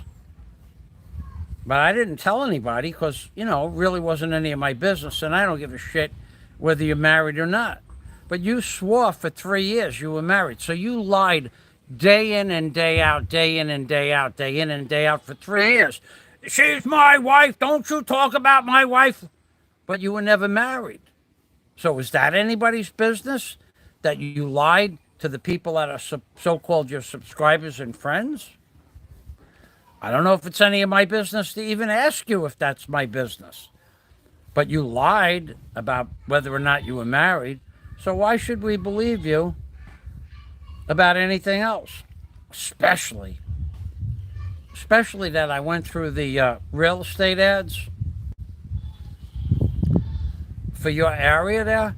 There's some freaking beautiful houses on the side of a mountain. 100 square feet less than yours.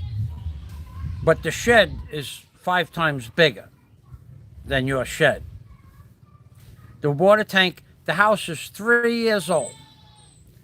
It has solar heating, solar backup, and the solar and the batteries are 3 years old. They run the appliances for the day. It has, when you look out, the whole side of the house, the top half of the wall is glass. And what are you looking at through that glass wall and the sliding doors? The Pacific Ocean, because it's on the top of a mountain. And that's only $215,000. So the house is 100 square feet less on the top of a mountain where there's a beautiful breeze and there's enough fruit and vegetables planted already in the garden, pear trees, apple trees, lemons, oranges. There's enough fruit trees to supply that house with fruit and vegetables all year. So they really have like a botanical gardens on their property, and they have a garden that supplies vegetables all year. It's already there. And a carport, and a big shed, and a new water tank, and the whole house is new for $215,000. But and it was just reduced from $240,000. It was just reduced.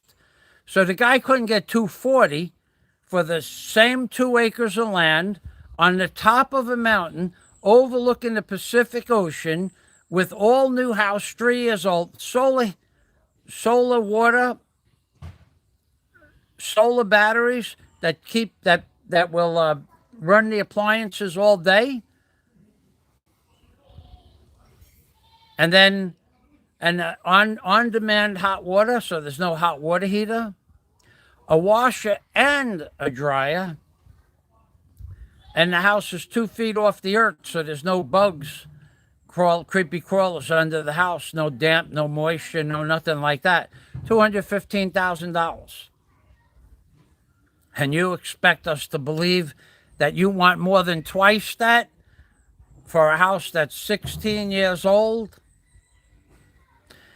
on the ground, with a water tank that you just had to scrape down and repaint, that's probably ready to blow apart? How long do you think those metal galvanized water tanks last? 15, 20 years? That's ready to go. But you got more than twice that. You want more than twice that, and you got offers. We believe you, dude. We believe you. Everything you say, we believe. Everything. You are the world's #1 truth sayer. And now,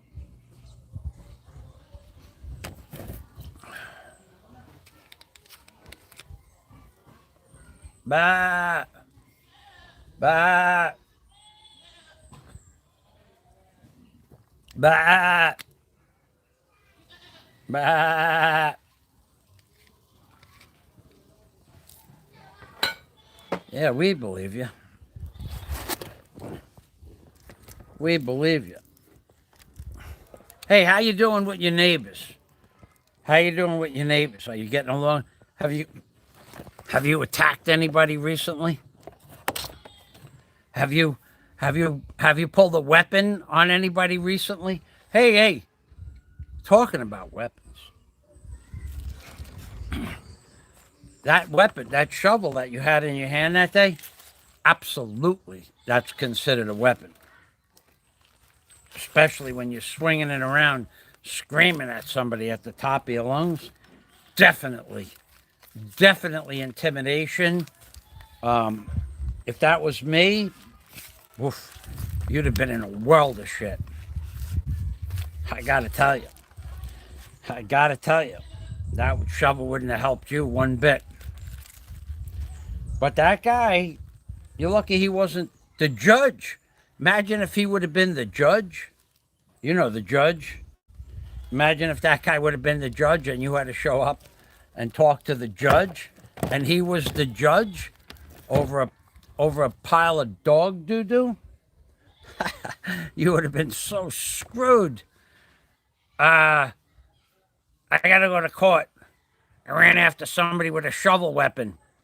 And then you get there, and the guy you ran after with the shovel weapon, telling him, your mother, you better get about him, all of that crap. And then you get to the courtroom, and the guy is the judge, or the district attorney. Oh, that would have been funny, yeah? That would be funny. Not when I fell through the floor this morning. That was not funny. Not when I fell through the floor last week when the box fell. That was not funny. But it would have been funny if you would have had to go to court, if that guy would have called the police. The guy could have called the police on you, dude. He could have called the police, especially after you posted the video online. Now he has proof that you did that. It's not hearsay anymore. But I would have never got that far if you was running on the side of the fence with that shovel on, and you were on the other side of the fence. We would have figured out something. We would have figured something out. You'd never do it again, that's for sure. But how did that work out for you? Now, you know damn well that guy told everybody on the block what you did. You chased him around with a shovel weapon. You know you did that. You did it. You posted it. And then you made it sound like you were a tough guy. You're an idiot, dude. You posted an I know why I'm on.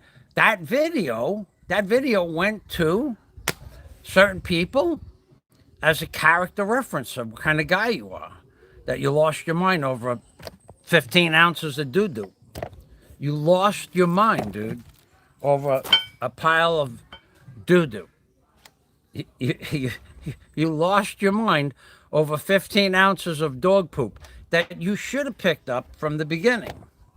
That was the onus was on you to pick the dog doo-doo up. He shouldn't have had to come out of the house to tell you to pick it up. Much as we don't like picking up dog doo doo, that's those are the rules. Now, if the dog is doo dooing in a public lot, or I don't know, my dog, my dog used to take off. He wanted to go out. When I had a dog, my dog died in 1994. They had the doo doo law in '94, the doo doo law, but and if I was with the dog, I had a plastic bag and picked it up, no big deal. But but if the dog was running free in the park, he would do the doo doo on top of a pile of weeds in the high weeds. He'd run into the weeds and take care of business, and he'd run out. I mean, I couldn't pick it up, but in the park, on the street, in my backyard, I never let it lay there. It's disgusting stepping in doo doo. But you went after a man with a shovel weapon that could have turned out that guy could have had a gun and just shot you. Got to the end of the fence and says, "Oh yeah," but you don't think, dude. Your brain doesn't function like normal people's brains do. If I had a dog, well, I don't have a dog. I'm never gonna have another dog. I don't like. I love animals, and I don't like taking care of animals. I'm not gonna spend 2 hours a day taking care of an animal. What a waste of time. 17 years I had my dog. Never once did he go to the store, load up the shopping cart, pay for it, put it in the car, and then bring his food home and put it on the shelf, and then open it up the next day or that night. Never once. At least children learn how to, you know, move stuff around after they're a couple of years old. But dogs, no. It's an hour a day, every day, for 15 or 16 or 17 years. And it's in America, dog food is $1 a can. I don't know what dog food is. Dollar. Let's say it's $1 a can. I had a big dog, so he ate a can of dog food every day, and then he ate dry food and scraps. So say $2 a day for food. That's $700 a year for food for a dog. That's not so much. But then add another 150 or $200 a year for shots and tags. So that's 1,000 a year. That's reasonable. Now, if you go on vacation, it's $30 a day, $40 a day, or $50 a day to put your dog in a kennel. I was living in a hotel on the island of Bonaire for $48 a day, and my dog was costing me $55 a day to be in a kennel. And I had free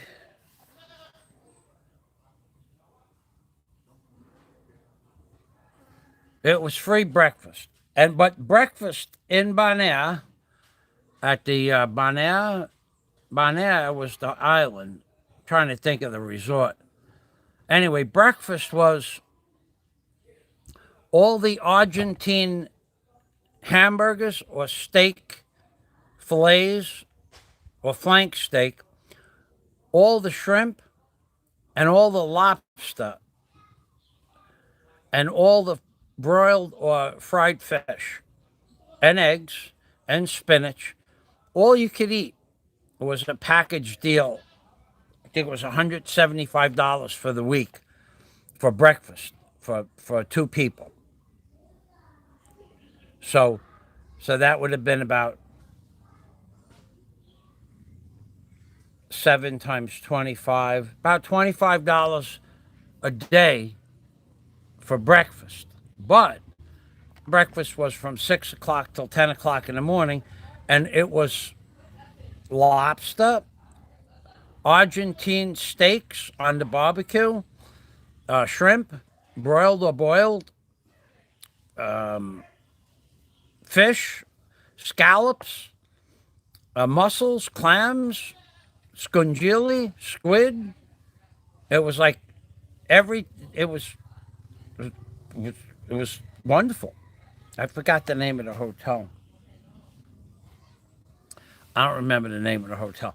So anyway, it was costing me $48 a day, plus maybe $65 a day with my meal, and the dog was costing me $55 a day.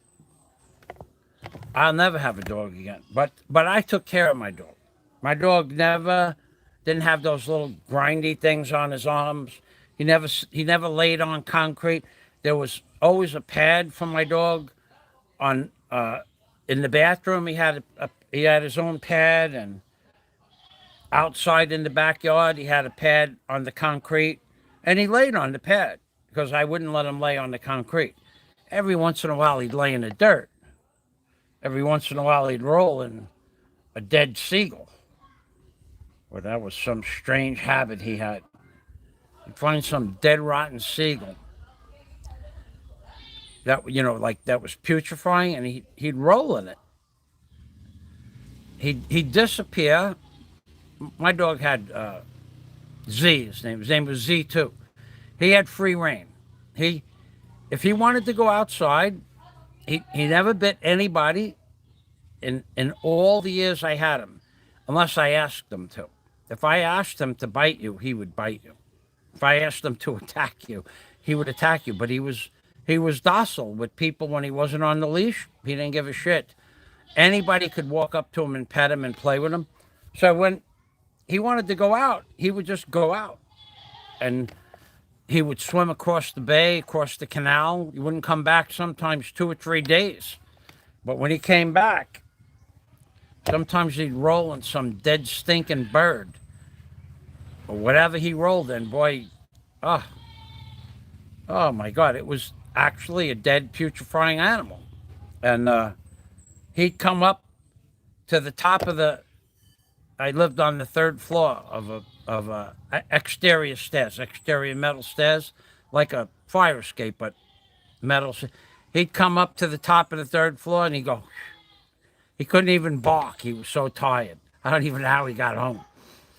And I'd walk outside, and the smell was just dead, stinking, rotten, putrefying matter.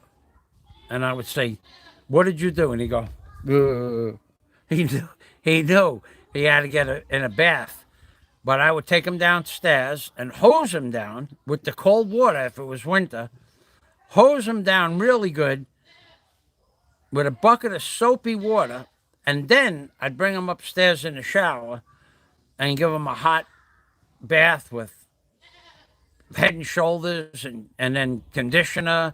Take a good solid hour to get him clean.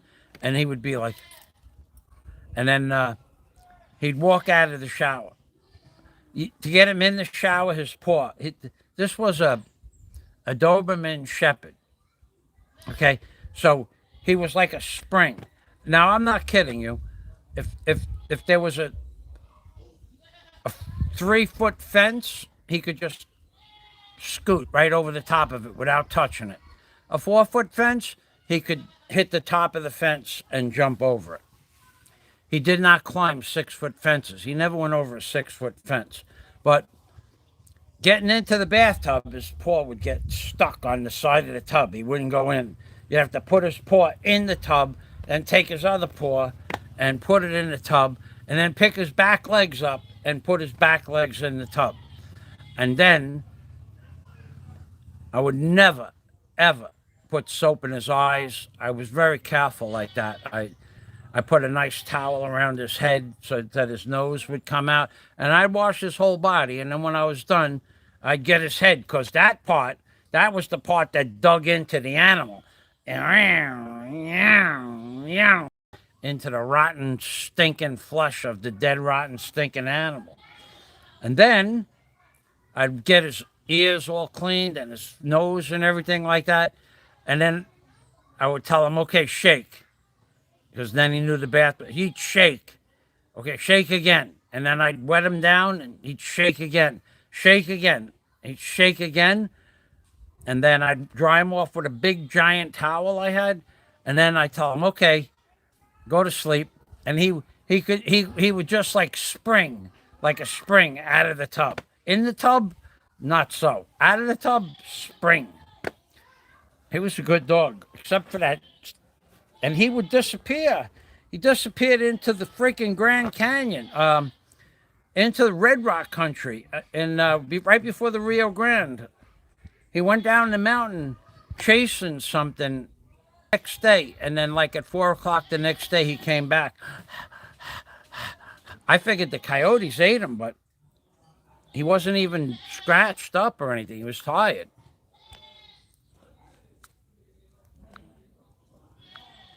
I have no idea what happened now. Anyway, that's a true story. I bet you Creep don't have any true stories like that. The Creep has little dogs anyway. My dog weighed, I guess he was about 85 or 90 pounds. Doberman, Shepherd, and Hound. He was a good dog. Never pooped in the house. Well, if I left him in the house for 16 hours, he had a spot. But if he was only in the house for 10 or 12 hours, he wouldn't pee or poop in the house at all. He was a good dog. Okay, so another true story by the Foz. Just like that true story. Let's see pictures of your wife. I heard she was a real killer, boy. But I can't post that picture. I swear to God, it looks more like Al when he was a young man with long blonde hair than a woman. But it came to me with authority that was your wife. So let's clear that issue up. Can we clear that up, please? Let's see a picture of your wife, a couple of pictures of your wife smiling. Because I heard she'd give you a run for the money. That ultra bright smile she's got. Oh my God.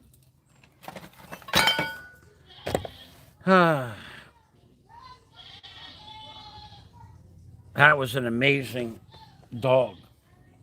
Okay, I'm done. Now I gotta stand up. I got a bucket of tools, and I got a box of tools. Oh, and I got the blower. Oh. Yeah, baby.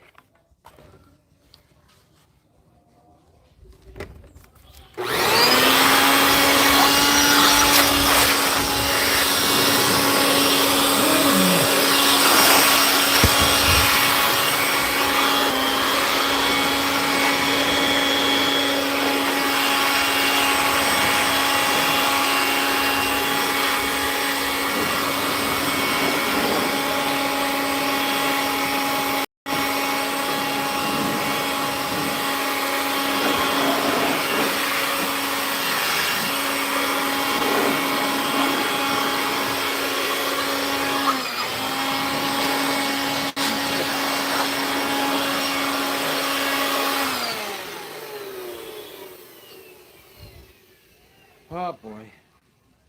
All right.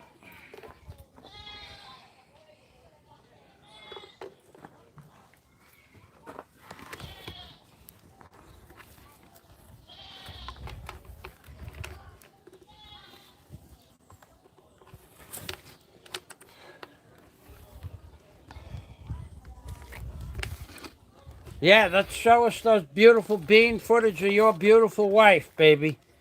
Because somebody's going to post that picture. I know it. Because they keep sending the same picture over and over again, saying, when are you going to post it as the guy's wife? I said, when I know it's his wife, I'll say it's his wife. But until then, I won't do that because I want to be as accurate as possible. I want to make sure it's not really Big Al with long hair. Sure does look like Big Al with long hair.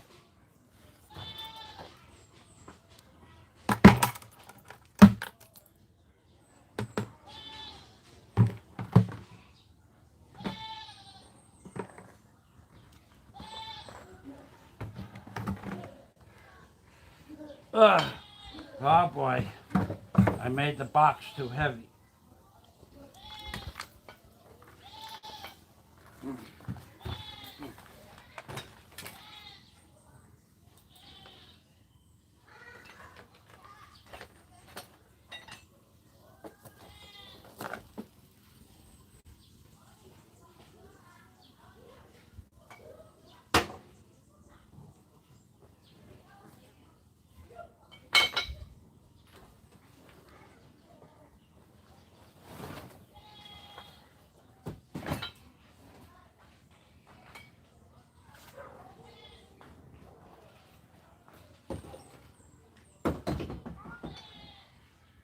Ha!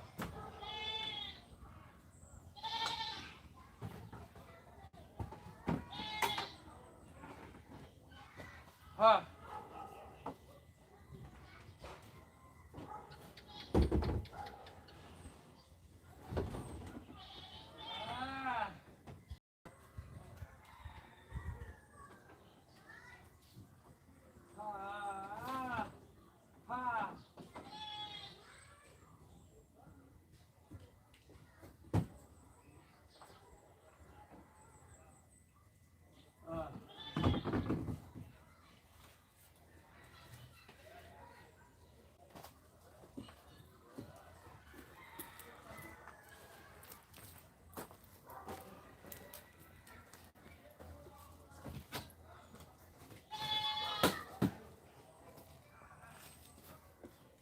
Ha!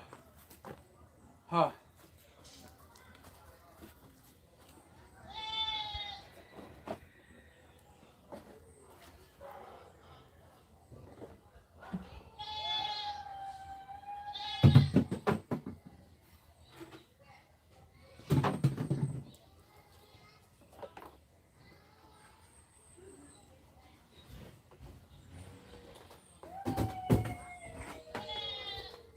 Ha!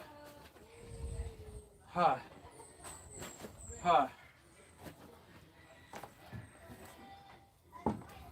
Ha!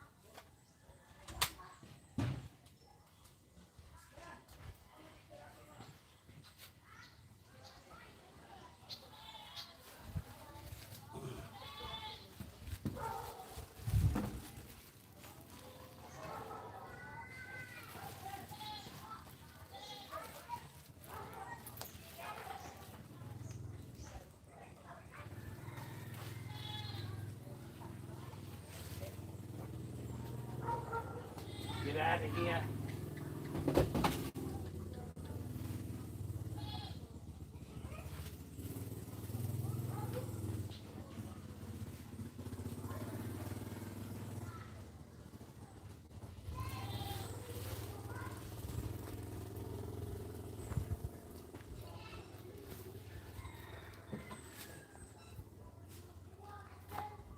Oh.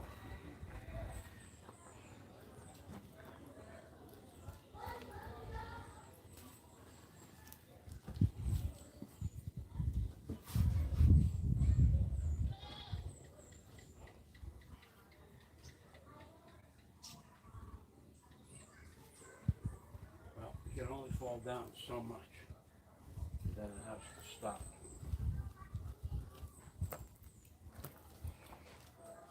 That's fact. That's fact.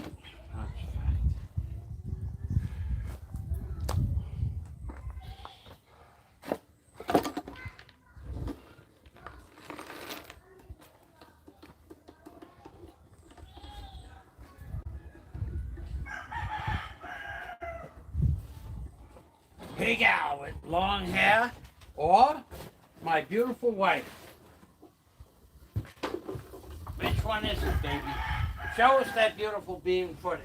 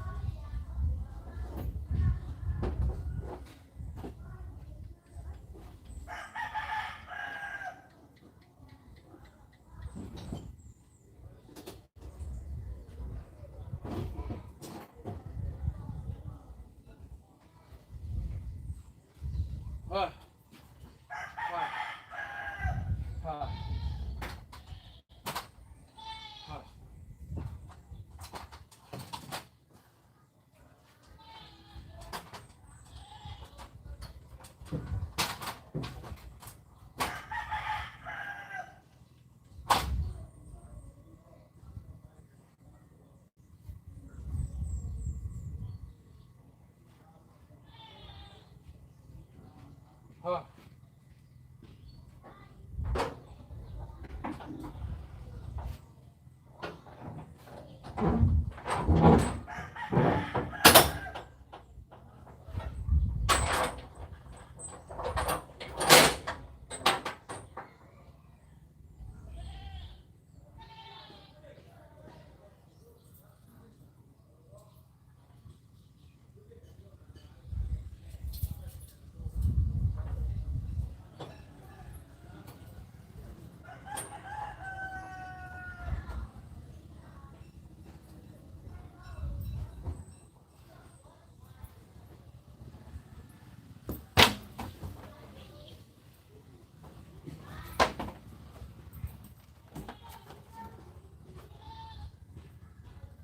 Okay. All right. Huh. Uh,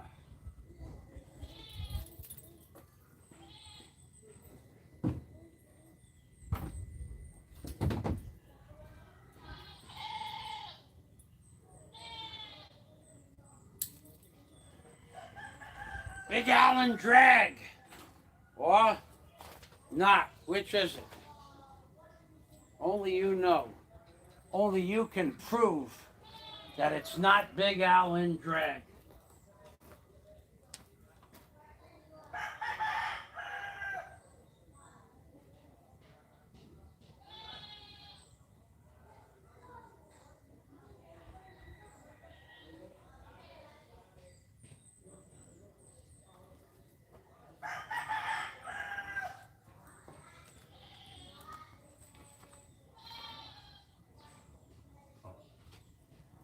I got to do one thing before I get over there.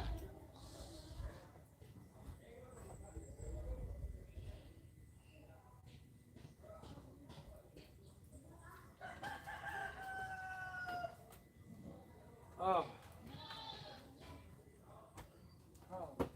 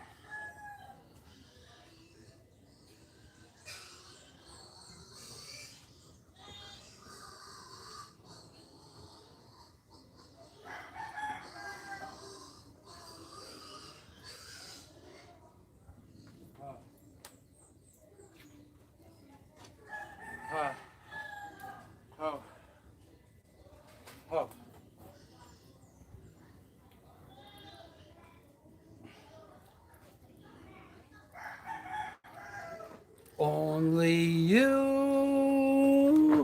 can tell us if that was your wife.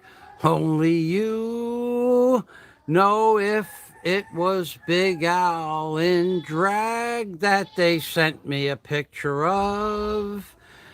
Was it Big Al in drag? Or was it a real picture of your beautiful wife? Please show us some pictures of the wedding so we get it right.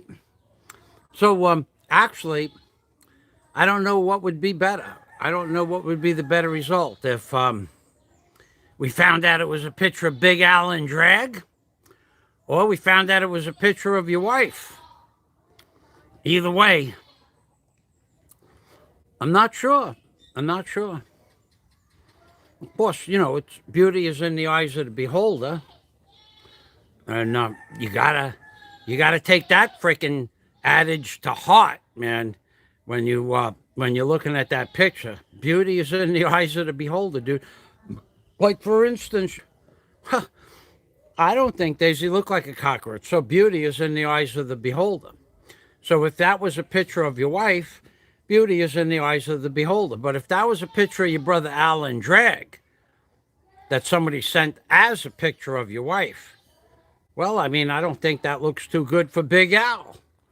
I didn't know Big Al swang that way. Swinging and swanging. I didn't know Big Al did that. Now we know. We know one thing for sure. Somebody keeps sending me the picture and keeps saying post it as your wife. And I said no, because it looks more like Big Al in drag than a picture of a woman, AKA your wife. Clear this up for us, would you please? Would you please clear this up for us? We need to know.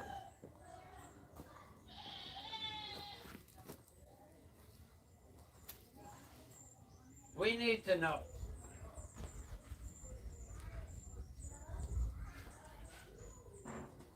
Only you can clear up this matter. You know better than anybody else. If it was Big Al in drag.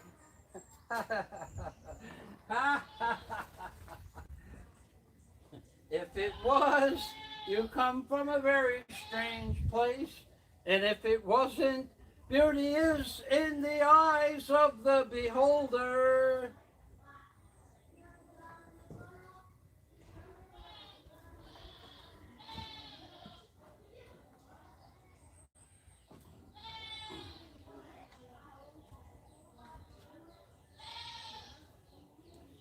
Huh. Ah, ho, he, ha, fi, fo, fum. Ah.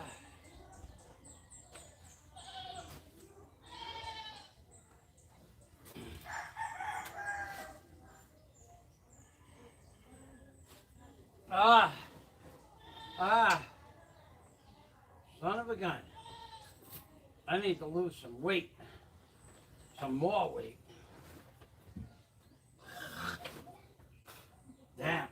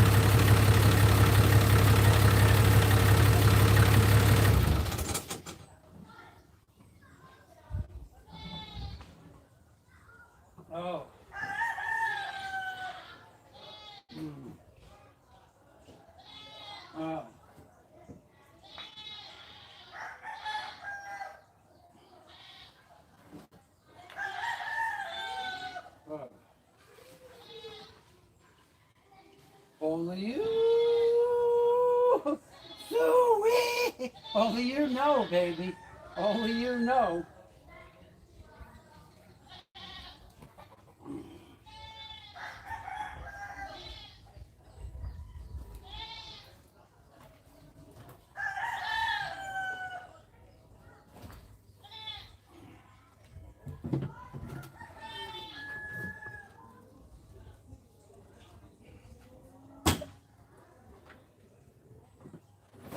You laughed when I fell down into the hole, and you laughed when I fell off the box. And we're going to be laughing until we know whether that was Big Al and Drag or a picture of your wife. Ha ha ha ha ha ha. Oh my God. All the things you called other people's wives, and then that happens. And then there's that.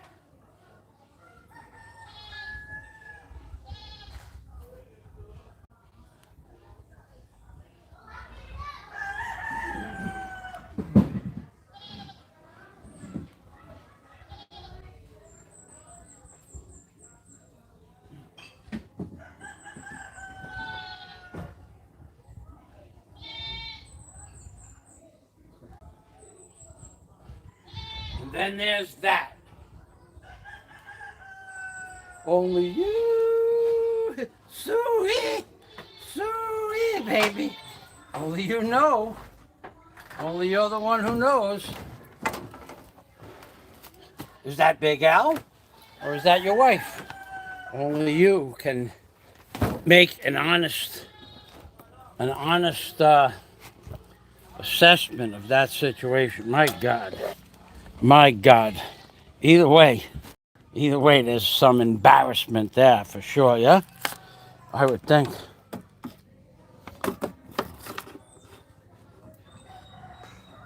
I mean, I could be wrong. Beauty is in the eyes. That picture that they sent me, God, that's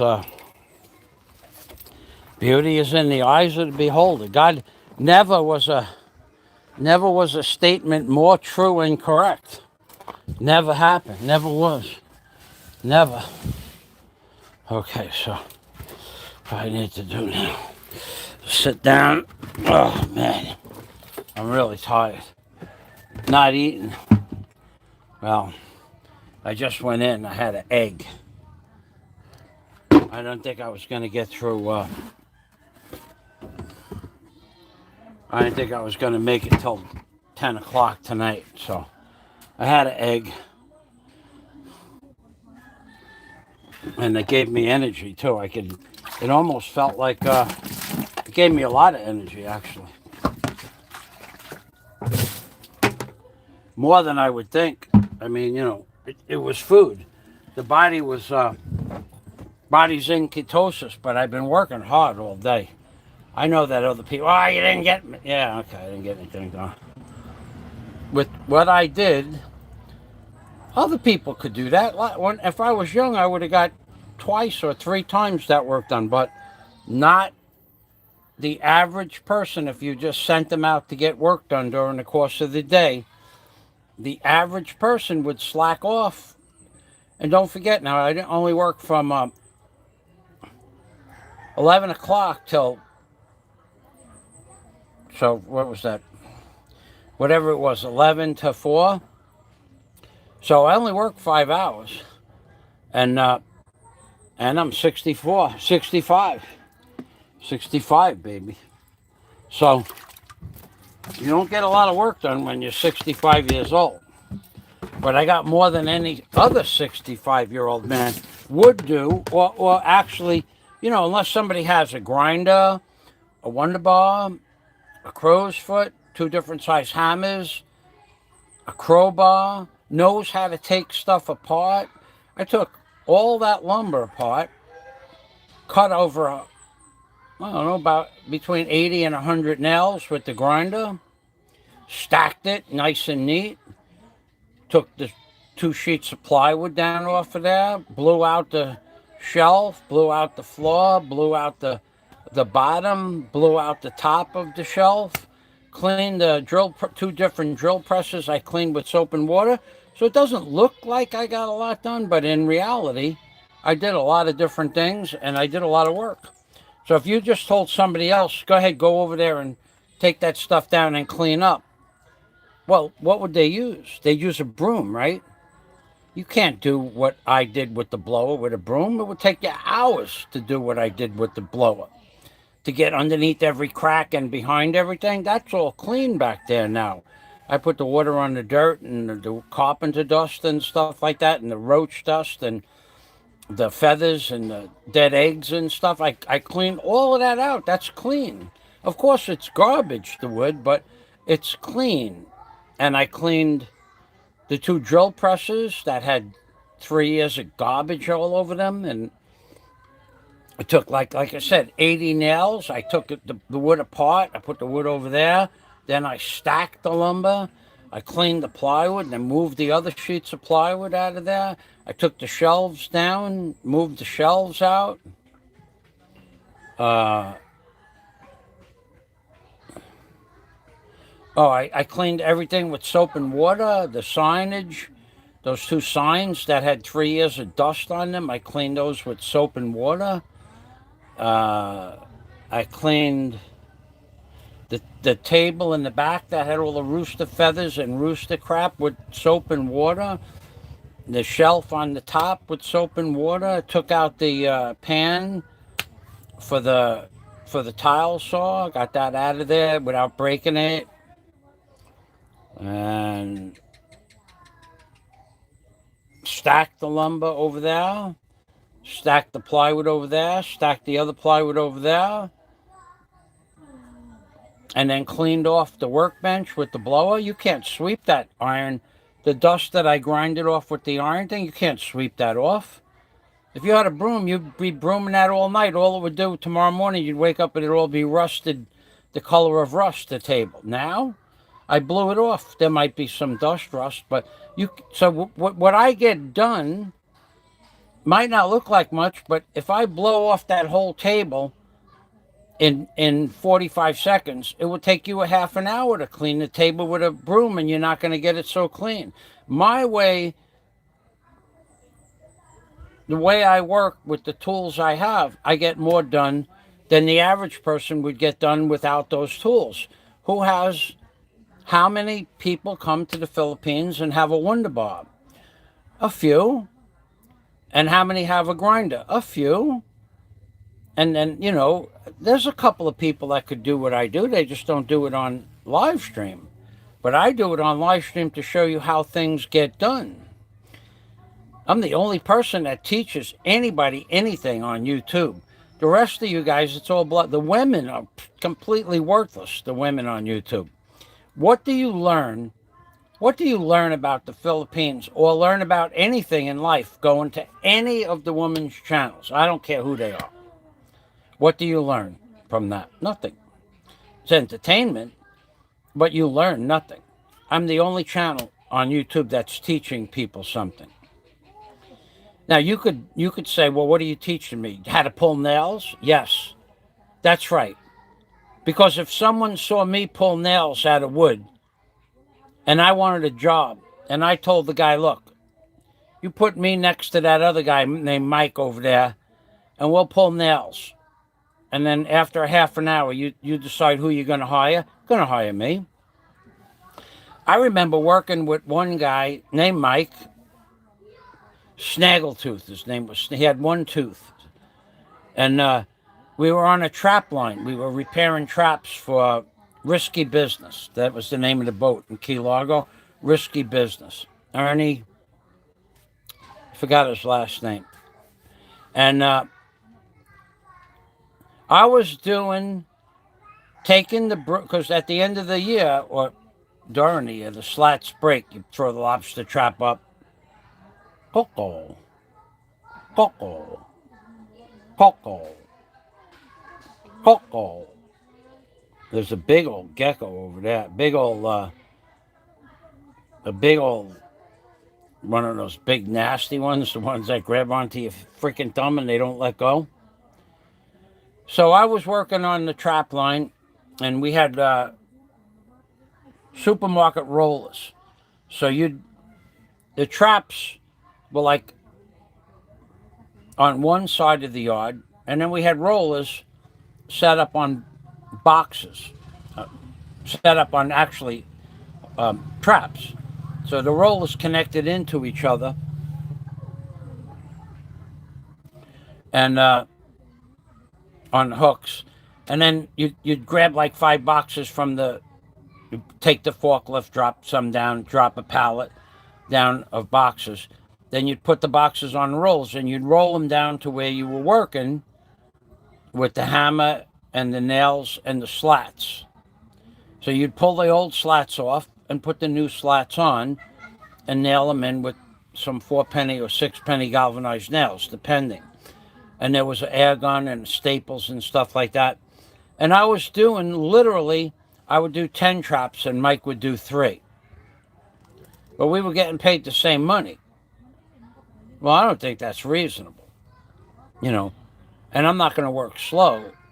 So I said to Ernie, I do 10 traps and he does 3. You're paying us the same money. So should I slow down or should I quit? He goes, better you quit. I said, okay, I'm done. So he kept the guy, Mikey Snaggletooth, that he's known since he was a little kid. Of course, it's his friend. And he let me go. So I went into the trap business. I told my buddy Pete that, Ernie fired me.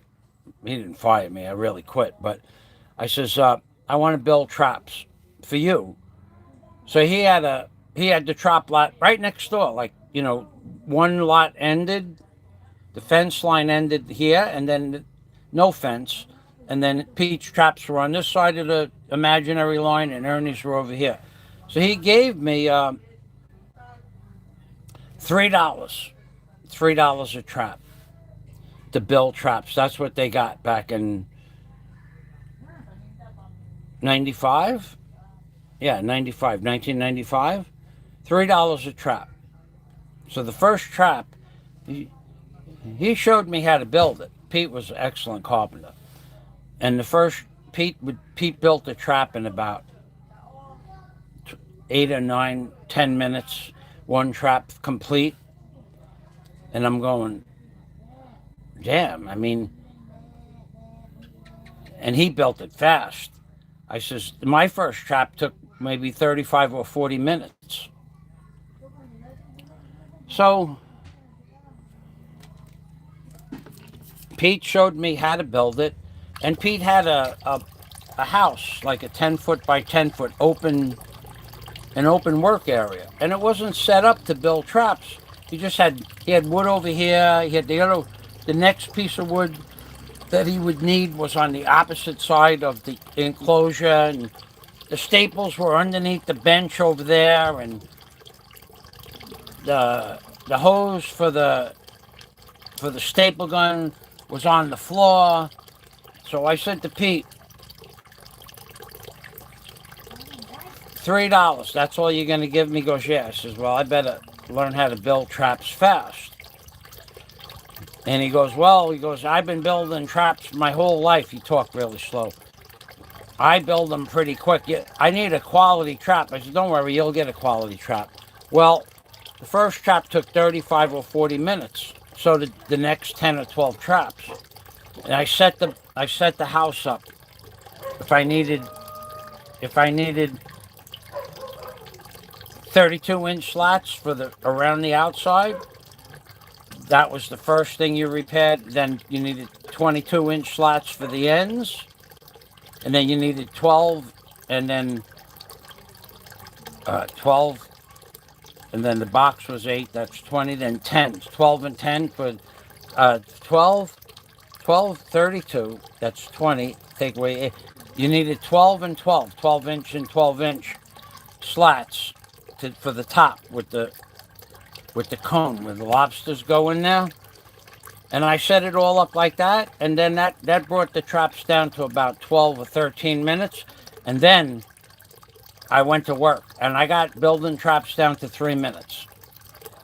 And 3 minutes, a trap finished. 120 staples and 64 pieces with the latch and the hinges. The hinges were leather. 3 minutes, I was building traps in 3 minutes. And then I bet Ernie that I could build traps faster than him. And he goes, "What do you want to bet?" I said, I'll bet you anything.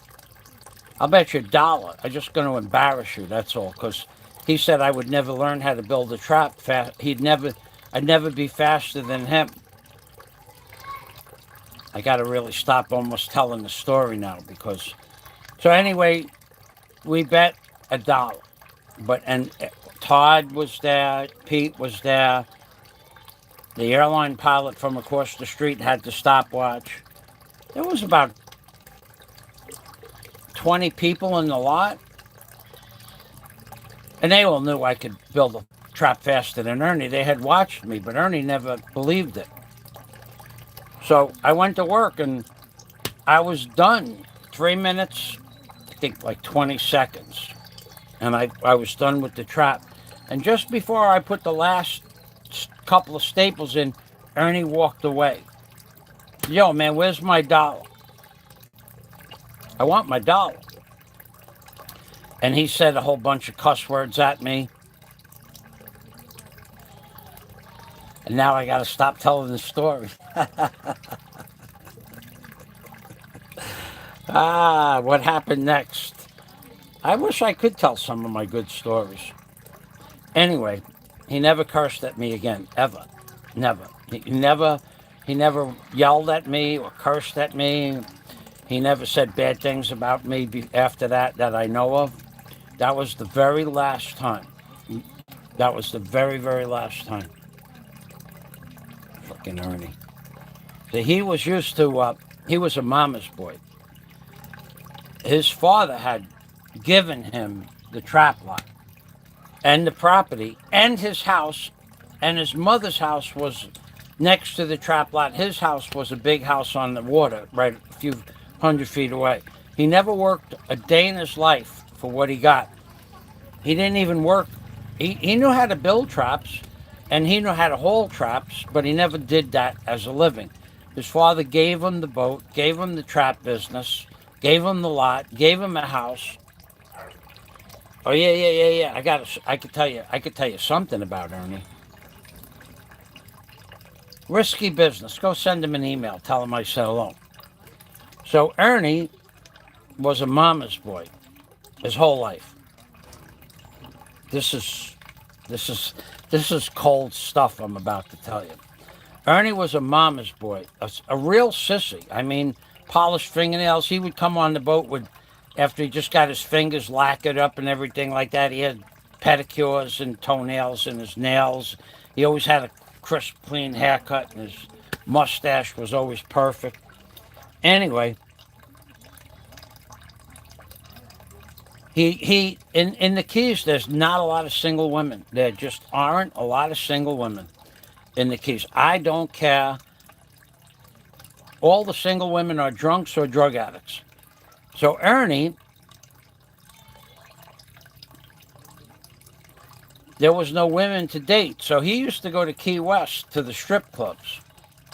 Literally, like, every weekend or whenever he was off, he'd drive 100 miles down to Key West to the strip clubs. And that's where he would have his romance. Well, one of those women, he married her. She turned out to be a good mother. Definitely cleaned the house. She kept a beautiful house, and she was a good mother to the baby. And I remember when the baby was born, she was a good mother. I'm not going to make fun of her because she just was doing what she needed to do to make a living. But he married her. So whenever we would go out on the traps to drop some trap lines, I worked for Pete. I didn't work for Ernie anymore. Pete's trap lines were 8 traps, but Pete worked the deep, what's called the deep. The deep is 80 to 120 feet of water. So the lines are longer. There's 2 buoys. The current will suck the buoys down underneath the water. If there's a strong current out in the deep, the polypropylene line floats, but the current pulls it, like in a bow and arrow, and it pulls the buoys right under the water. So when you get out to the deep, you got to grab all those buoys with a hook, like a 16-foot boat hook. But anyway, Ernie worked the deep and he worked the shallow. Pete had a couple of spots where he did 15, 20 foot, but the divers would always steal his lobsters. So what the guys would do. Now I didn't do it. I didn't even think it was funny. I thought it was funny, but I wouldn't do it. I didn't think it was. It wouldn't be something I would do. But first of all, I knew his wife because I dated her girlfriend, so I liked her, and she was a nice lady. So I wouldn't do it, but other guys would pull up next to Ernie's trap line and hook his buoy, and then they'd haul up the trap. Now the hauler, you'd have to be on a boat, but you see that on those deep crabbing boats. It's a giant pulley that's hydraulically operated, and they'd haul it up, and they'd take a doll, like a dollar doll from the dollar store, and they'd put rubber bands on the doll, and they'd stuff like a dollar in the doll's rubber band, like a stripper would get a dollar in her waistband. Oh man, Ernie used to get pissed off about that. That was funny. That was really funny. And they did this. They were doing it. They were doing it from the time he met the girl and married her. It wasn't like something that happened. When I met him, I think his child was about a year and a half old. But so they were doing it for at least 2 or 3 years since he got married. And they were doing it when I worked in the lobster business, and they were doing it after. Oh, he used to get pissed off about that. No. You'd hear him on the radio. Who did that? You. But, you want to marry a stripper, I guess you got to take a little bit of, I don't know. I never thought about marrying a stripper. I never even really met a stripper. I did once when I was 18. No. Well, how old were we when Joey went to college? This guy's the head internal specialist of one of New York's biggest and most prestigious hospitals, and one of the most famous internal specialists in New York. No, I'm not going to tell that story. But he dated a stripper for about an hour on stage. I'm not going to tell that story, though. That was amazing. That was amazing. I'll never forget that. Me and his brother, we had to walk out. Some of the stuff that these guys will do with a strange woman is amazing. All right, so that's it. That's all I got. So we just need 2 or 3 things cleared up. We know that the creep laughed when I fell down. The box broke through the floor. I showed you how the floor is all rotted. So did the box fall through the floor and did I fall down on my butt? Yeah, but the creep laughed. Like a little sinister, sarcastic laugh. If you did that to a real man in real life, he might just jump up off that floor and make you understand that would be something you would never do again. Never, ever do it again. But you're a punk, you're a creep, and you like to do it on the other side of a computer screen. Second thing is, we want to know if the picture that this guy keeps sending me is your wife or your brother Alan Drag, because I can't tell the difference. Without having a picture of what Al looked like when he was about 30 years old, I don't know if it's your brother Alan Drag or some strange woman or your wife. So if it's some strange woman, the guy is jerking me around. If it's your wife, then we have to go to the adage, Beauty is in the eyes of the beholder, my friend. You got to remember that. And if it's your brother Alan Drag, that's weird. That is strange. That is some strange stuff, and I can't tell which one it is.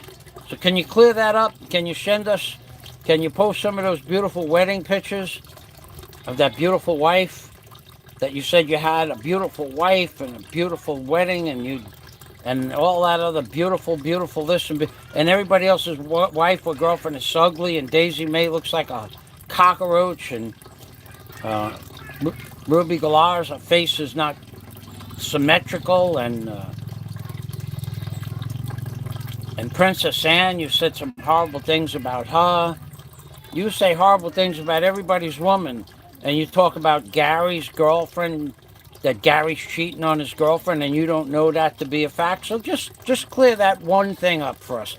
Is it your wife in the picture that somebody sent me without me showing you what the picture looks like? So you post a picture of your beautiful wife.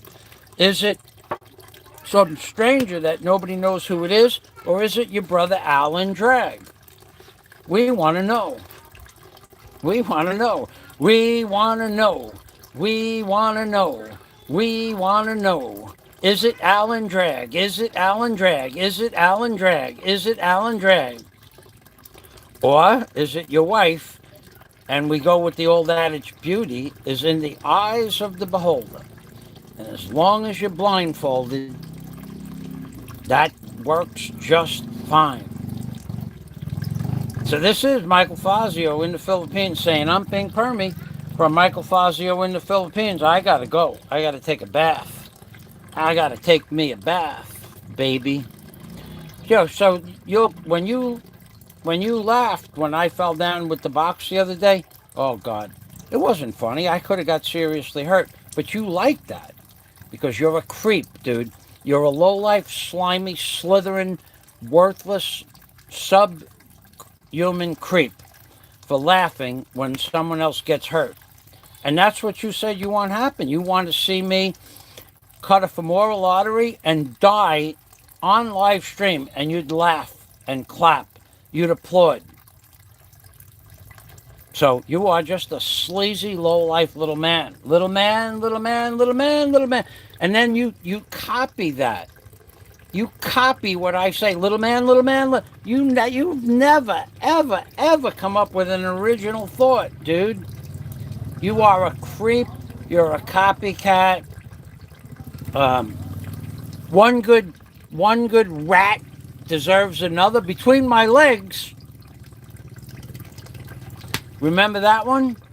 Oh yeah. Did I tell you? I told you. I think I put it in the notes. All my paperwork for my code enforcement issues, they're all been filed.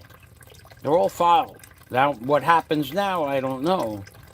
That would be up to code enforcement, wouldn't it? But I guess one of us will find out soon enough. Because you ratted me out, and I had to do some paperwork. So my paperwork is all done and accepted. So maybe they'll give you a notice being, did you leave your name when you ratted me out? That's the right thing to do, to leave your name. And then to tell people, I left my name. I left my name. If I call up on somebody, I leave my name and my telephone number and my email. I don't care. I don't care. One good rat deserves another between my legs. Yeah, baby, that's the truth.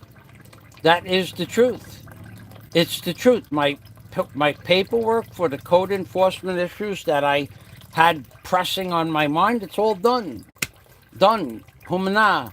Walat na. Finished. Yeah, all done. Took about an hour. How do you like me now, mofo? And that's it. Say goodbye.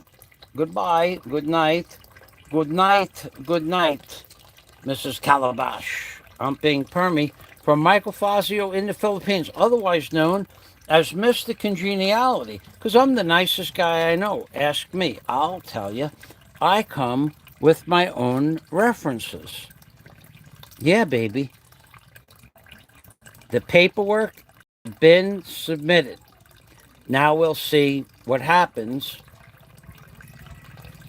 And we want to know if that's your brother Big Al in drag or a picture of your wife. Come on, baby. Show us that beautiful bean wife footage. Ha ha ha.